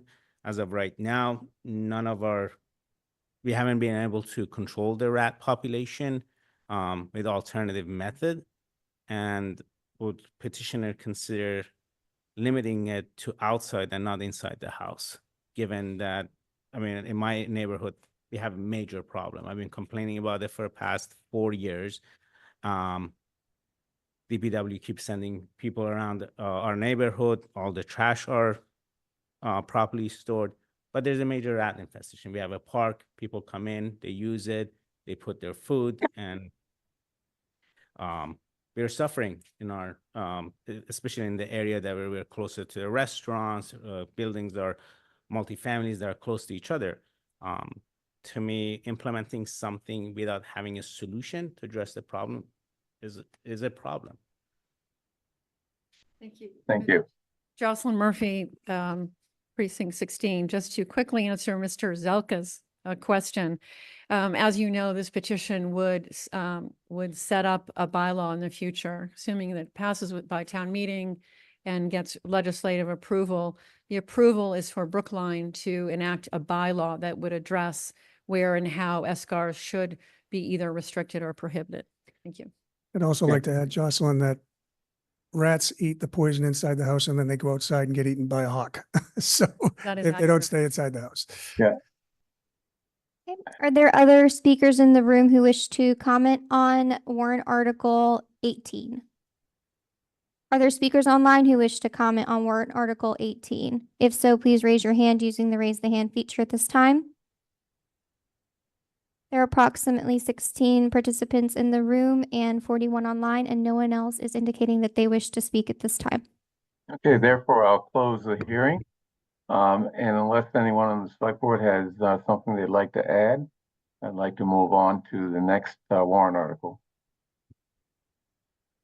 No? Okay. Next, it's warrant article 20, a resolution to support a permanent ceasefire between Israel and Hamas. Do we have the petitioners? The petitioner is online. Omar, I understand there's another co-petitioner you're going to have to speak with you. Can you tell me their name? So she's Lisa.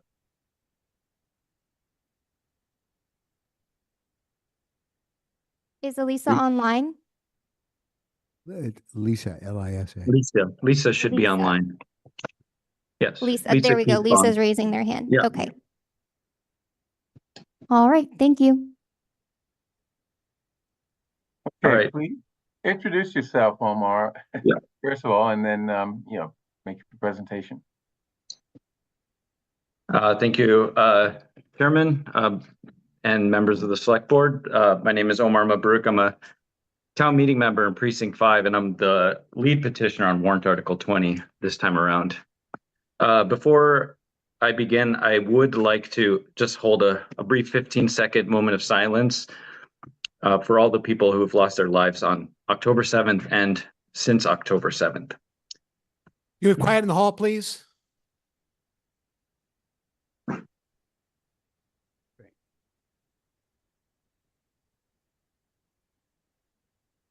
Thank you.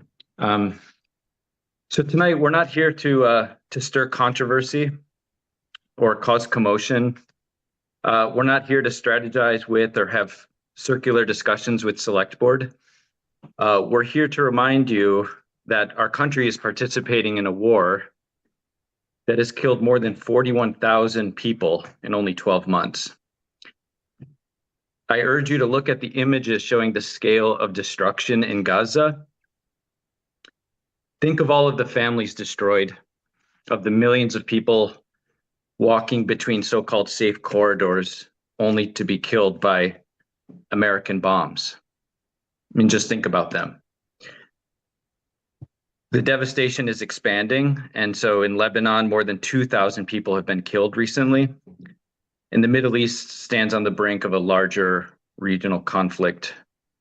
And all of this because our leaders have refused to be honest peace brokers and get a ceasefire deal done when they had the opportunity. So here we are. So hostages could have been saved, civilian deaths could have been avoided, but again, here we are. So we want the town of Brookline to make a statement that we stand for peace and that we are against war. We're against all wars. And that we stand against the narrative that 41,000 dead are merely the price of national security. Because we believe that all life is sacred. So the resolution is simple, and we hope you can get behind it. It calls for Brookline to support a ceasefire and bring all of the hostages home. So please support what's right, and I hope the Select Board will support Warrant Article 20. So I will pass it over to Lisa.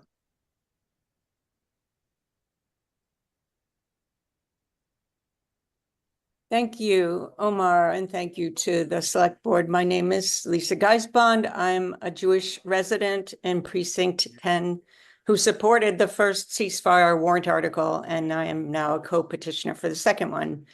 In my comments supporting the first warrant article, I shared that I am the granddaughter of Jews who fled pogroms in Ukraine and migrated to America in the early 1900s.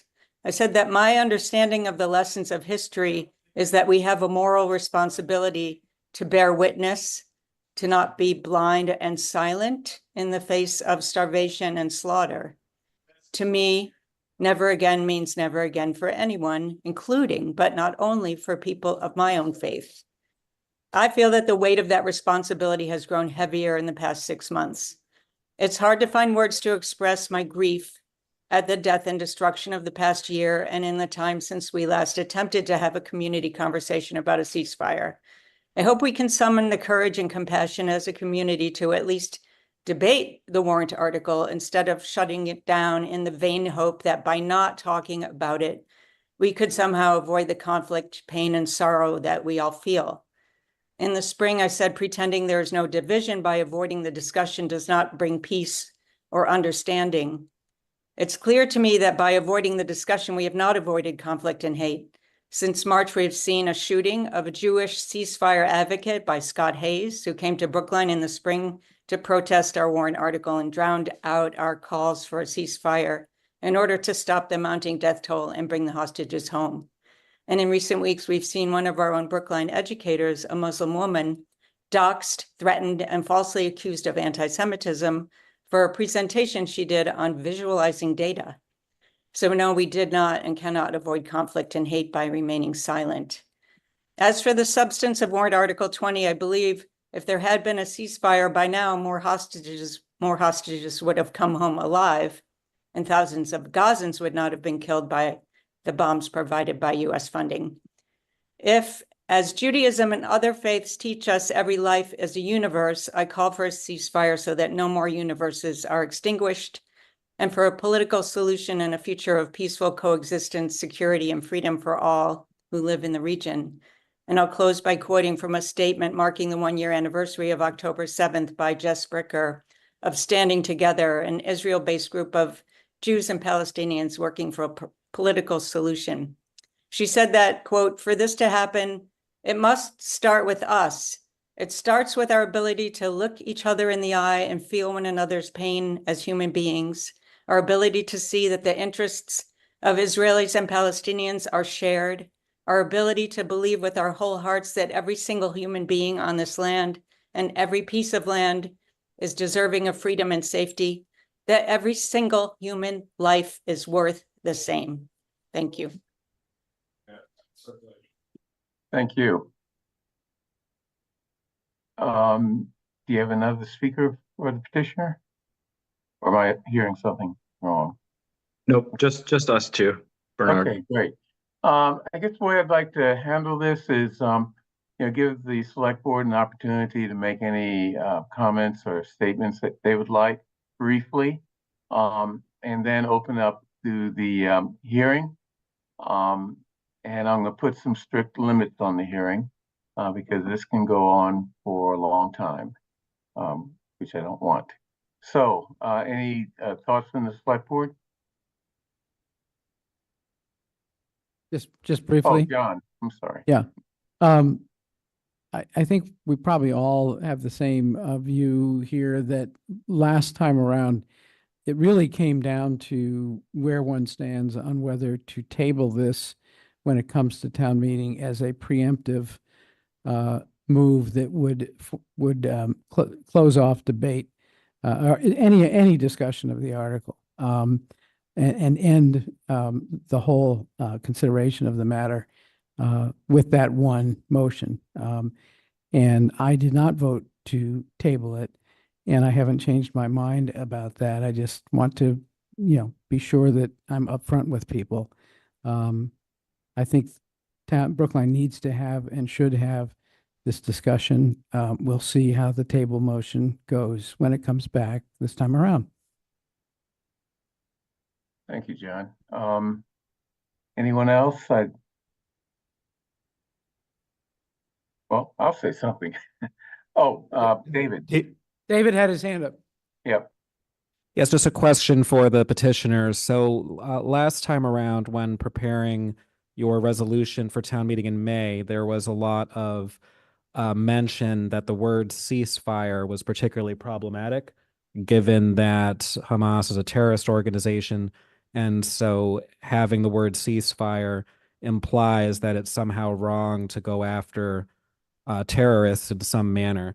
So I'm wondering whether there was any consideration to excluding the term ceasefire, and if not, why that's so critically important.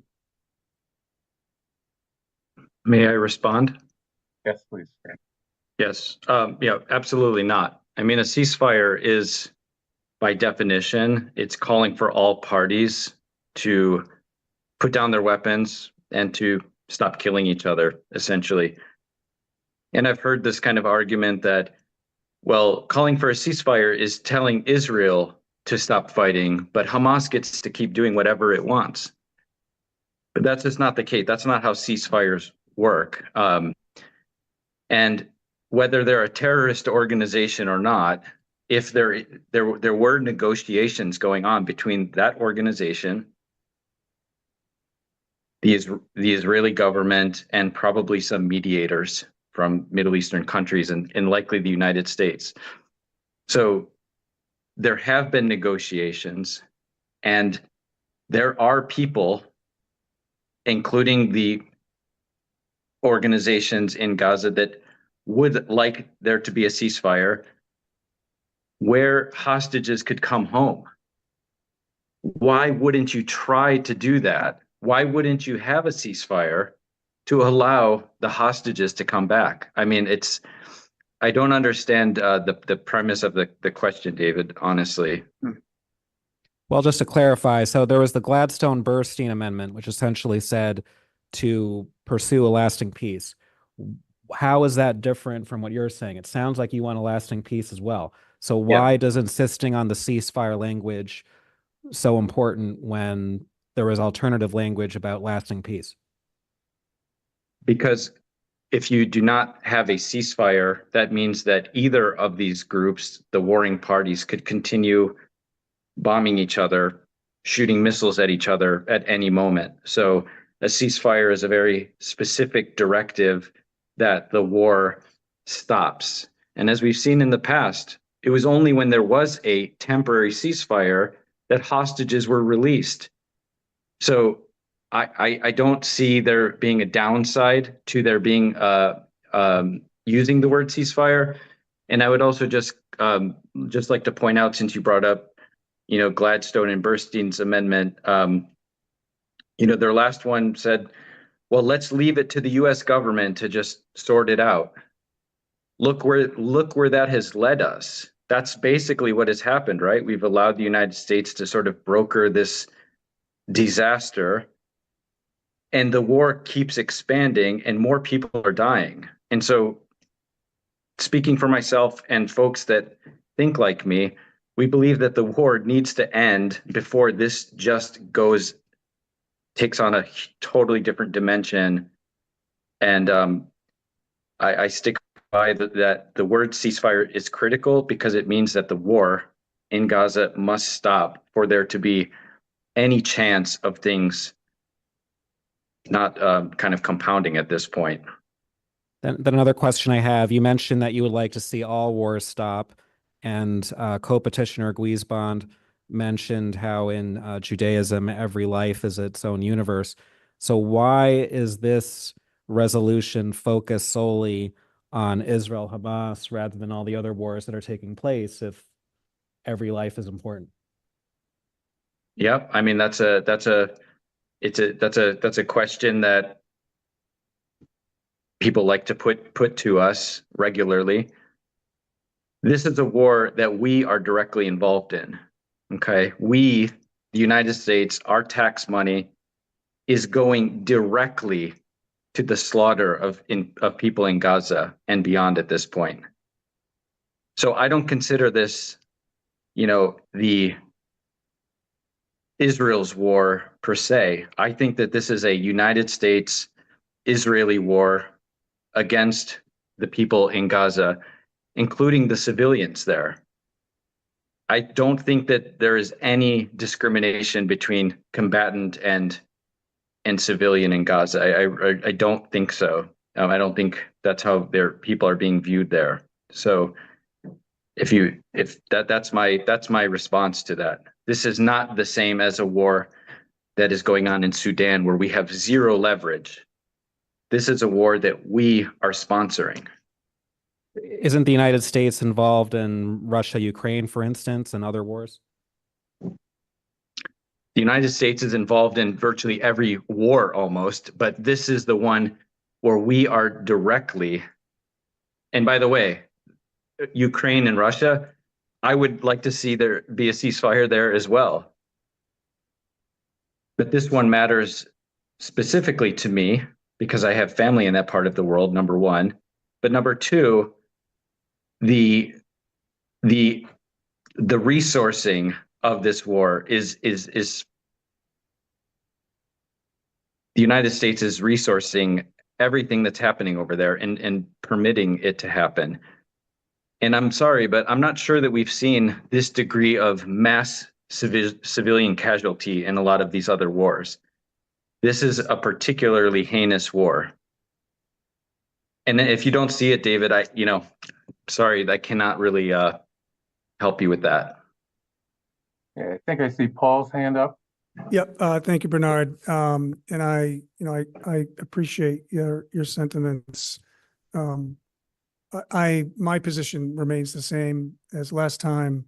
I don't believe that anything that Brookline passes is going to make one iota of a difference in this situation. Two, I think it is an incredibly divisive topic. And I don't think it has any business being in front of town meeting, since it's going to have no effect. And so I'm of the same mind as I was last time, which was no action and to table on all versions of this. So, but I understand your sentiment, but I just disagree that this is the forum for it. Thank you. Okay, I'll just add my 2 cents. On one piece of this, I agree with Paul, meaning I am of the same mind as I was before. And that is, I refuse to vote telling people to shut up and not discuss an issue that they think is important. I oppose the tabling of the motion then, and if it comes up again, I'll do it again. I don't think it makes it helps in any way to just tell people we're not going to listen to you, right? I don't want you to open your mouth about this because it's too painful for me. There are a lot of things that are painful that if you suppress them, like suppressing history in some parts of our country, doesn't make them go away. It just makes it worse. I also have a concern about whether we as a town can make a decision, and this is a lot more complicated than this, but make a decision as to whether to allow a discussion of a controversial issue based on the content of that issue.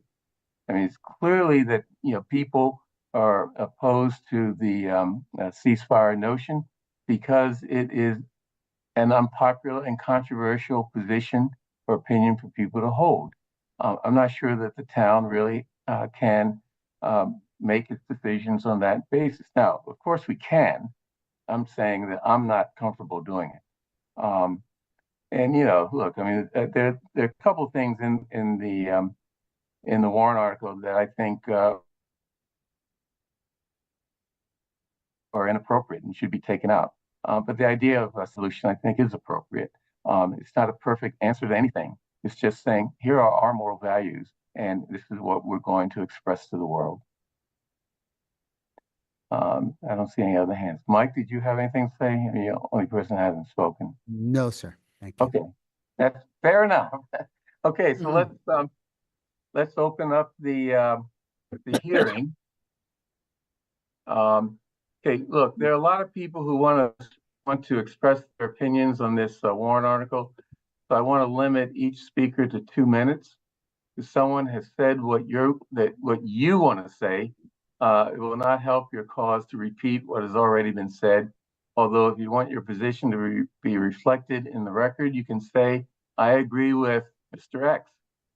So before we open the hearing, I'd like, no, we've already done that. I'm asking everyone in this hearing and in this discussion, even outside of this hearing, to be respectful of your neighbors and of your community in the comments that you make and the assumptions that you make about other people's motivations on this very difficult and controversial issue. So, Tiffany, would you like to open up the hearing? Or let's open up the hearing. Tiffany, who wants to speak?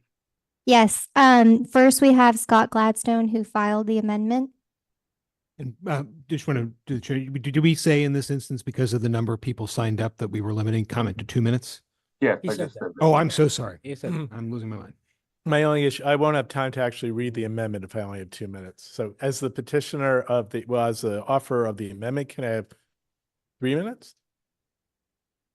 Um, Then I'll read fast. read fast. I'll give you a little extra time, but try to keep it within 2 minutes. Okay. Thanks. I also, all right, Scott Gladstone, town meeting member from precinct 16. And I want to start off by saying, I don't think that the petitioner, particularly Omar, is being anti-Semitic, is anti-Semitic in any way. And I take him for what he's worth and for what he says, and he just wants to see peace. I think it's wrong-headed and naive the way he wants to approach it, though, and that's why we're bringing this. The offered amendment is be resolved that the town of Brookline supports and adopts the sentiments of Vice President Kamala Harris at the Democratic National Convention, at which she said, "I will always stand up for Israel's right to defend itself and will always ensure Israel has the ability to defend itself because the people of Israel must never again face the horror that the terrorist organization Hamas caused on October 7th, including unspeakable sexual violence and the massacre of young people at music festivals. At the same time, what has happened in Gaza over the past 10 months is devastating. So many innocent lives lost, despite hungry people fleeing for safety over and over again, desperate hungry people. The scale of suffering is heartbreaking. President Biden and I are working to end this war such that Israel is secure, the hostages are released, the suffering in Gaza ends, and the Palestinian people can realize their right to dignity, security, freedom, and self-determination." I note that Vice President Harris refrained from using the word ceasefire in those remarks, which we're asking the town to support in this amendment. Article 20 is written, it has commendable goals similar to its early iteration, but its languages have issues. Article 20 specifically states that whereas the U.S. federal government is a key ally offering material and diplomatic support to Israel and holds power to influence ceasefire negotiations, that is a call for America to withhold its arming Israel as it's being attacked. 8,000 rockets so far from Hezbollah.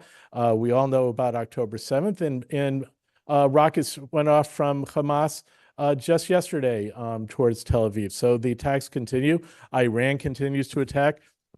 Iron Dome and David Zarrow is critically important, but so are the efforts to take away Hamas's ability to do the October 7th attacks again, which they are succeeding at that. 30 seconds.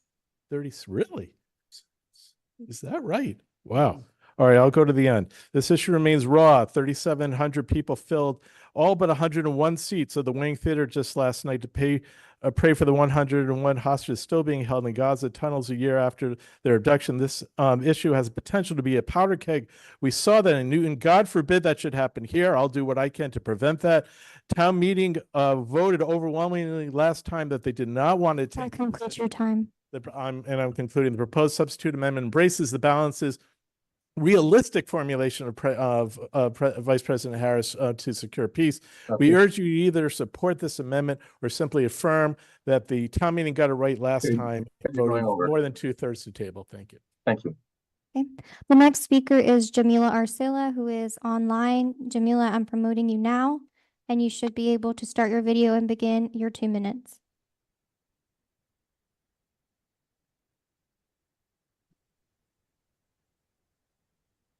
Hi, good evening. I'm audible, yeah? Yes. Okay, thank you for the opportunity to speak in favor of Warrant Article 20, and thank you to the petitioners for your tireless commitment. In May, when town meeting convened, hundreds also gathered outside BHS, motivated by compassion for the people of Gaza and to support the sensible, humane ceasefire resolution on the agenda. In the months leading up to town meeting, the petitioners and many others engaged this community at all levels, seeking understanding and collaboration.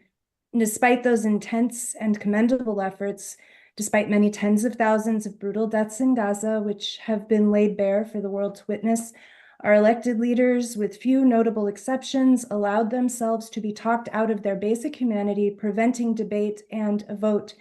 It was a shameful lack of courage enabled by the cynical application of bureaucratic mechanisms.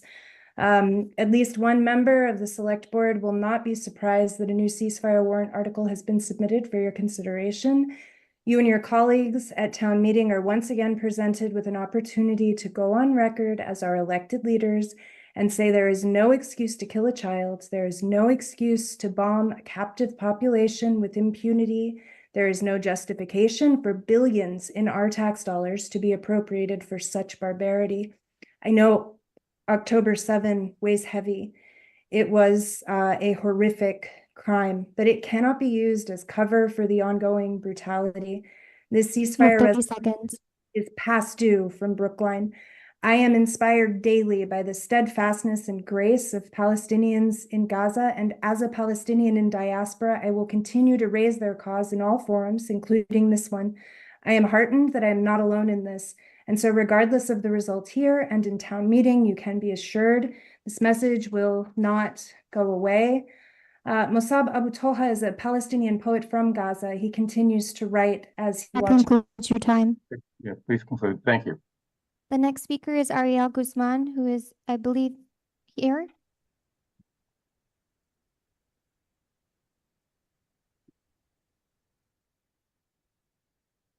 Hello, my name is Ariel Guzman. I live on Chestnut Street, Precinct 5. And why we are brought back to this one article, I think it's a pretty straightforward answer. I'm holding here what's called the City Council Palestinian Organization Toolkit, a guide on organizing for ceasefire and divestment resolution in local city councils. So this is an organized effort across all country to basically campaign for encourage town meeting members across all the country to feel guilt and responsible for what's going on in Gaza. It advises petitioners to concentrate on issues to local concerns like our tax dollars, supposedly funding militarism, or the city past position on global matters. It even recommends ongoing on weeks of actions to keep these agendas on the table. They try to avoid, they're told to avoid bringing divestment resolutions to a vote unless they have enough support to win, and to seek to champion member to push the resolution, blocking any amendments, and that's David's answer. They're trying to block any amendments that might moderate it. And of course, they call also to table. 30 seconds. They also frame any table as a freedom of speech issue. The group that promotes this are called U.S. Campaign for Palestinian Rights. If you Google them and you see what they bring up, what anti-Semitic and what hatred they bring to the table, you won't be supporting this toolkit. They just following this toolkit. That concludes your time. And you will see that it's just a deliberate propaganda. Thank you. The next speaker is Ariella Hellman, who is online. Ariella, I'm promoting you now. You can start your video and begin your 2 minutes.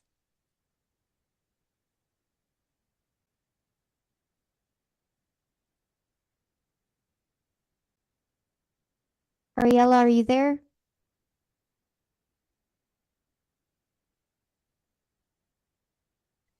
Okay, we'll come back to Ariella. The next speaker is Michael Bentley. Michael Bentley's in the room.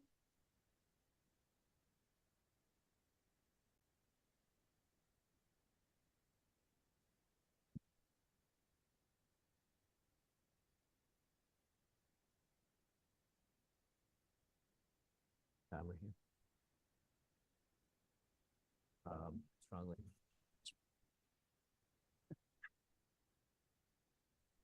I strongly oppose warrant article 20. Ask for no action. I'm very disappointed that it wasn't tabled. You could speak up. Your voice louder. Okay, I would ask the select board members to consider what happens when a person credibly declares a commitment to killing you in any context. The threat of violence changes everything, and the choice of war is a step into the abyss. I'm terribly sorry. Israel's massive response was unfortunate but necessary and internationally normative, and has been a more focused and respectful effort than any military operation of its kind. This is a matter of some complexity. I would, the town of Brookline does not have the mechanisms, process, budget, or a serious interest, or the time to responsibly and meaningfully evaluate the claims on either side in a dignified way. The town, it's very abstract, but the town of Brookline does have an obligation to be worthy of my trust as a citizen, as a taxpayer, as a Jew here, and not to marginalize the concerns of my community. We have no business at the town level of entangling our town governance in this. And I'll just mention that this process itself is a fairly, I patiently listened for 3-minute discussions of rat poisoning, which I totally respect is a very important issue, but I question why my concerns here, if it's a warrant article, are less worthy, right? Like, why not just have the same amount of time for every citizen? I think that's indicative of the fact that this process isn't prepared to cope with this issue.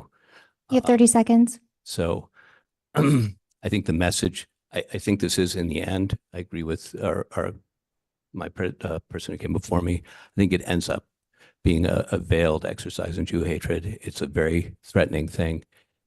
And while its goals purport to be fairly abstract and probably will achieve nothing on the ground, there's very direct impact on me as a taxpayer, on my family, and That concludes your time. yeah, and on my trust in this process, right? And the services and law enforcement and education. This concludes your time. Thank you. Sure. We have a lot of people to get through. I'm sorry. We do have to ask you to maintain. Just gonna, I mean, really. No, sir. Oh, No, yeah, sir. please. No, sir. You're done. No, sir. I'm sorry.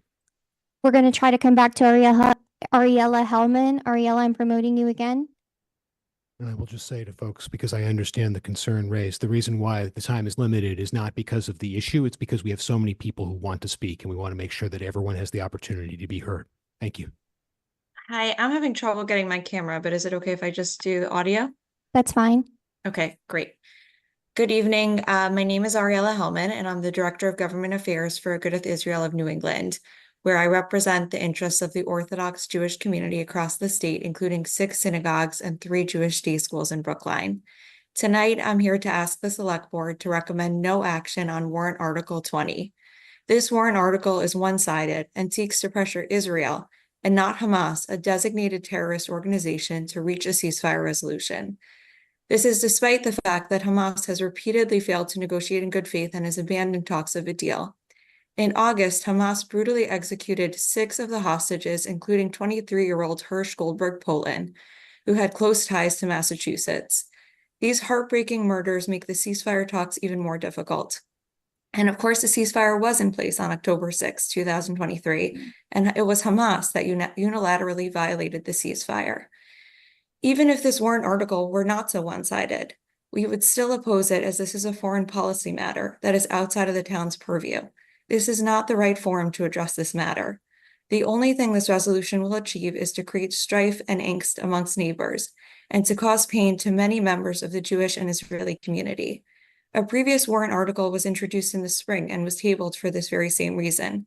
The Select Board should recommend no action on this warrant article at this time. If anything, emotions are even higher right now than they were in the spring, and this issue has become even more divisive. I ask the Select Board to put a stop to the continued focus on this painful issue and instead look for ways to bring our community together. Thank you for your consideration. Thank you. The next speaker is Colette Bentley, who is in the room.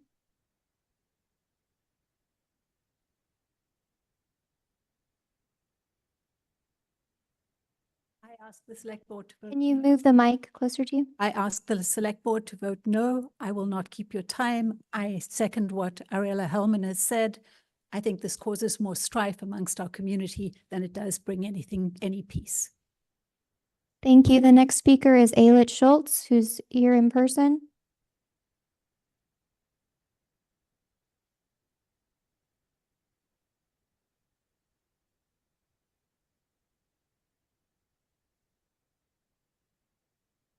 Good evening. My name is Elite Schultz. I'm a physician and resident of Precinct 7, and tonight I should have been home feeding my kids and helping them with their homework, but instead I'm here rehashing what we already resolved in the spring. This repetitive warrant article is wasting my time and your time. I already said in the spring that this is beyond the scope of town meeting. It is laughable to think that the Middle East piece can be done justice in a few hundred words. It's not what town meeting was elected to do. It's not their expertise in any way, and we have already said we are not doing this.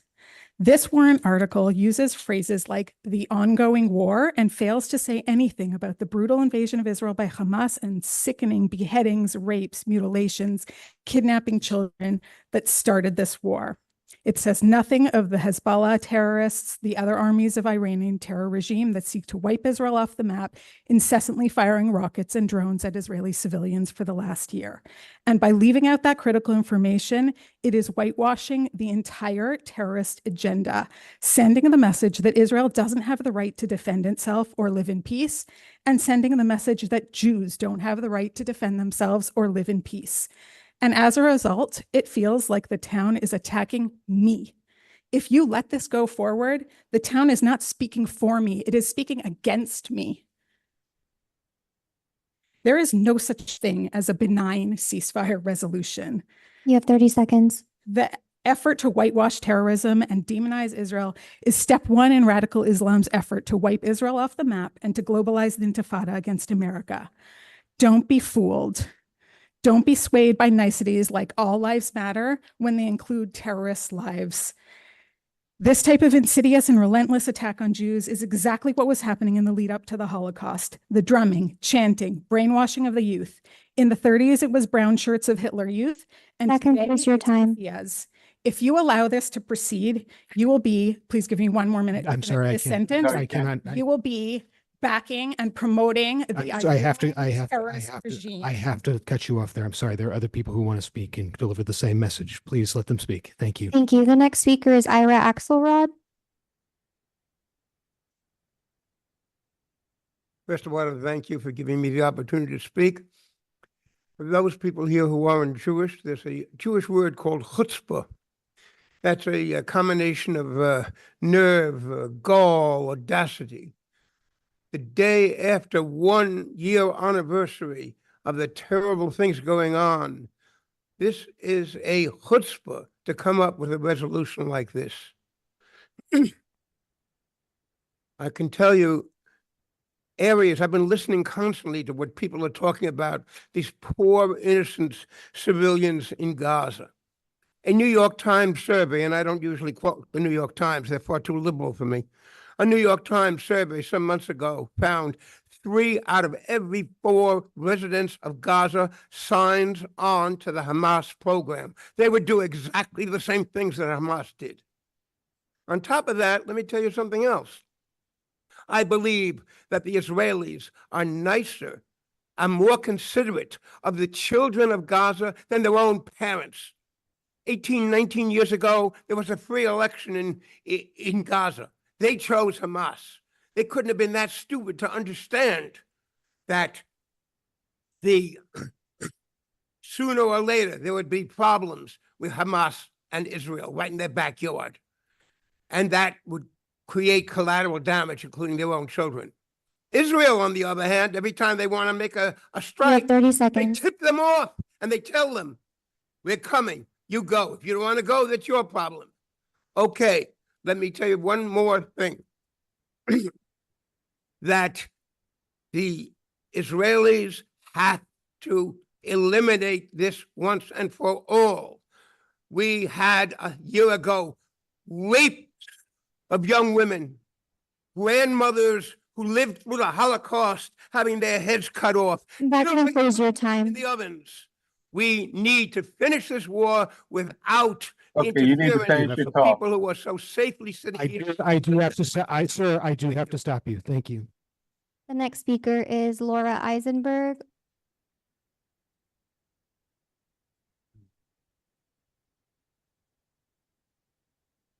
Thank you for the opportunity to speak to you tonight. I live on Buckminster Road. As a citizen of the town, I voted for you, the select people, based on your experience and your knowledge of local issues. All the things we've heard tonight, taxes, zoning, commercial development, energy, police, fire department. Perhaps some of you also have impressive credentials in the area of foreign policy. If that is the case, you did not make those positions known when you ran for office. And with no disrespect, I believe that your knowledge of issues that pertain to the everyday running of the town and plans for its future far exceeds the scope of your expertise in diplomacy, international relations, world politics, and conflict resolution. Personally, I have strong emotions and opinions about the war that began on October 7th last year. And I also care about the many threats around the globe to the lives of innocent, ordinary people. Thousands of lives lost every day, and violence going on in Haiti, Somalia, Sudan, Ukraine. There are ample outlets for townspeople to channel their political points of view and aspirations. May I suggest lobbying your congresspeople, joining one of the numerous advocacy groups of every stripe, peaceful and legal demonstrations. The select board was elected and thereby empowered to run the town. It has no mandate to reach outside that arena and speak for me and the very diverse citizenry of Brookline about matters beyond its scope and purview. Please reject Warrant 20. Thank you. The next speaker is Jonathan Davis.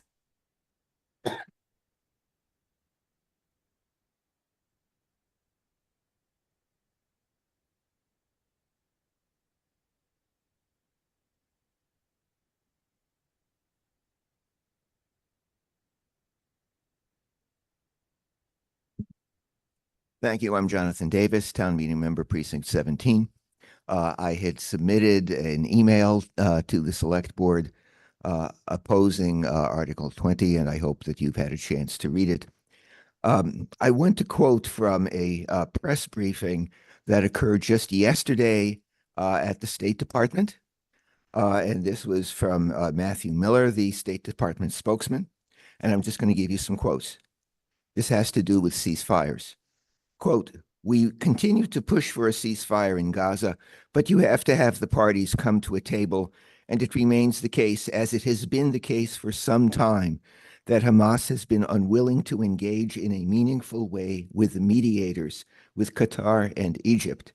And I will say that that refusal by Hamas to engage in a meaningful way predates the start of Israeli operations in Lebanon." Here's another quote. "There was a ceasefire proposal that we put forward. There was then a bridging proposal that we put forward. The bridging proposal had a number of implementation agreements that were going to have to be worked out.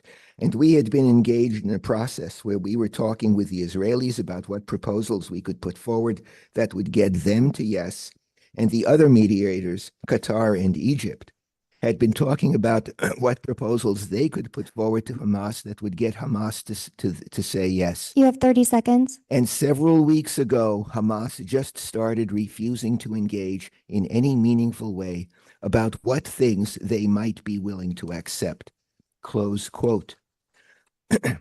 Article 20 has things backwards because, as stated by American spokesman, Hamas has refused to engage with mediation talks. And where one side is refusing to work for a ceasefire, in this case, Hamas, it's that side, Hamas, that should be pressured towards a ceasefire. That concludes your time. Thank you. Thank you. The next speaker is Regina Frawley.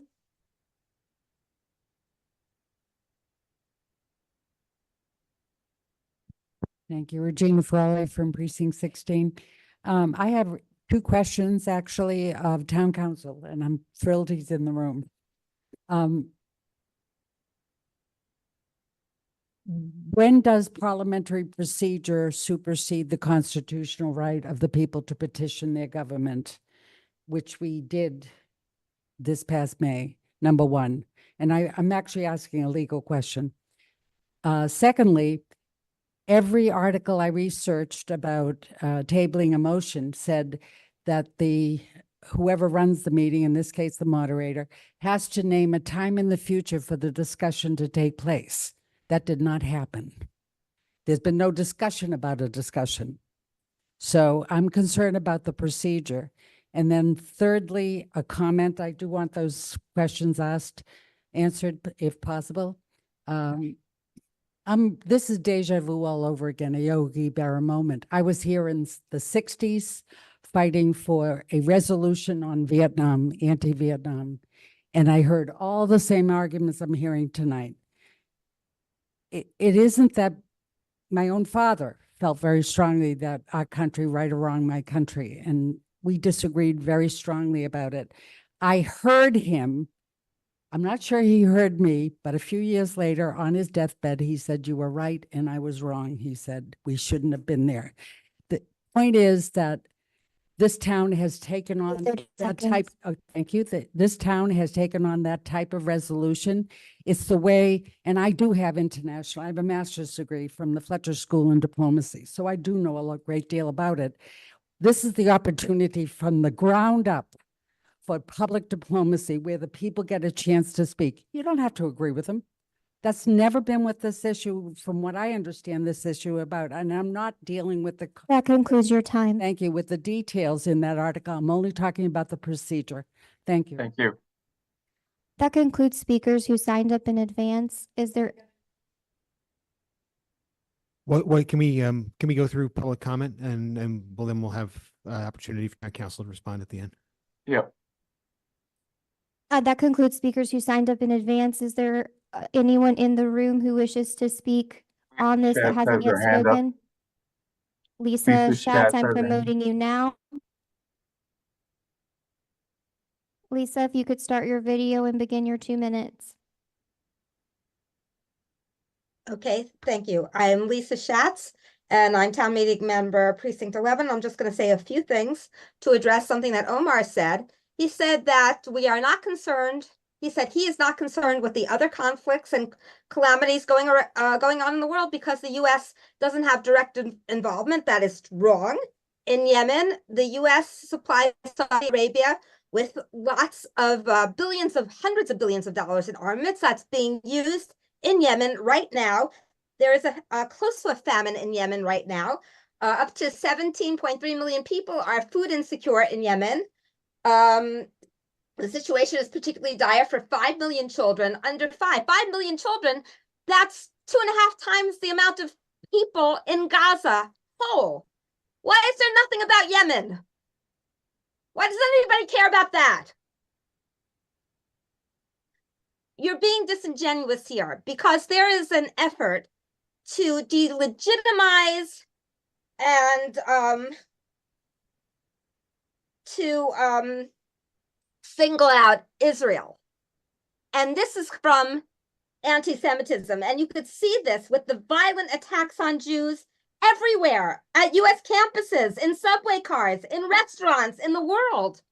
Right now, Israel's fighting a 7-front war, but there is an 8th front, and that is the political war.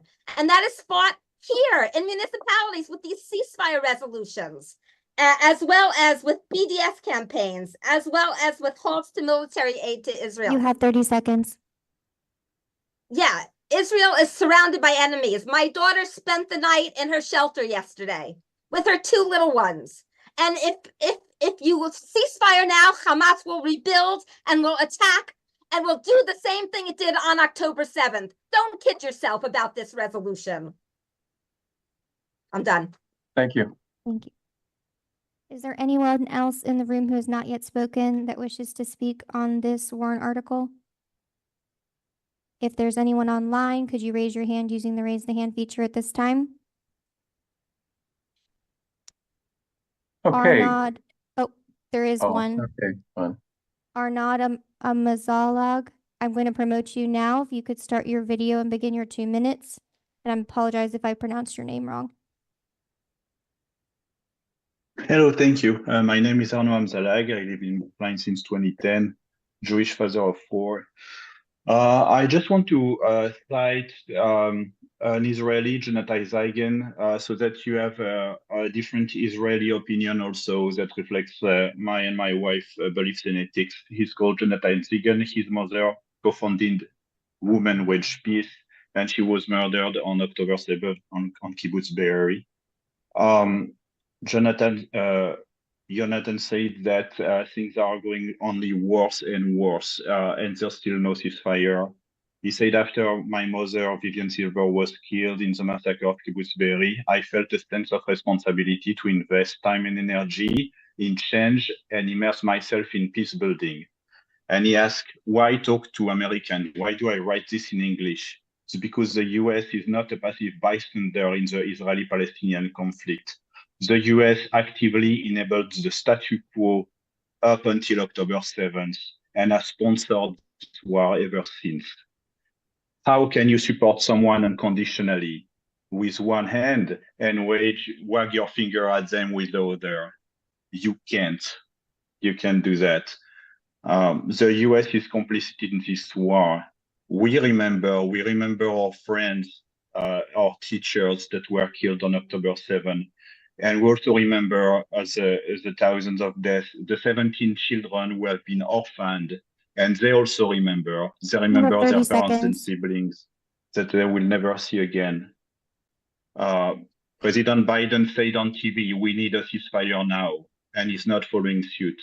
This is the place for doing grassroots diplomacy and pressure our administration to call for a ceasefire and to stop being complicit in this war that is killing both Israelis and Palestinians. Thank you. Thank you. The next speaker is Karen Riemann. I'm promoting you now.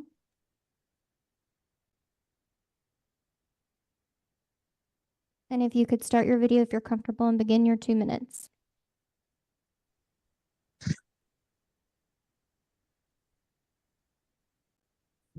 Thank you very much. My name is David Friedman. I'm Karen Ramon's husband. We live at York Terrace here in Brookline. For the past year, we have seen an explosion of anti-Semitism in Massachusetts, throughout the nation, throughout the world. Yesterday was October 7th, and we saw accounts of that memorialized. The governor has spoken out about the anti-Semitism. The day before, protesters shut down Storrow Drive, chanting, "Globalize the Intifada." What does anti-Semitism have to do with this resolution? Everything. Because the explosion of anti-Semitism that affects us personally, that's coming about in schools that kids are seeing, is based on propaganda. It's based on portrayals of what's happening in the Middle East, unfortunately. And it's really important to lay this resolution aside and not take it up and not advance it in order to prevent further propaganda. If people are serious about the issue, about promoting peace, about educating themselves, about understanding it, there's plenty of materials out there. But a resolution in a municipality is not going to solve the Middle East peace process. If it's not drafted properly, it will reinforce false stereotypes and propaganda. And that does lead directly to people hating Israel, hating Israelis, hating Jews, and falsely claiming that there's a genocide. I personally know the United Nations Special Advisor for the Prevention of Genocide. She refuses to call Israel's self-defense genocide because it isn't. And so false claims about what's happening are exactly what feed into anti-Semitism. And for that reason, to protect people here in the United States, forget about the fact that your action isn't going to change the Middle East. We ask that you please put this aside and not advance it. Thank you. Thank you. There are approximately 41 participants online, and no one else is raising their hand to speak at this time. Okay, I'm going to close the hearing and thank everyone for their comments. I'm not going to encourage select board members to add any further comments. I think everyone knows how they're going to vote when this comes up for a vote. So and further discussion is not going to change that. So why don't we just end the there were questions asked of town council that we said we were. Oh, I'm sorry. Yeah, of course.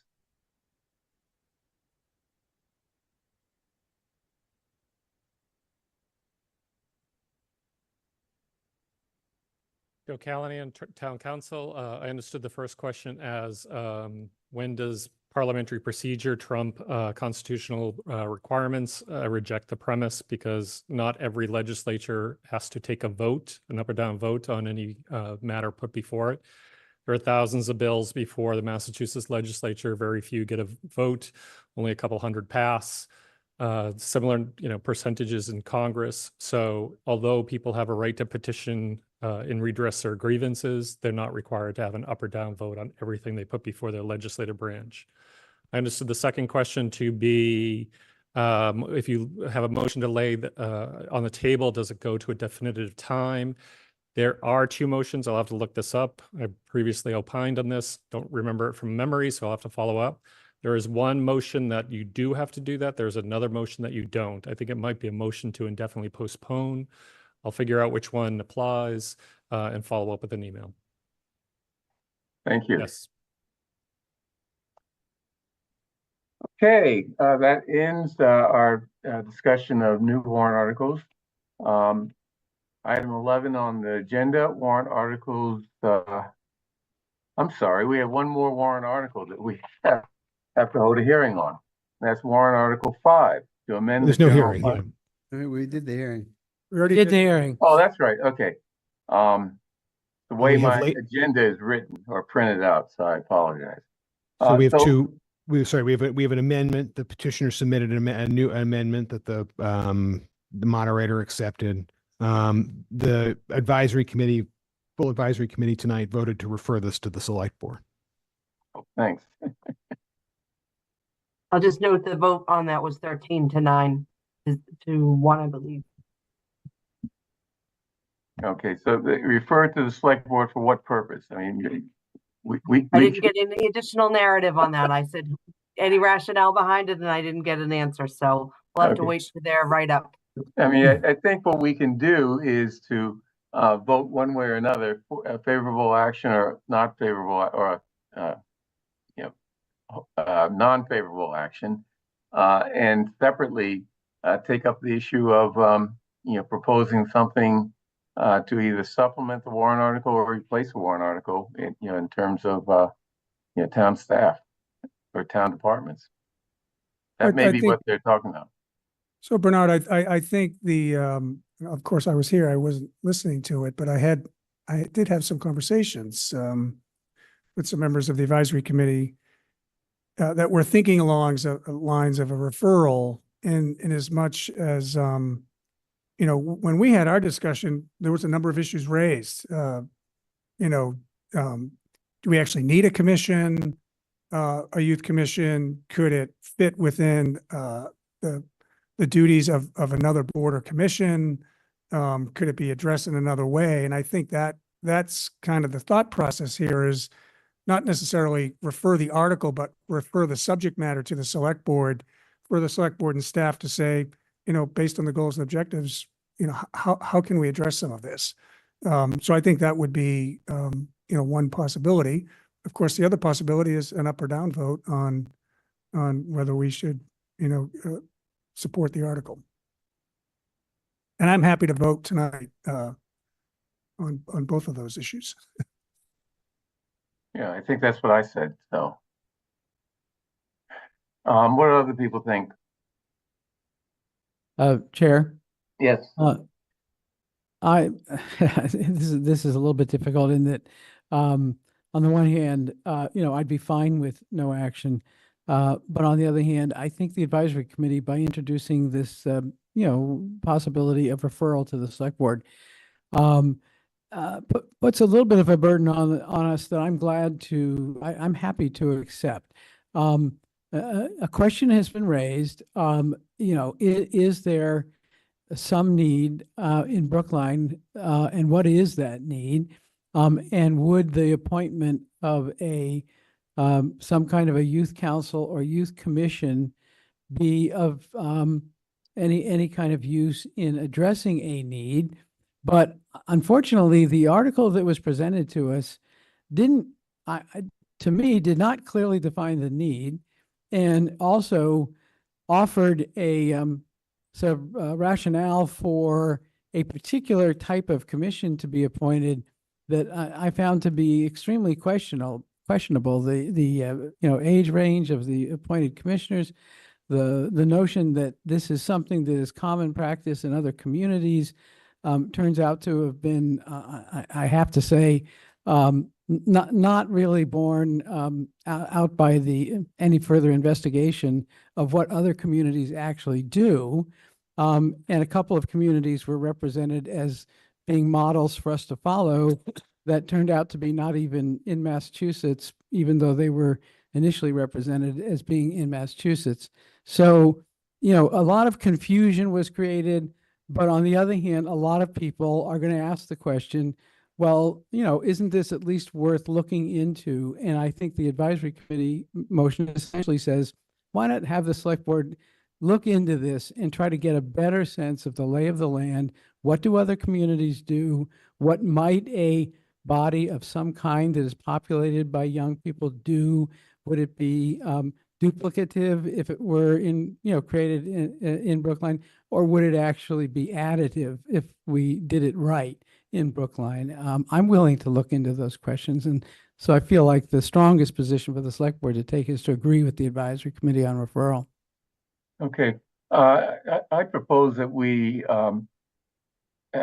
move no action, and then we can vote on whether to take up the advisory committee's suggestion that we come up with a maybe alternative solution. And if John, if you're willing to sort of quarterback that, that would be great. I would be happy to quarterback that. And by the Can way, I understand? wait, Can I hold understand on, what you? hold on. During public comment, individual Philip Steigman made some suggestions with respect to a youth office and other ways to deal with issues that affect youth. You may want to, look at that, look at his comments, maybe contact him and see if he has some ideas that are worth following up on. I look forward to doing that. So I just want to understand what you just asked, what John offered and what you're asking him to do. Is John going to go off and come up with an alternative proposal for this town meeting? No.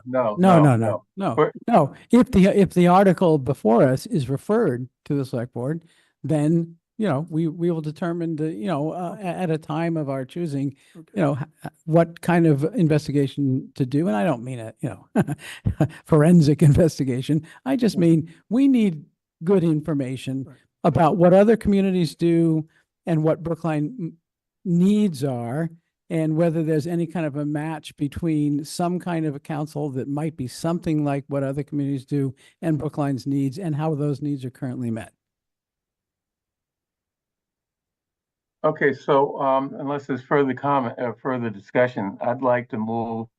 I'm sorry, Bernard, one quick note just before Yeah. you vote, so it's in your mind. We are still awaiting notice from town council about the legality of a voting body with people under the age of 18, people under the voting age.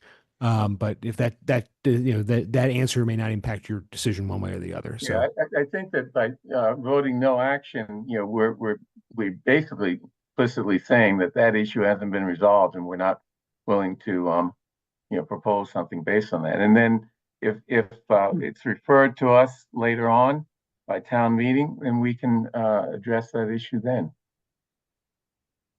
Okay.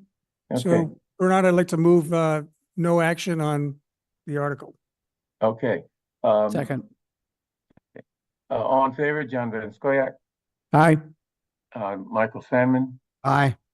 Paul Warren, Aye. David Perlman. Abstain. And just if I may explain the abstention, for me, the legality of it is very important because I support the intention behind the Warrant article, but certainly to the extent that it would not be legally permissible, then I would not support it, obviously. And without having that information, I'm not in an informed position to vote, so I'll abstain.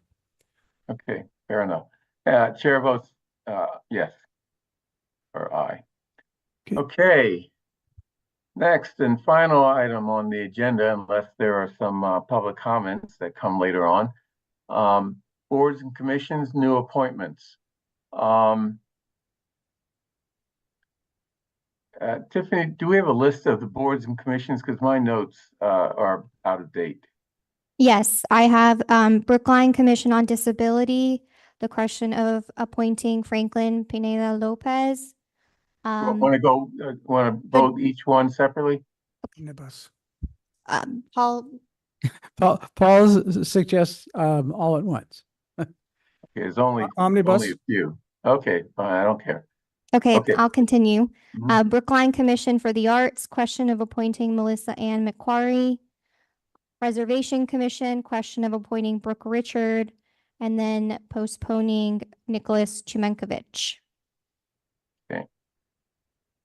And don't we have Brookline Commission for Women?